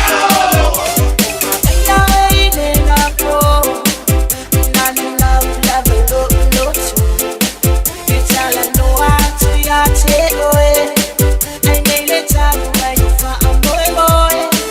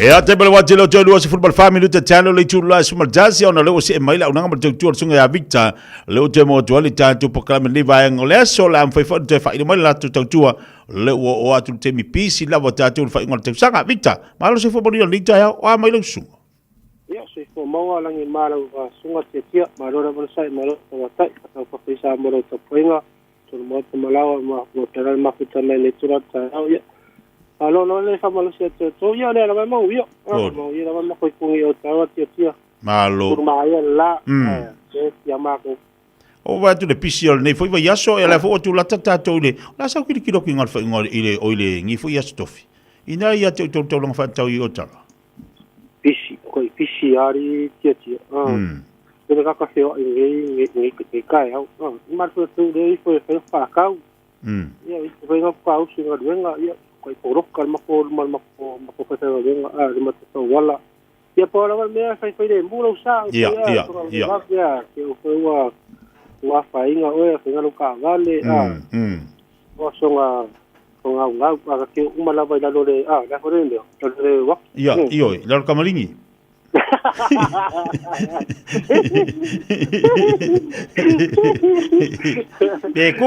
coupe o la Camalingi na ko wa coupe ya ke uma la Camalingi o foi no le ka te na ta ala nga ke vidi mo fai ore kuai ya au wara e vas ke wa le vidi e vas le fasi ka le fare ko te ya vidi mo fai ore kuai ya ku ya ko mole ni masuni ngukti ikya o are ro are kwala kwa ke ro so kwa ke Bisi tato le fai ngol vai aso te lo foi le wa tele ia le vai ngalo tape nei mo le fai ngol te sanga wa ele se masina atoa ia te sepa ia o mantu for krisimasi de wala tarta mai ia te le foi vai ngaton fai la foto Victor te lo ton fa le ta vale tatu tnu ia mezi ol people ta vale ta fiofi mo te lo sala ya sale ala mo e te tu langa na le ta tu au langa le ta tu ka pelita vale ya pota tu parisidia fa le ro sa pa tino ma tu te pole wolf le ngata foi le ala service ya ala service le foi ke we alu pe ki ka forza o fo le vai asu ke le ka ko o fo sia ka poto sa mo ke we se wa ya ku te le fare ko lo ka vale ya sa ko sta ki lo sa vai foi le se pa o se swa u le yo gori ya mo ke ya fa ko le ro pe lo bori kas mo sta ki lo bori sa ki mo te ro pena ele tato nanga i tato frisne falero ta vali so mai ile tasiri matolo sta makigo ngata folea matodifi ifi fa matolo sta vale la poso seyut do inisi tolo nisi maulunga palilis le tato loi mospoka snoko po base tato lo fenso tolo per veaso posu tala veaso e tu matopi ile ia matolo tato fleas kenopi riti lights you facts bufeos ya malestena le angate ke stena ya o mo ko mo dire so ma sport na mai per it's light ya pro teva ya nga ko stena fa le tono le ta vali mata fodelo mo mata ta va pa ta va le fo ta va le toi mata ta vali e le pinga SUV ai te ka ta ta po ita hai la percent ava pe foi ne to ta va se mo se info se ta ta va le to in para mete se mo o le sene por ma era po steme para se savari ma se ta vali mo te va lo ke spec ta va fa ta vali se le ma o se national wali ai mo runga pole se lo ma o de bisi va pe se le ko e runga so pu pa so loko ala ma so fa na te la mo runga ta so fa na se ton i ta vale fa tau i ta se company ta vale ya su mai i le tasi di matono sta ma ki bo ya te wala mai foi o i varu ki te fa se luaru o le tato po pe sini su di ma sini e pa ma so taiao i ka leono su di ma sini ta uti ro ka vale ma te pamu i tasi o ta la fa tasi o ko piso ta la fi tu dima e ano apple car tech ya poi tena tato kale loa mo po pe pe tu ta vale fon kesi ko ia ngasenga le to ainga was levanta la i ve sene i fai tau i fia la fokesi ia matou au ne ngalo ia ro ia mo swafa tuna tatou se le aso taʻitasi palauloa tilava lua tatou leitio ia o le soafa mai malone le aso o polisi ofisa o le famanuina ma tatou data e tolo tavale i le matua Pompesini pato farpau tasi suru a peitota po vai ia e ma mela vai ma pule sai anga pi le paulo tavale su na yege na ta ko pa ava pe kre ma foi kane ma tene ne ia ma sai dunga ati pela van oka me ma to seki mat amata masa sulima se pale sa sura ngai lunga ta no ke iso sambo la fe mai se swani mo na tulanga singo pela bala wari nga seki mat te kai mo tavale se tonga tongi dunga ta to finance ale rua su ala te ne laso tato seki mat tio ava pe so seki mat o le ati le rosa ya wa fo ire kartu te ta fua iso le mari mona wala ya e sai se la su mai America vale factoso sistema de macrofilme. Si puede faro vale fluire de melange ai Yamato a hasta por esta masa se sai lava o casi de lua por todo o circuito ya ole Nexus ya ole Yokohama ya mai si vo estani dunga sai do fringa hasta vale neve aso o de holding como to le 3.5 V6 le aso to como na tem como tawai ma maka mon ta vale na se la fitu suru le aso pemeni ya ole sotera bat kia mo maton le bat le tayao ya so fo men male sotera bat tia sai lava Victor bala unanga bat tu le cha wol mo cha cho pele fa fonga ba yai bala wane le olua oiva lu fiti fato lu lua o pole oiva lu fitasi tolu o telefoni na lu te mo yela tu la ina i o tara lesi la live of sanga i mal shopping center o lesi la live of sanga i o tonu lava melele pamu i Tamaki ia au olua tasi oiva tasi o tasi lima faono olua tasi oiva tasi o tasi lima faono e au telefoni fea vea ina sunga ya Victor pe ona fa fonga ba nei tai au matango fio le sulma la fa malulu atu tatu watu nu wale se tatu so ta inga ma miksa moa fia ngai le sunga foma ile to fa ya lolwenga ia ma nisi fo yo fultanga le ua alot yai e tonu fo le inai amuk Samoa fa malulu tuai wole o tatu pokalame fa sope ona masani e tanto ia i amuk Samoa te belo wati lo to se fulu male fitu minuta talo tula sumaltasi olva yasol ne yolo fa malu wai ia le tui pui ole misela olva yasol nei ai olo to olanga pele tatu pokalame ia me se fo inisio mtanga luenga se fo maloloina o nisi o unanga matautua o lo o ngalu e ia tamali o tatu watunu o lo whamanatu pēr tauna whailau tui pui o lea fo i o misela ona o leo tilo i le teimile nei ua nga i lunga le tūlanga o le whaapopoina pēr o ilantu ua maua le mai ni misela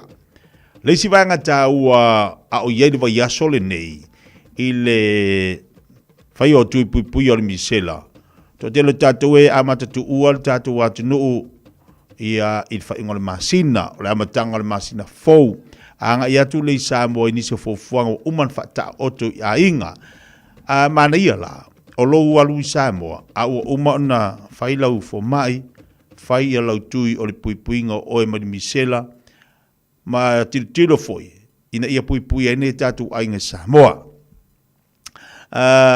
e lo tue pose lilo tulanga sa iai ia le vaenga i Samoa ia ilata usanga tatu tele tu te pala itu a fa manatu ina ima fai ona fsusani mo o ima tatu uma tatu ngalu fatasi tatu ngalu fatasi ina ima fai ona puipuia tatu ainga Samoa puipuia ia tatu ainga ia mai ili fa mai ile nei o le misela ele leia tata matu em fan talitinga a o fana fainga tantele fainga tantele ona tatu vava ia tu tatu fanau ai mau mai na oto tau sili ia ngal oto ale awale te taun tatu fe tatu ngalu fa tas pui ale le tatu fai au tu il pui misela pui listangata pui ai oi ole awala sili lan taua mo pui ngo tatu au tatu neva yaso ele pui nga ole ele fai au tui o pui ngo misela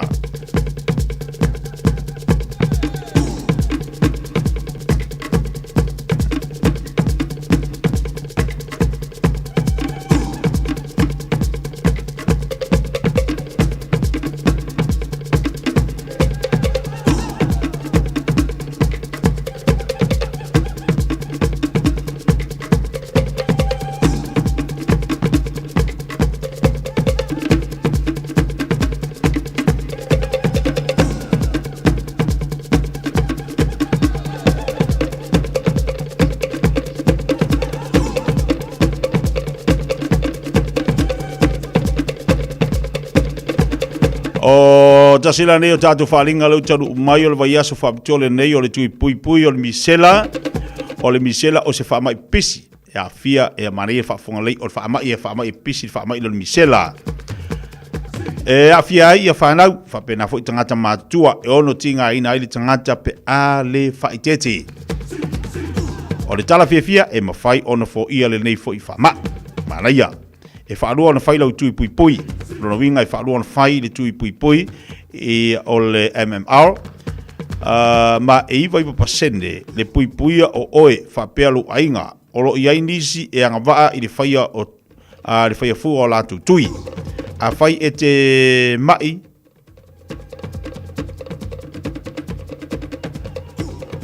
A whai e te le mai lopo ua maea o na whai lau tui e mawhai o na tanga iane i le upenga te whailangi. O le info.health.nz/measles. Pe e te whesota iane i lau whamai po o le whaletalawai. Wala wane le tātou telefoni virifu o le nei o le oval se lau. Lua valu waivalu ono. Oval se lau, lua valu waivalu ono. Ia e te walau iai. Whesota iai nisi vaenga o le nei fo i whainga o le tui pui pui. Aua te whaatali vili nei loa, o le vai aso whaapitole nei, o le tui pui pui o le misela, ina ia mwhai e on pui pui oe, pui pui lau whanau, pui pui lau inga. Tasi o tātou whaalinga o leo e nei, e lo i pēl tātou tusi al whawhilfili, ma le tātou tusi a songa, le tātou ofisa. Wala male lua no lua tasi lima i vitolu, lua no lua tasi lima i vitolu, o lo maua pēl tātou tusi le fits fultala. Fits se fultala le tātou tusi, te lo o ngangana o lo i tono e mwhai o na whaasoati i ante oe, whaongaina i tono lo ainga. Nei tātou wharinga nā le umwhai tui nātu mo le whawhongomere tātou tino uto e sifurma lua minute tālu tula simaltasi. Pamaloa tini so tātou paanga le ilunga le tātou Facebook panapa. Si ala tau whatalo whatu nei vaanga laso lene sia a malo sifurmanuia. La e pa sefo whatalo whatu po kalame i ante utou. Wai Alessi Jane malo sefua mai sini Ausitalia. Loretta Manitolo whatalo whatu. E a sini Australia o tōre la tari mālor whainga o le whaianso le tātou talonga toa. Kaunga makua ku muare paka. Avi uma makamaiki. O ma avi kamaiki. Tongi ia lai fatalo fatu tongi ia lai mafuto mai nei Francisco. Malo si foporia nei iaso aspesio fatalo fatu. Tanoa ai fatalo fatu ia tanoa i tala li ataua seu malu. Malo si fo laudilei. Periv ai avau fatalo fatu nei iaso. Miu amosa fatalo fatu tatu pokalabe. Ya mai lato umala wa leo mafuto mai. Lunga la tele to telefone la tolo mafuto mai fa talo fatu ya te auto malo on sai. Fa malo tu se sia kalama para. Alo fati ya te auto lo fenga mangal wenga ina no soa. Lunga tato YouTube fa talo fatu ya tine. Tine malo se fo mai sidi Australia. E ke wati fa talo fatu dei fa nga leso so fatasi malo se fo muria. Talo fatu le official consul al tatu malo ina imangele ya mbesi fo le lanto unanga mo lanto totua ile mamalo le tatu atu no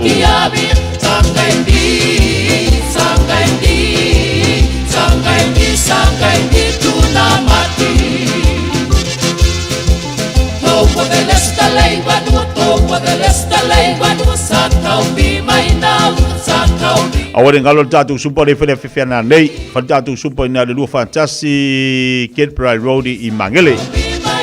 Le taimi la le fitu farima ngai le valu farima. Ole avano na le hole la ia ngai manga ia wai kali valu afare valu dai ma malama. Oi sina fa Malstino lo Mario ia le tau fa Mals au le tasi e fai le tatu fa Malstino mo le neiva tau mo fanfana tanto iai. Toi iva minute jalo o leitu la sumaldas. Ya walo fatu mutatu watinu fa fianga mai Melissa Band. Mai se la to mala walo fianga i malinga senga toma tanga tono fa inga SS.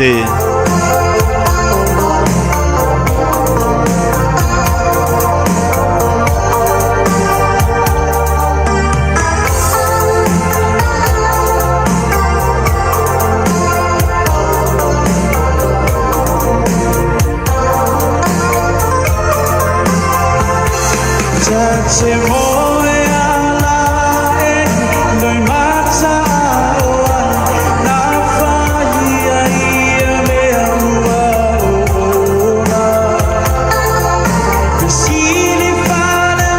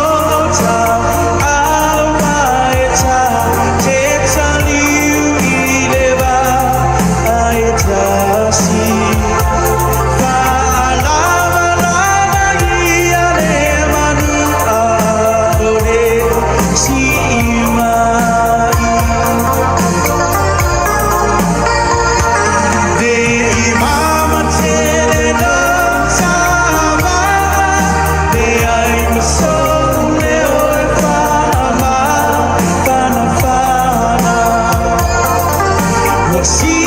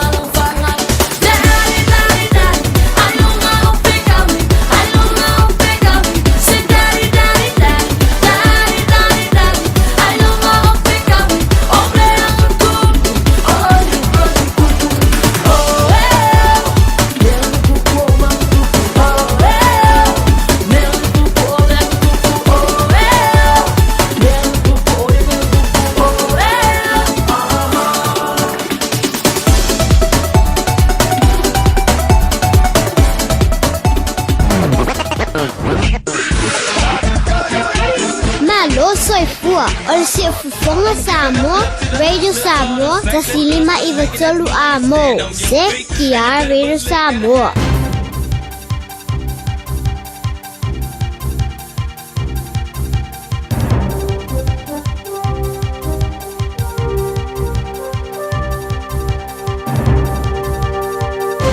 In this update, a growing number of young people aren't up to much. Unemployment's hit 5.3% in the September quarter, with youth unemployment now at 15.2%. ASB senior economist Mark Smith says the actual number of unemployed people is the highest it's been since 1994. He says it's also not good to see almost 1 in 7 15 to 24-year-olds not in work, study or training. A pretty difficult time for those younger would-be job seekers, of concern the longer-term prosperity of New Zealand. Meanwhile, some job cuts could be on the way for iconic Christchurch department store Ballantyne's. Managing Director Jonathan Ballantyne says like much of the retail sector, they're facing economic challenges, rising costs and evolving consumer behaviour. The 4 big electricity gentailers have been given clearance to stockpile coal at Huntly Power Station for the next decade. The Commerce Commission has approved the deal, saying there's significant public benefit in ensuring the security of electricity supply. The Professional Firefighters Union has cancelled tomorrow's planned strike action after what it says has been intelligent and thoughtful negotiations with Fire and Emergency this week. It won't rule out further strike action though, and says there's no guarantee of a settlement. A fresh debate's brewing over freedom camping on a part of Lake Wanaka's shoreline. Some locals claim letting people camp at Beacon Point could cause irreversible environmental damage and pollution. They've launched a petition asking the local council to remove the point from a list of 15 areas where freedom camping is now allowed. But Motor Caravan Association's James Imlach says only campers with fixed toilets will be able to use the site. The council, now that they've passed the bylaw, they can use a $400 infringement regime to fine people who don't follow those rules. The Michelin restaurant guide's being expanded to New Zealand with a new guide for Auckland, Wellington, Christchurch and Queenstown due out around the middle of next year. That's news. In sport, a surprise share of the points in Champions League football. Chelsea have been held to a 2-2 draw away to Azerbaijan champions Carabao.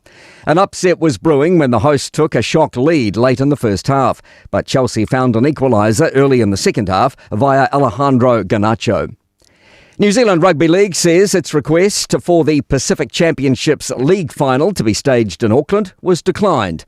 Despite no Kangaroos involvement this year, Sunday's decider between the Kiwis and Toa Samoa will be staged in Sydney. Aussie great Steve Waugh has picked this summer's Ashes cricket series against England to be the most competitive in recent history.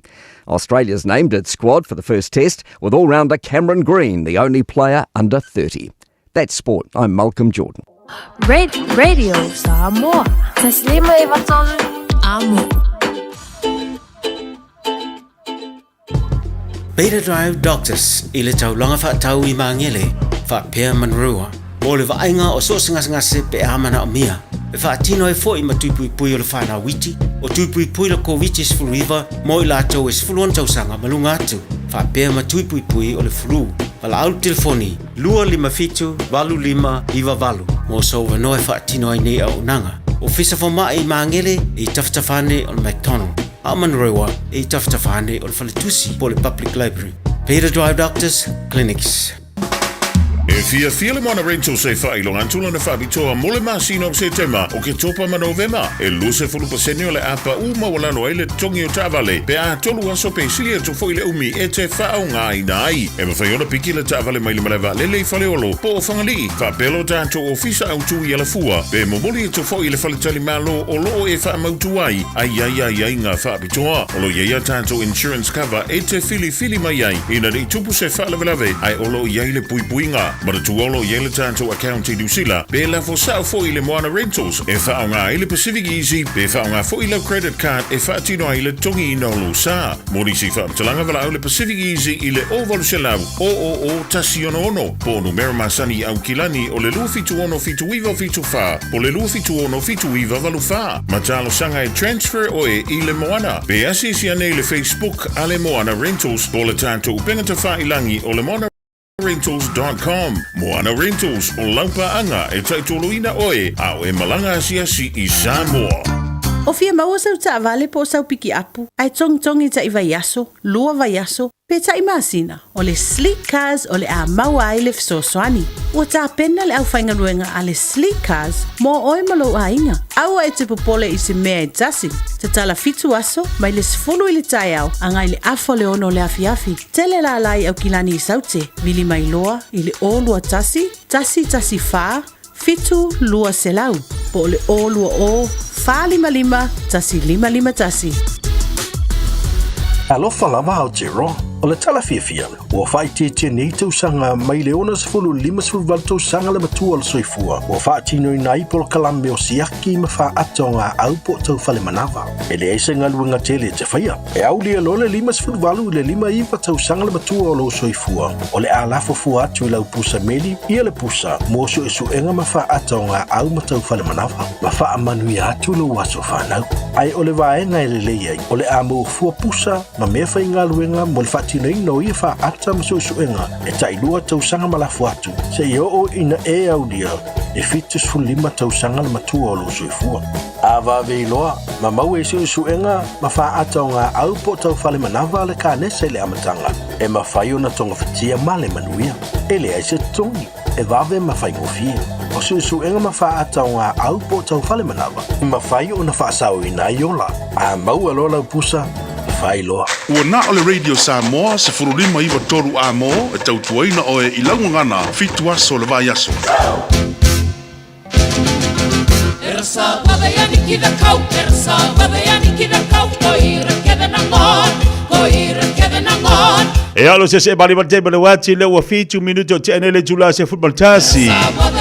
Tautua whaupea le si ufonga Radio Samoa te sinipa vitolo a mo. Ya malita lunga lo manuia ia ngalu ngalo fengai malita wa tino ole nei ya so tofi fata fiti fo ngalu ngalo fengai mautou ai fa taile tu o leo to mo wantu tatu wa no o mai fo tanga sa fengai ya malito fa ya pa o Dr. Yo sangi Samoa ya sa te mo faila va statu wa no to tatu tatu no ni va yas ya ai fa taile lo va mai al tanga ale to fa lo mwanga le lo to mo fo tatu wa no ni yas ya vi ele yoi so avanoa lava langa le pokalame o lo mfan fa so mai ni me folo tupu tonu Amerika Samoa tatu wa ai fo tatu so ile foi pito ya mama mo nei tala tatu tala fia ile no pia I Orlando I Amerika Samoa a fa talo fatu balanga fa lalo lo mwenga malo se fo manuia le fo wa tau mai le nei taiao manuia me umale lo fo le li ia mal manatu fo I lo so longa le manuia tatu wa tunu o lo alala papa ai Amerika Samoa fa talo fatu ta pokalame nei va ngal taiao malo se fo manuia ma lo se fo tia aftai o le fo wa mo le avano e fa fonga e fo mai molta to tunu e ai nis fo yo tala mai le moto fi fianga il fa se fulu mal motsa e a fa talo fa fo le tunu o lo maua ia taplo kalama e a mes fo ia tato pa anga masani lo tele in tul matai e a fa fonga foi ia inisio melo tupu I tutono Amerika Samoa wa teno o to telea tia e vai fa fonga le tunu o tato tunu ia o lo ai ai ngai de Amerika Samoa ia ma teno foi ia ele on fai fon tu o no ina na ia ingal fia maua oni famtalanga fa tau ile tulanga lo ia le soifonga ne Amerika Samoa ia me se lava ia afianga o ai ngai so se mataupu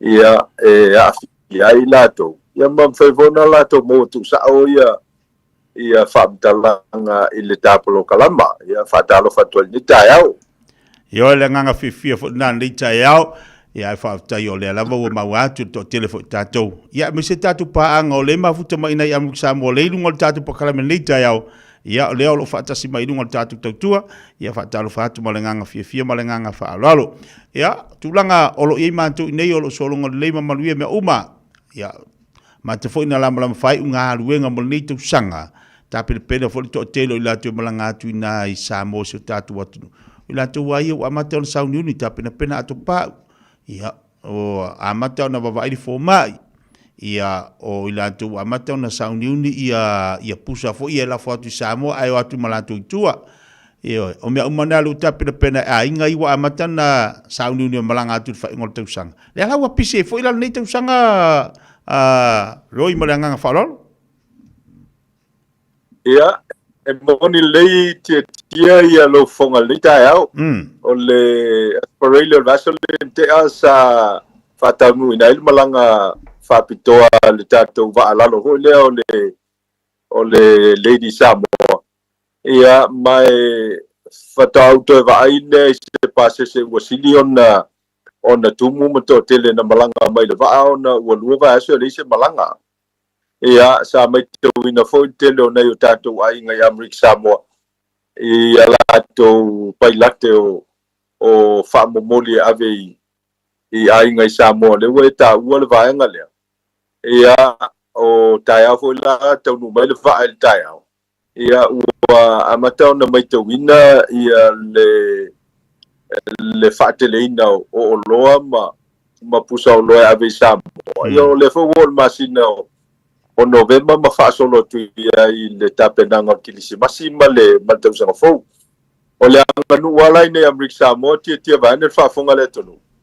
Ia o le tapenanga Amrik Samoa Awai lua so malo lo masina le November. Ia o le aka foi le betuleni le vai aso o momua. La so sfutasi o se November. Ia fatasi ma la so malo lo la faftai ho le fai un November. Ia o le tapenanga la le lo o fai el temil nei. Ia o tapenanga o ele ngata o la waina o vetureni po ila to sa tau tuai vanga au malo Amerika. Ia tapenai mota malawa ia o si a inga fa mama ia tunga mau se tu lo fa fonga le tunu ia tapena la to po fua ia ma si fua i mo la to mota malawa ia au si foi ia wa mata tapena sauninga le lot faftai le fai un November ia tapena ia la to meta usami wa pe silfietia ia o masina fo nei tele na o kai pipi le tunu vane fa fonga ia ia tapena mo le faftai ia on mai avo o le tapenanga le na ia on so tu lo le mal tapenanga o Kilisimasi ia ma fa solo tu lava ile tausanga fo ia on na fila te vane fa fonga ngale tunu ia na tapena il matou lau Kilisimasi le matou fale Amrik Samoa. Ia mawhaaola na po, le matou lau Kilisimasi le matou fale. Ia e fōringa mai la, o le wawave whaile tapenanga o le Kilisimasi. Ia o lele I pasia le teimi aso ia lua aso le vetureni maso whaafitai. Ia ai wau manatu au ia e vane whaafunga le tunu. Ia ele alta pena mau. Awai le ia se vai umal fai un November umal as faftai. Ia pe tolu al fava ia so solo male Kilisimasi. Ia alto tele lavo tangata ine ia Amrik Samoa. Ia anga Samoa e fai Kilisimasi ia. Ia si dia lan faulo la kalau Kilisimasi fava I tangata ele fai Kilisimasi ne. Ia pave o Samoa le fai Kilisimasi Amrik Samoa. Ia lau o malipili fo le Kilisimasi mautelo e tele la fo ia inga Amrik Samoa. Ia lau a mata ona fai te unga whapena. Ia walisil na me tulanga e se Amrik Samoa mai tele o tunu o Pasifika. Ia o la tu tapenanga ai me se lava la o Kilisimasi mamoli Kilisimasi. Ia ele Kilisimasi masina fo. E sa o lau sa unanga nurmuanga. Le mele ia ina la umalo tamaiti tapena lo ma fau la to Kilisimasi le uta e ka lo Kilisimasi nga e mo ama me fe lafi ia la Kilisimasi o ka o loa ia o me fe le lua wa fa po fo ia ile vai te mi le tausanga ia na mane ia no mau atu ia fa pe fo ila ma tatu va na fe malanga i le va o poluma ma Amrik Samoa. Tasi la na feo inga matua iloa ina ta ilua malanga le vaana ile vai yeso. Wa e olo ya sofia. Ia tu langa na ia e pe ka ilua e malanga ile vai yeso. Inga I mafai ia le fa mamori. ia o malanga fo ie masani ia ainga ma a me sidi matawa na ma wantu o nai mo wala vale tulanga manuia ai mai se fo inga tu va ia mata penanga pena ia Amerika Samoa Dr. Olal tulanga lo ia Amerika Samoa i le fa ma i le misela o mato e fa popa taitasi ia le wa mata ona nga i lunga le tulanga le to telo ila tu wa mo fa ma i le misela e ha Amerika Samoa le fa ma i le misela le afu wa lapta ia tatu Samoa. E whaingofie ia o le matau pule nei Amerika Samoa tia. Ia, ba o fa fonga le tonu e mese la to lo ba o taplo kala ma no la papa ia Amerika Samoa. O tui pui o fanau. Ia e fatu la fonoina i le tula fono Amerika Samoa. Mai tofu lavel tamatiti malana pepatui. E le mawhaifuna ulu fale sta tamatiti se vasenga ia o nga fo ia tulanga momua. Pe a fai le avea le pepatui i le pule a onga mai la to lo whanuina whanau i tonu a onga. O le ala foi la ona whaingatano ona afia ia Amerika Samoa ini whamai. Ia ona o le tula fono o lo whatula fono inai tui pui a whanau. Ia mai fōlinga mai talua le teimile na o soli misela nei masina ua mavae i Samoa manga i mai Amerika Samoa fa mai e pese ia wa mata ona mo watu le misela nei Amerika Samoa o te lo le ana ngatai i keisesi e valsfu lima sai ia a fai o le te manatua ele to ye la vani mata upu oni si wa fia ele fa mai el misela to ya fia ia maunala ia o lea e whaingofia ai ona pui Amerika Samoa. Lona lua. E le pei Amerika Samoa o ma New Zealand le telo tangata foue e unu fale tono le tunu.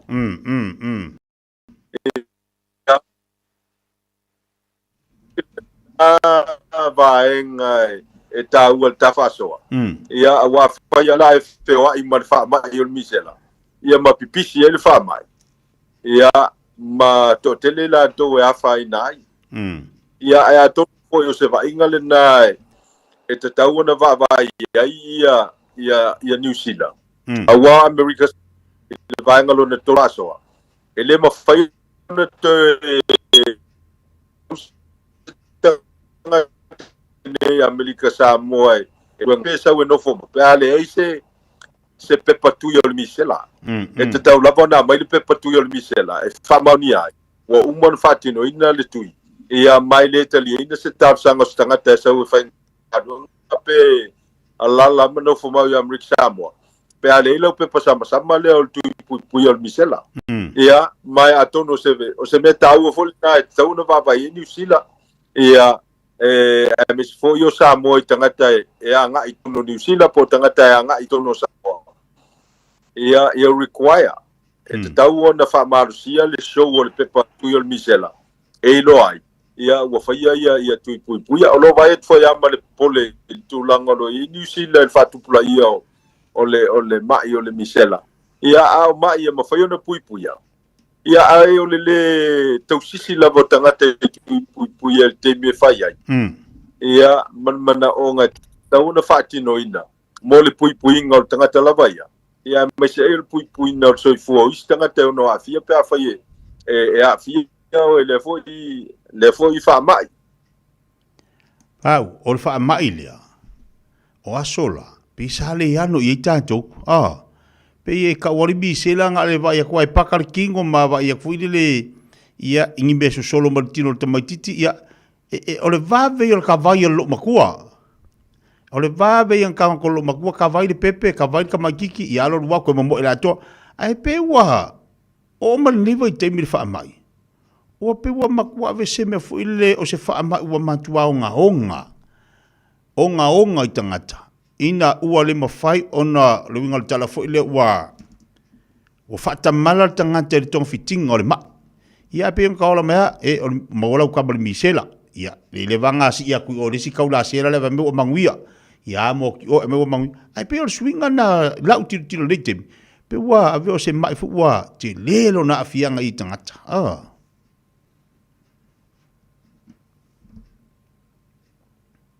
so tia ua telefo ile se senga o soifuanga o tangata ia so mo vai maso nei ia e pe ona silafia ia o le te o whanau ia so nei ua le tau sisi i le toinga tau mafa ule mal tau sami sama sani o tatou tupulanga ia ele ai ani si tau sami ese atu matau sami masani ai tatou e tele an tau sami mota malawa la si le fia e lo tatou tupulanga malau matua ia peitai ua tele le mau tau sami ua leu tatou te whaingoina yaso oso neo junk food ia aola ina afia whanau ia ko kiki ale mawhai le malo si o tino la ia ionga o kua inga mea ai o lo tau sami e tau mawhai ona te ia whamai whapena ia whaila e luangi ele misela masesi mai ele oilo ia o le alau tato vai wau na tupu foi sa moi tau sango mawai tele o soifu o whanau na whaina le misela mamali liwa ia ai le ilonga na matua whaia se sa ili linga le tato o tunu umal whanamai e wha mauti no ai ia po alo ma whanau ia e nisi mai e se mai le misela na lua luangia ia ma le wha mai o le misela na whaina i mamali liwa ia a o mea whapena e tau ia e peo mele sau noi ai ia e moni lea sau noanga e tele au tonga fitinga sa vai ai i tua ia fioanga malalfa ia sa tele an whaonga vai sa moa ia ai sa tau sisi foi tangata i ngei meo o tui pui a wai kele anga i nu ma fioanga ia le official so i fo malolo ina fai mo meo tui ia e la sa wha malusia e sa fai ngā nu, o le ngā rua ngā pule nu, masui ta mai tai o le nu, ia a oso nei, ia e peise ia le alua tangata le whanama. Ma le ise pase se o lisi tangata e avel tau mei titi le whanama i la tamai lo lato wai. Ia lona winga i le whai ase tui, ia mai le a ngā i whai ase whanama. Ia a tonu se vanga foli nā e vavai e le a tonu upe on na sa no fo nisi o li fo mai le mata tonu lava le ia e tau na faise me vole tau se mass vaccination ia nga ia le fainga malo no itu ia mauti no e maua uma tangata e foi te me atu ia tu inga fai ele o ia tangata e tau wala to follow up ia inga ia mauti no ia o fati no ina uma ia tu puia moto tino uma le ainga Mana ia. Ola se tilo ina ia mu Samoa le lo mo tatu talonga to Samoa ma ua kiwi. Ola se tilo tapo inga foi o le walo tia ia mu Samoa mo le fa ngol livo yaso. Ai mai se. Ia te le loa ia lu moenga po e maua ia le tulanga wa ia le foi. Le komisina o le leo mo tanga le utau fia le fai o parade ia al tatu watunu. Ola so fina ngalo le tulanga. Ala foi se tilo ile va ainga i tona mi Samoa la tu le tapo inga le walo te fa ingol vai yeso ia o te tel tonu ia ma fuanga tia va ner fa fonga le tonu ala ona tafia ia mo meu o solo ia sama sani ona fa ia i Samoa ia ma memonia ia e te tau ana tu la vanoa i le tonu e whaia la tau solo. Ai mo le tu la fono i la tau sol tu la fono. Ia, awa o le tātou tēnoa. E le o tangata umai o e whai solo tā vale sol tu la fono. E to tele lava tangata e loa puia lo la tau saonga le mu, ma malu le lei ia tupulanga telefo ma whanau e ti e tu o tā vale vane whafonga le tonu. Ia na o se vaenga i titi. Ia leo sol tu la fono ma afiai ia nei tangata lo fa maoni ia i mene o solo tavale. Ia po sa valinga fo ia e masanele tonu pe o ina yeita penanga fa pena tonu o tonu e lango ina ia talonga mfanga atama fa na o se tonu. Ia o Amerika Samoa. Ia e mo ia fai solta vale ia ai voi loa tangata ona malu si foi ma tu la fono nei ia ona fa sai ia ma tu la fono ti tangata i lunga pusa ta vale ia mai alulue fo ia male whamaoni ia o mātou mano le malo ia mautinoa ia tausisi tangata tulafono ia ua nei pause sil tavale ma manua ai ma afia il soifu ia ma lapata ia tangata le tulanga e whaia latou solo tavale ia po alava ia whatinonga ia mautinoa ia tausisi saunga le muma ia pui alu le soifua ia ua nei ia whaina sesi ia te loa la fo ia tele la fo i le tapo inga ale toa Samoa e langolongo ina ia le tato au ia te lo fo ia fo nei tangata nu o malo New Zealand ma te roa ia le fo la papa au ia Amrik Samoa ia ke lo fo kapo ngula ko ia o le tele ia ai se ta longo lo tu mata ia fo inisio o tato tunu o lo la papa au ia Amrik Samoa ia me se lava ila to ia so tanga mapitanga ia ina yo tato tama whanau ia mai la to lo ta alo tato au ma lo fa tai manino lai vaenga ia ai fa tai foi mo fa so no ta taimi ia o se la le la fa ia oe fai masui o nai Amrik Samoa ia mo mole nei fa mo ia ngal talo ngal tatu to Samoa lu ta pena to fai ngol va yasu atan la to tali mal ta po kala mil vas fo ia ua se ai le o ta fa so le yasu ai mai se ta po inga la talo to e mo tatu to Samoa ia e ve yo e fai masui o nai mai Amrik Samoa ia bon mo fo nei fa manu yanga ia nei lo faanga mo di po ia wali tatu ta longa le lo mo nei mo tatu mo le final me lo wala ti ai alo mo o le final lo winga o kulanga lo wima ko nge wa maka foi o langi fu au kai kolu kai fa fu ala po no le kavari wale ngi me ngo foi stangata ia ole dau lava ina ia ave lago ia ala fatia lo benga paftai tia mo le avanoa ia mai moni lava le saunanga ia po fe lava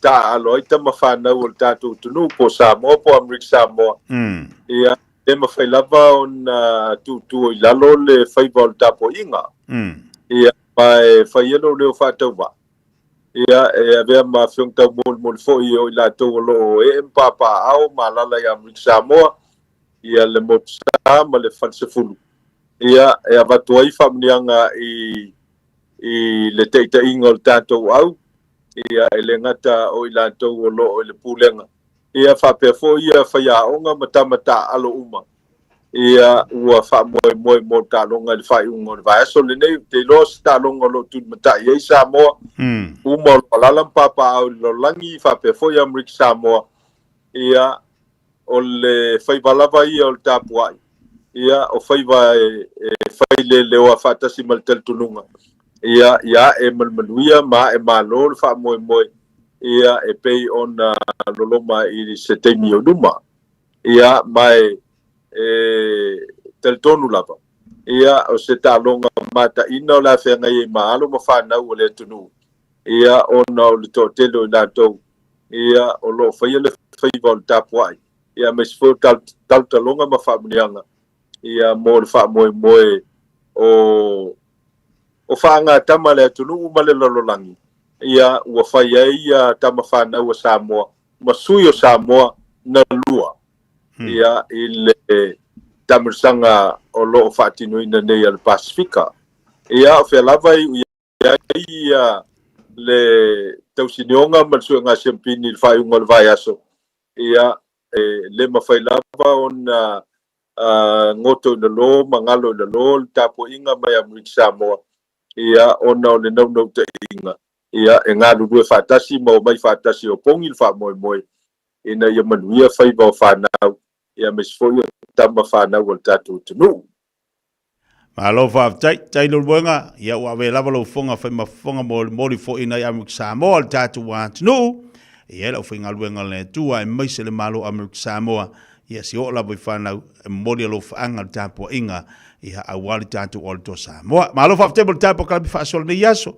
Ia fo ile li o lea o lo o tapisa ia tunu une ili whaamari misela. A o lea whalongolongo atu o le nā o lo manuia tātou ina i Amrik Samoa. Whaamalo fo ile whaaftaire ile whainga malo ai mai se ia ainga ia e kalisia le tu fatasi e lango ma ia pui al soifua maloloina on tatou nei am Samoa fa table fa sol nei taiao ia manatu o le atu e mori si dao lao le lei ia le vasa fouta i te tolu se fuma so matu wola ia na toe mo fo ilo le si tapo kalame ia ai mea ta nei au kilari ia ma le tatu pokalame fa soa o mea whaingatai fa whaingofia fa soa i lunga te tia mtele ai te tia mapau na ia le tatu pokalame ia so tofi o vai aso taitasi ia moni o whai walo filima ai mai se fo le tapenatu mo whainga o vai aso mo moli atolo whaanga si o tatu watunu ina ia mok Samoa ma le nganga wha alo mwanga Maftai tele tia whaftai le awanoa ua whaifona toi maul plo kalama mo toi whasoa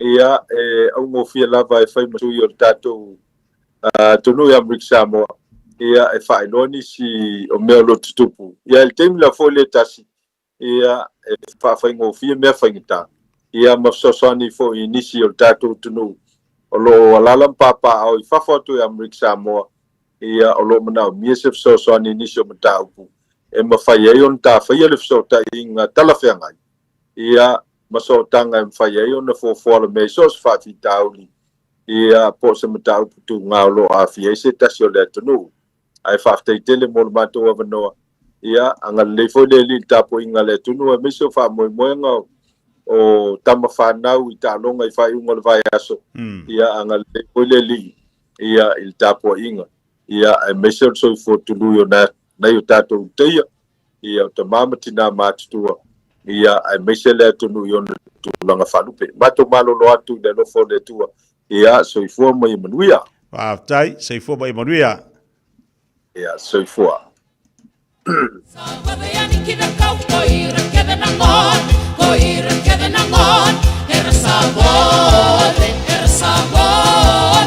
Dai pole wati leo ua toe lua sifuru male valu minuto le tale o leitu la sifuru male lua. Ia bakal whasoa na mo tantupe ona iai. Ia via lele o leana mawatu le whasoa mai a Mrik Samoa. O lo manuia mea umai le lo folele ila anto le whaama misela. Ia arsi eia pui pea. Ai tui a lau whanau. Lea fo iwa iai ia pui nga mo tantu nei. Nei vai aso fai tui. O le fai o le tui. O le tali o le na fai lau tui. O kalabe le moe ile nei tai ao. Na alo fa Samoa. Wa ule nei o kasu ti alu. A wale sui ale ngila wa le kio. A eva mai ina se fudu lima iva kolu. Amo Radio Samoa. Vevela a. Ua mawhai o na awada tula polo kalame le leimo o ia so taitasi o na o le langolango malo si le whale maliu a se alo le atunuu o ese tātupu Funeral Directors i Manukau City. O kalame e le leimo o e tālo whalapa. Tu se lua pe te rolo na mta umomoa o na whai upo e lua. Ia whatele ina ia te autou le alofa tūma. Ma le manuia o na olo autou I loa le lei o le atua ma Yesu Keriso. O le loa le lei se tangata.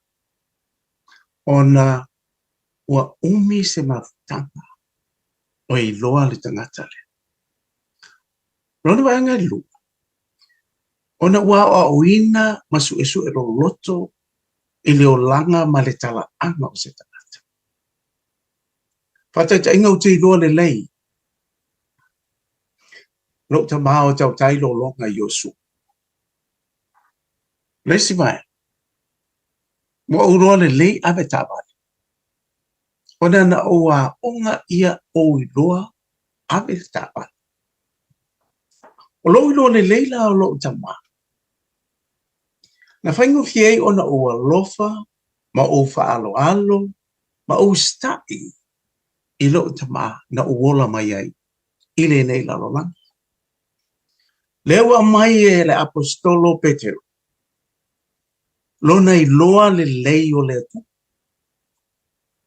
Wasa ye taimi. Na a fia ai le apostole ta'alo tolo lua. Ma na yai le masa salo. Ma le talitonu fa maoni. Ile moni o le tua. Pa Yesu Keriso. O le wata tino mai Petero. Le manuia o le iloa le lei o le tua. O le tātou whaia onga. o iai nei, o le nganga pa ia, e a o wina I tātou, ia tātou I loa le leile atua, o le moni, o le tenero, o lo I loa le leio se tangata, o le whaingo fia fo I lea, o na whaile whiriwhiringa sa o loto. Pe e te alofa wha maoni I le nātangata, e le ai fo. Na te e atu tangata I utaia, Ia Yesu Keriso, a wasa lātou le fia I loa le lei, lo lātou mesia na balo ia. O le tātou I loa le lei o le atua, tātou te fia ai ma le manuia, ma iai le saolotonga ia tātou, e le toi pū lea le fefe, o tātou loto mana. O le loa le lei, o le tua ma Yesu Keriso, o le tātou saolotonga le nā e whaambau. O le eta lia Yesu, I lau loto I le na yaso, o lau whaolatanga e whaambau e whaamaoni lapa. Mamanisua, e le lei mo ai. O le ese tatupu Funeral Directors o se fale maliu Samoa o le tali foilea o taimi whengata o na o le malanga al maliu maleoti e mawhaifoi o na latu awinatu ma awina mai tino maliu o e pene mai so o se atu nuo lalolangi pala auno le ese tatupu Funeral Directors I le lua no lua tolu fitu lua no lua tolu fitu pea fiuane ele se fulu male balu Norman Spencer Drive Manuka City.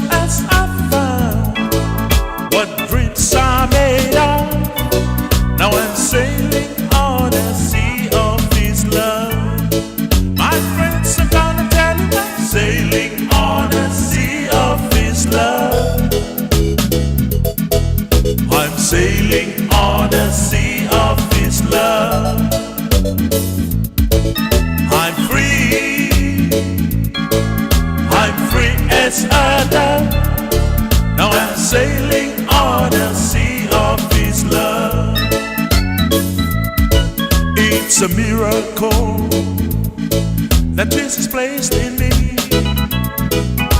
The truth that we share, I never thought it could be.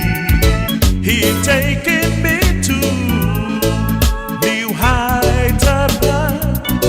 Now I'm sailing on the sea of His love. My friends are gonna tell you I'm sailing on the sea of His love. I'm sailing on the sea of His love. I'm free as a dove. I'm sailing on the sea of His love.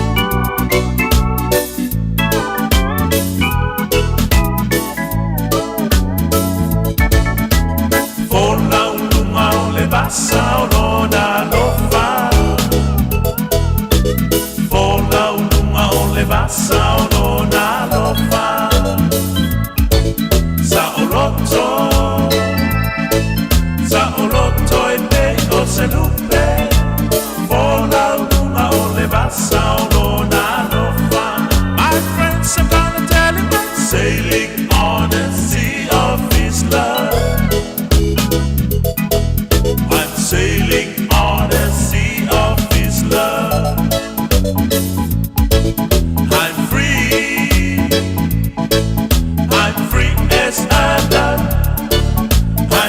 sailing on a sea of His love. I'm sailing on a sea of His love. I'm sailing on a sea of His love. I'm free as a dove. I'm sailing on a sea of His love. Alofa lava au te roa, o le tala fia ua whaiti nei tausanga mai leona sefulu lima sefulu tausanga le matua le soifua, ua whaatino i nai polo kalame o siaki ma wha atonga au po tau whale manava. E le eise ngaluenga tele te whaia, e au lia lole lima sefulu valu le lima iwa tausanga le matua o lo soifua, o le alafo fua atu i lau pusa meli, ia le pusa, mosu e suenga ma wha atonga au ma tau whale manava, ma wha amanui atu lo waso whanau. Ai o le vaenga e le leiai, o le amo fua pusa, ma mea whai ngaluenga mo le whaatino i no ia wha ata ma suenga, e tailua tausanga malafu atu, se i o ina e au lia, e fitus fulima tausanga le matua o lo soifua. A vave iloa, ma mau e suenga, ma wha ata o ngā au po tau whale manava le ka nese le amatanga, e ma whai o na tonga whatia ma le manuia, e le aise tongi, e vave ma whai ngofie. O suenga ma wha ata o ngā au po tau whale manava, e ma whai o na wha sao i nai ola, a mau aloa lau pusa, whai loa. E fia le moana rental se whailonga antula na whabitoa mole masino o September o ke topa ma November. E luse fulu paseni o le apa uma walalo ai le tongi o Tavale. Pe a tolu aso pe silia to fo i le umi e te whao ngā i nai. E ma whaiona piki le Tavale mai le malewa le le whale olo. Po o whangali, whapelo tātou ofisa au tui ala fua. Pe momoli e to fo i le whale tali malo o loo e wha mautu ai. Ai ngā whabitoa. Olo iaia tātou insurance cover e te fili mai ai. Ina rei tupu se whalavelave ai olo iai le puipuinga. Mara tuolo i ele tātou account i Dusila, pe la fo sao fo i le Moana Rentals, e whao ngā i le Pacific Easy, pe whao ngā fo i le credit card, e whaatino ai le tongi i nolo sa. Mori si whaamtalanga wala au le Pacific Easy i le ovalu se lau, o tasi ono, po numero masani au kilani o le lua fitu ono fitu iwa fitu wha, po le lua fitu ono fitu iwa valu wha. Matalo sanga e transfer oe i le Moana, pe asisi ane i le Facebook a le Moana Rentals, po le tātou pengata wha ilangi o le moanarentals.com. Moana Rentals o laupa anga e taitoloina oe au e malanga asiasi i Samoa. Beta Drive Doctors i le taulanga whaatau i maangele, whaapea manrua, o le vaenga o soosangase pe amana o mia, e whaatino e fo i matuipui o le whanau witi, o tuipui le COVID sfuluiva, mo i lātou e sfuluan tausanga malunga atu, whaapea matuipui o le flu, pala au telefoni, 255 iwa valu, mo sauva noe whaatino ai nei au nanga. Ofisa for mai i maangele i taftafane o le McDonald. A Manrewa i taftafane o le Whaletusi po le Public Library. Beta Drive Doctors Clinics. O esi la fia e iwa tesi ma le tolu wha miliona tala le se leni a le UTOS ua toe whaasafua atu i ona sui whai unite i le lua o lua wha. Whai sau teo ngā tupe e teo wha whainga luenga ai lau se leni ina ia vave wha tau nuu se wha moe tā ua a lau ainga wha pe e ka le sia. Wha o ngā au nanga le ANZ po le talofa voucher, le M tala, ma le My Cash e ala i le Click X. Wha afso tai mai le ono valulima lua ono iwa wha iwa, le www.utos.ws, po le emaili o le info@utos.ws, po le Facebook, le UTOS, le wha aputu ngā tupe teo wha whainga luenga o le mawaenga tau sia Samoa, teo wha whainga luenga e mātou lau se leni, ai sele e oe le manuia.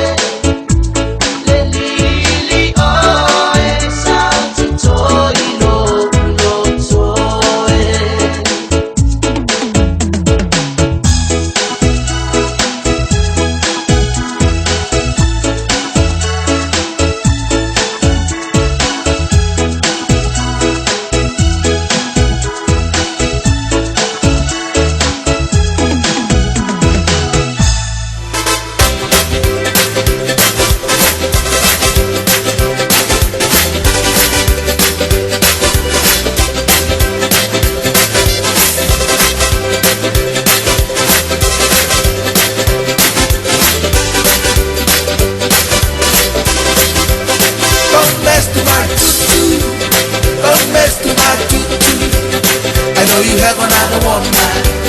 Don't mess to my tutu. Don't mess to my tutu. Don't mess to my tutu. I know you have another woman. Don't mess to my tutu. Well, I got my great shoe, and I left it behind. You think you're gonna keep me fresh, your sweet little tune. Don't mess to my tutu. Don't mess to my tutu. I know you have another woman. Don't mess to my tutu. Don't mess to my tutu. Don't mess to my tutu. I know you have another woman. Don't mess to my tutu. But the thing is too much, but it's much less that. I know you have another woman. Don't slip your face. Don't mess to my tutu. Don't mess to my tutu. I know you have another woman. Don't mess to my tutu. Don't mess to my tutu. Don't mess to my tutu. I know you have another woman. Don't mess to my tutu. Tutu, yeah, yeah, tutu, yeah, yeah, tutu, yeah, yeah, tutu, yeah, yeah, tutu.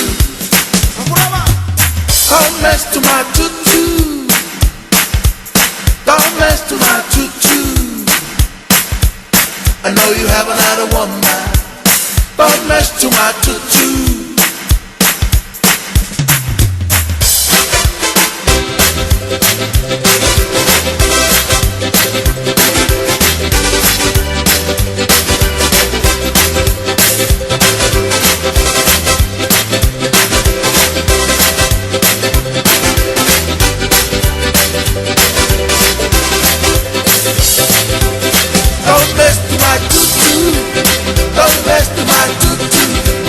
I know you have another woman. Don't mess to my tutu. Don't mess to my tutu. Don't mess to my tutu. I know you have another woman. Don't mess to my tutu. When I got my great shoe and I left it behind. You think you're gonna be fresh, your sweet little tune. But you think it's too much, but it's much less cash. I know you have another woman. I must love your face. Don't mess to my tutu. Don't mess to my tutu. I know you have another woman. Don't mess to my tutu. Don't mess to my tutu. Don't mess to my tutu. I know you have another woman. Don't mess to my tutu. Don't mess to my tutu. Don't mess to my tutu. I know you have another woman. Don't mess to my tutu.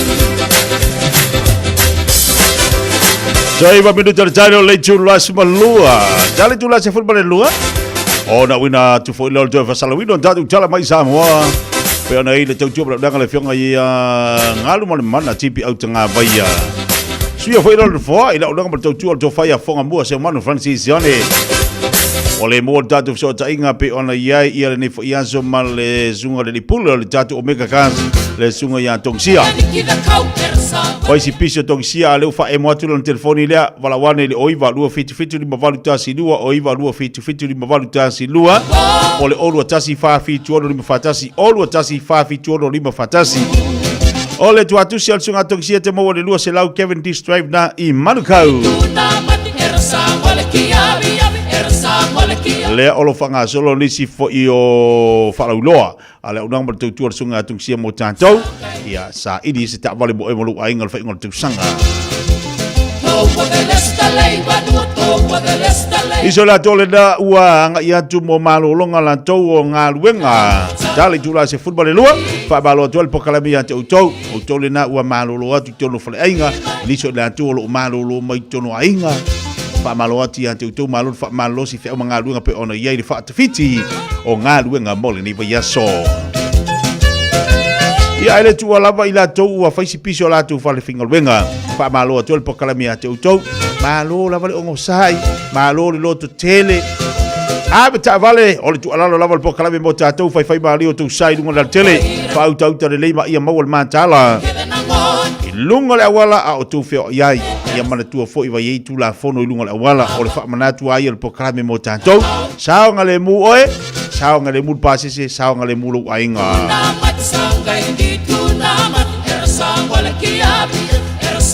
Lunga o peka tawhailangi tō telefo i la tōlo mau mbali tātou e vai vanga nei vaenga le uli. Te whaatalofa mawalo whatu nei tamam nei tina maa lole on sai maa lo fo i la pale whaatemo le tampo inga. Toi olo minute talo le tula se fulmale rua.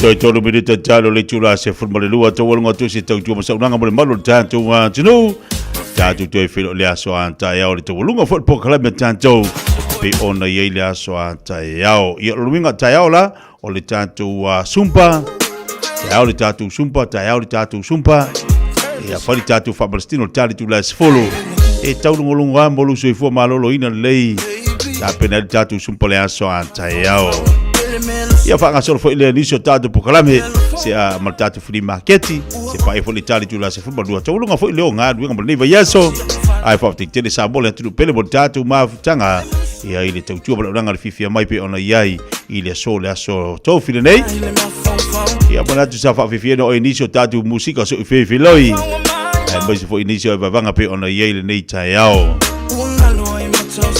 Toi whapana tatu tatu sumpale whaile a whiawhena nei li tātu hall lua whatasi Get Pride Road na i Mangele fitu whalima po toi kuatele valu ia e vai na nei ma whaisi na whamarastino mo tātou lua tala na ole lua tala e tongi tongo le apa ai nei mo le whamarastino mo tātou molo se fua malolo ina le lei aso to na iloa ia whaifulolo tātu whalainga masani tātou papakiu ile aso to na ai malosi koringi malos Io e tatu fila le sa tai boni tele le yasul mafto mani tatu atu nu sei fo mai manuia.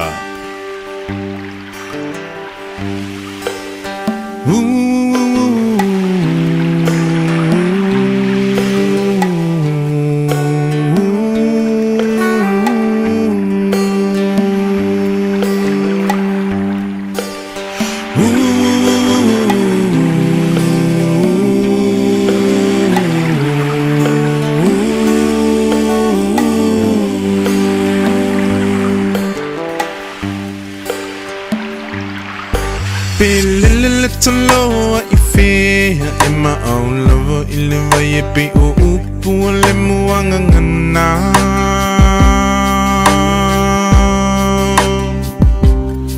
Se ilunga e te mo I lo whala Pe malulu te mo e mawhana whana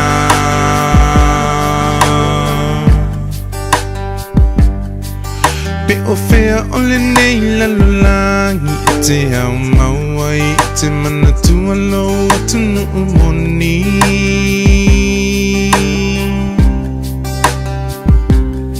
Se ilunga e te toe fo I mai I le lau ele na fo I mai e le tua whai mo tofi Hawe Radio Samoa Tasili mai batolu Amo Radio Samoa Tasili mai batolu Amo O mawhaiuna a wina tu talafou mai Samoa. Ona o le lango mai ale ofisa malanga o le ADS Travel. Telefoni o iwa, tolu iwa, lua o, whaselau. Tolu iwa, lua o, whaselau. O te whatalofo no tātou o tino o tātou mafuta, whapoponga le tautua o le nei aso si mai ala u whaafonga. O le masino November le tausanga lua whelua na urua I tofi ai le fionga le sātere rapi va ai. Na te tau aveina le tofinga Palestine, o le whaamsinonga o whanua maswafa le tino, ma ua tolu tausanga talu na ngalue lea tamali I le tofinga. E pea no mai ale tolu tausanga I le whae unga o le masino na te nei o ke topa. Pei tai ua whae loa mai ele ofisa sida o mta ngā ruenga o whaamsinonga, ma le whaafoina o mta ubutau whaamsinonga, le sunga papali I John Taimrelangi a Whele.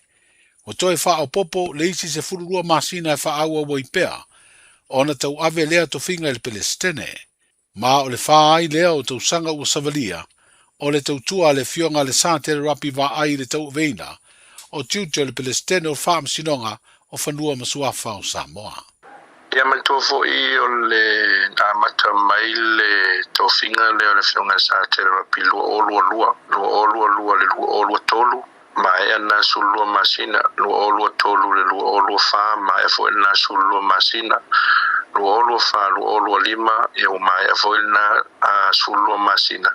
O tolu la tausanga talua na se e mai le fionga ia sātere rapi wa I tofinga lea, ma o le tūlanga lama le na e fua fo'i e le finangalo le pandemia e fautua I nai lea o le malo e fua le tūlanga le I le whaatinonga e me se ai o le atotoa o le malosi o le tino ma le mafaufau e whaau au ma whaatino I le ngā luenga le ala e whaamalia ina umai e tūlanga e le ngata o le whaatinonga I le fionga I ale sātere rapi o le ngā luenga wha presidente o le whaamisinonga whamomsuafa ala e atotoa le malosi le tino ma le mafaufau e whaatino e ngā ruenga mai o le upomoni o a te le sao le fionga e sātere rapi I le whaamsinonga whanoma swafa mai peon si le fia ia o le tele o mata upu sa toa I le tūlanga o le tatou whaamsinonga mawalunga po apili mai po apili ia mai le whaamsinonga mua anga I whaamsinonga mawalunga o le taimi nei I mata upu iwa matana whaanga solo le tatou whaamsinonga lea ia wale te mi sa iai sa tau whai mai ai. Ia e lima tau sanga talu na uma na lau se iunga. Ia watu a whai se pili. Ia sa wai ia lea ua o le te mi nei. Ua mawhai o na sue la ua pili. I to tonu o le sfurulua masina talu mai o na lau whai iunga le whamsinonga mua.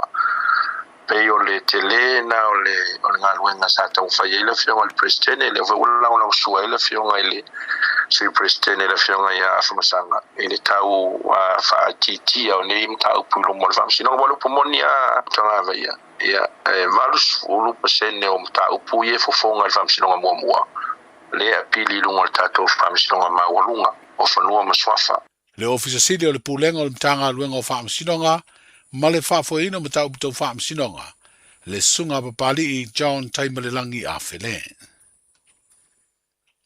O le tutu whaatasi o le malo, o le atunu uma e kalesia, o le mautau ave lea le taitai o le tātou malo, le fionga i le pandemia, susunga la auli le mali atoa le ua tea polata i vau Fosi Smith, e manui ai tau mawhainga uma mo le manui o tātou tangata, e le ngato i lātou o alala mau i Samoa, a o le atunu o lo wha mautu mana nofo ai tau malele i atunu e mamao.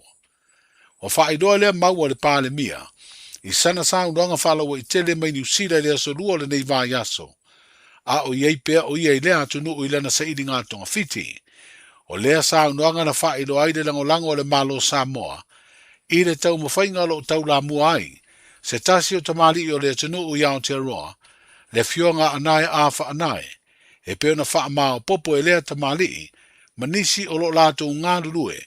Se talo sanga yana lea i se petition. E tu ina atu le malo New Zealand mo se avanoa. E maua ai visa asiasi po visa te whau e tonu masina le umi. Mo tātou tangata wha pea isi tangata anu o le Pasifika. Pe atau nuu ina malai wa alele au kilani. E au noa male whaia o ni pepa talo sanga mo se visa. O le langolango le malo Samoa e le tau mawhainga le fionga anai a wha anai. Mo whaido ai fo i upenga ta whailangi. Le langolango se tasi o tamali. Sa avea mawhai pule o le tātou pāle mene i paia inga umawai. Sa avea fo i masui pāle mia ma minsta o le kāpeneta. Le fio ngā misa telefoni, Retzlaff. Ae i le saunoanga le pāle mia o le tātou utanu. Le sunga la aulia le mali e toa leu wa te apolata i vau Fosi Smith. O ia talo sanga i nailo tātou utanu o alala ma wha mautu i au te roa. Ina ia fesoa swani e fo ia le wha fita audi. O tātou tangata sāmbala ngātu i ni visa te whao. Ma isi wha moe pe o ngā ruenga wha vai taimi. Ai wale usi ta ia ia ingo visa sa malanga tuai. Ma ua se di ai o lato waso. E na nofo i tutonu New Zealand. A whai wa tātou tālu sanga tātou te whi nau le malo New Zealand i le mata upure nei. O lona winga, e le na New Zealand te tau na pui pui. E tau whai na pui pui ma tu lai le malo Samoa. Ina ia whaile ngai ngoinga. O aise tangata e sau nei pe atalia le tālu sanga. Staunto e fo i Samoa pe a umar piriota na whatanga e no fo nei. A whai le mera na e ma i mau le taimi o le tālu sanga le whai. Aise a, e vai mai New Zealand. E iai le tātou matai. E te tau na whai. O le pui pui o tūlanga ia. Ia auana i whaafita uli fo i mō lātou i nei.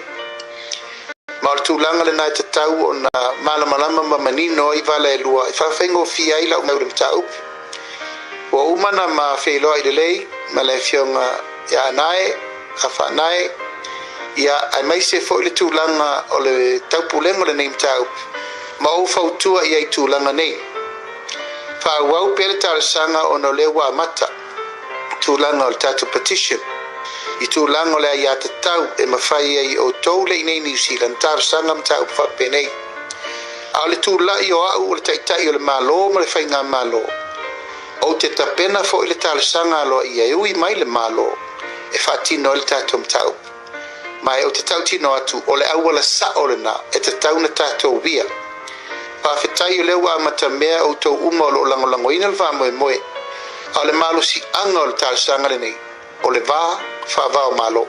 Le sunga la aulia le mali atoa le ua te apolata i vau Fosi Smith, le pālemi o le malo o Samoa. O nisi o whavelave ua tutupu, ma whanu ai le ola ma le soi fua. O nisi o tātou tangata whaingaluenga whaavai teimi te tonu o New Zealand. Wa ave ai le whaamanatu o le ofisa so upu mo tangata whaingaluenga whaavai teimi mai Samoa. I te tonu o New Zealand ia i lātou wa sauni malanga mo ia ngā ruenga. I le te tau na whaatumu pepa kon karate maisi a ieinga. Ma whaailoa i ma le tangata. E mana o e longo mua pe a tupu sa whaalavelave a fiai. Le saunga le mua lona soi fua. Wa whaailoa le ofisa so upu le na upenga te whaailangi. Mo fiso o ta inga te vavave. O le tangata e pito la talata so tanga po le next of kin. E te tau na wha i roa ma o se tangata e vai le tangata whainga luenga wha vai teimi. E wiri iei vaenga o wha mnianga tau tupe po o benefiti. O le tamā, o le tina, to o lua, po o seisi o le whanau. E ma whai ona whiri iei le tangata whainga luenga. E a vea ma se tasi e mua whiso o ta iai. Ma alu iai wha mnianga. Wa wha i loa i lea wha asaralaunga le ofisa so upu. Mo tangata whainga luenga wha vai teimi a Samoa i New Zealand. E leo se matafa yoia le ofisa, le talio ni wha sea, ona oni mata upu, e whesiringi ai e tūlanga. O lana matafa yoi, o le tala noa sa o le tangata o le a vea maso tanga vā la lata, i le tangata whainga ruenga ua fia i se whala velave.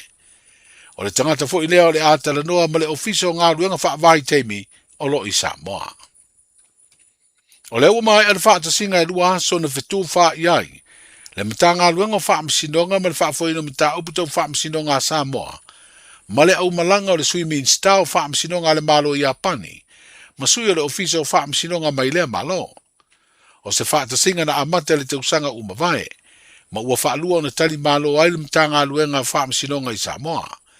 Ua wha iroa le ofisa sidi o pulenga le matanga luenga o wha amsinonga le tātu butuno le sunga papali i John Taimba le langi a fele. E tele mata upu tau o lea whaata singa. Na utu lava i leo foina leo por kalame to e poupo wai o langa o tangata. Ua wha maonia soli tu la fono. Ai mai se lava i soli tu la fono. O le umia ma le wha o ngā ina o la au ma wha la au wha saina. Wha pea sa wanga i te tonu a inga. O le mai o lea whaata singa. Na usuia le whalitari malo le tau mea sina resort. Na wha mautu wai le viso swani le malo i Apani. E tau ala mai le mtanga aluenga o wha amsinonga o lea malo. O lea fosi ai se no fuanga i Samoa. E wha apito lava i por kalame e mōre to e fuata ina. O langa o tangata e wha maonia soli tūna fono. O lea awa le wheido inga na wha tino le mtanga aluenga o wha amsinonga. Wha wheido i aide swimming style wha amsinonga le malo i Apani. Malana usunga fono. A o le wha ngā solo talanoanga me fitu wha inga. Mo le umia luaso. Lea na mai ai le fiafi o le salulu o le vai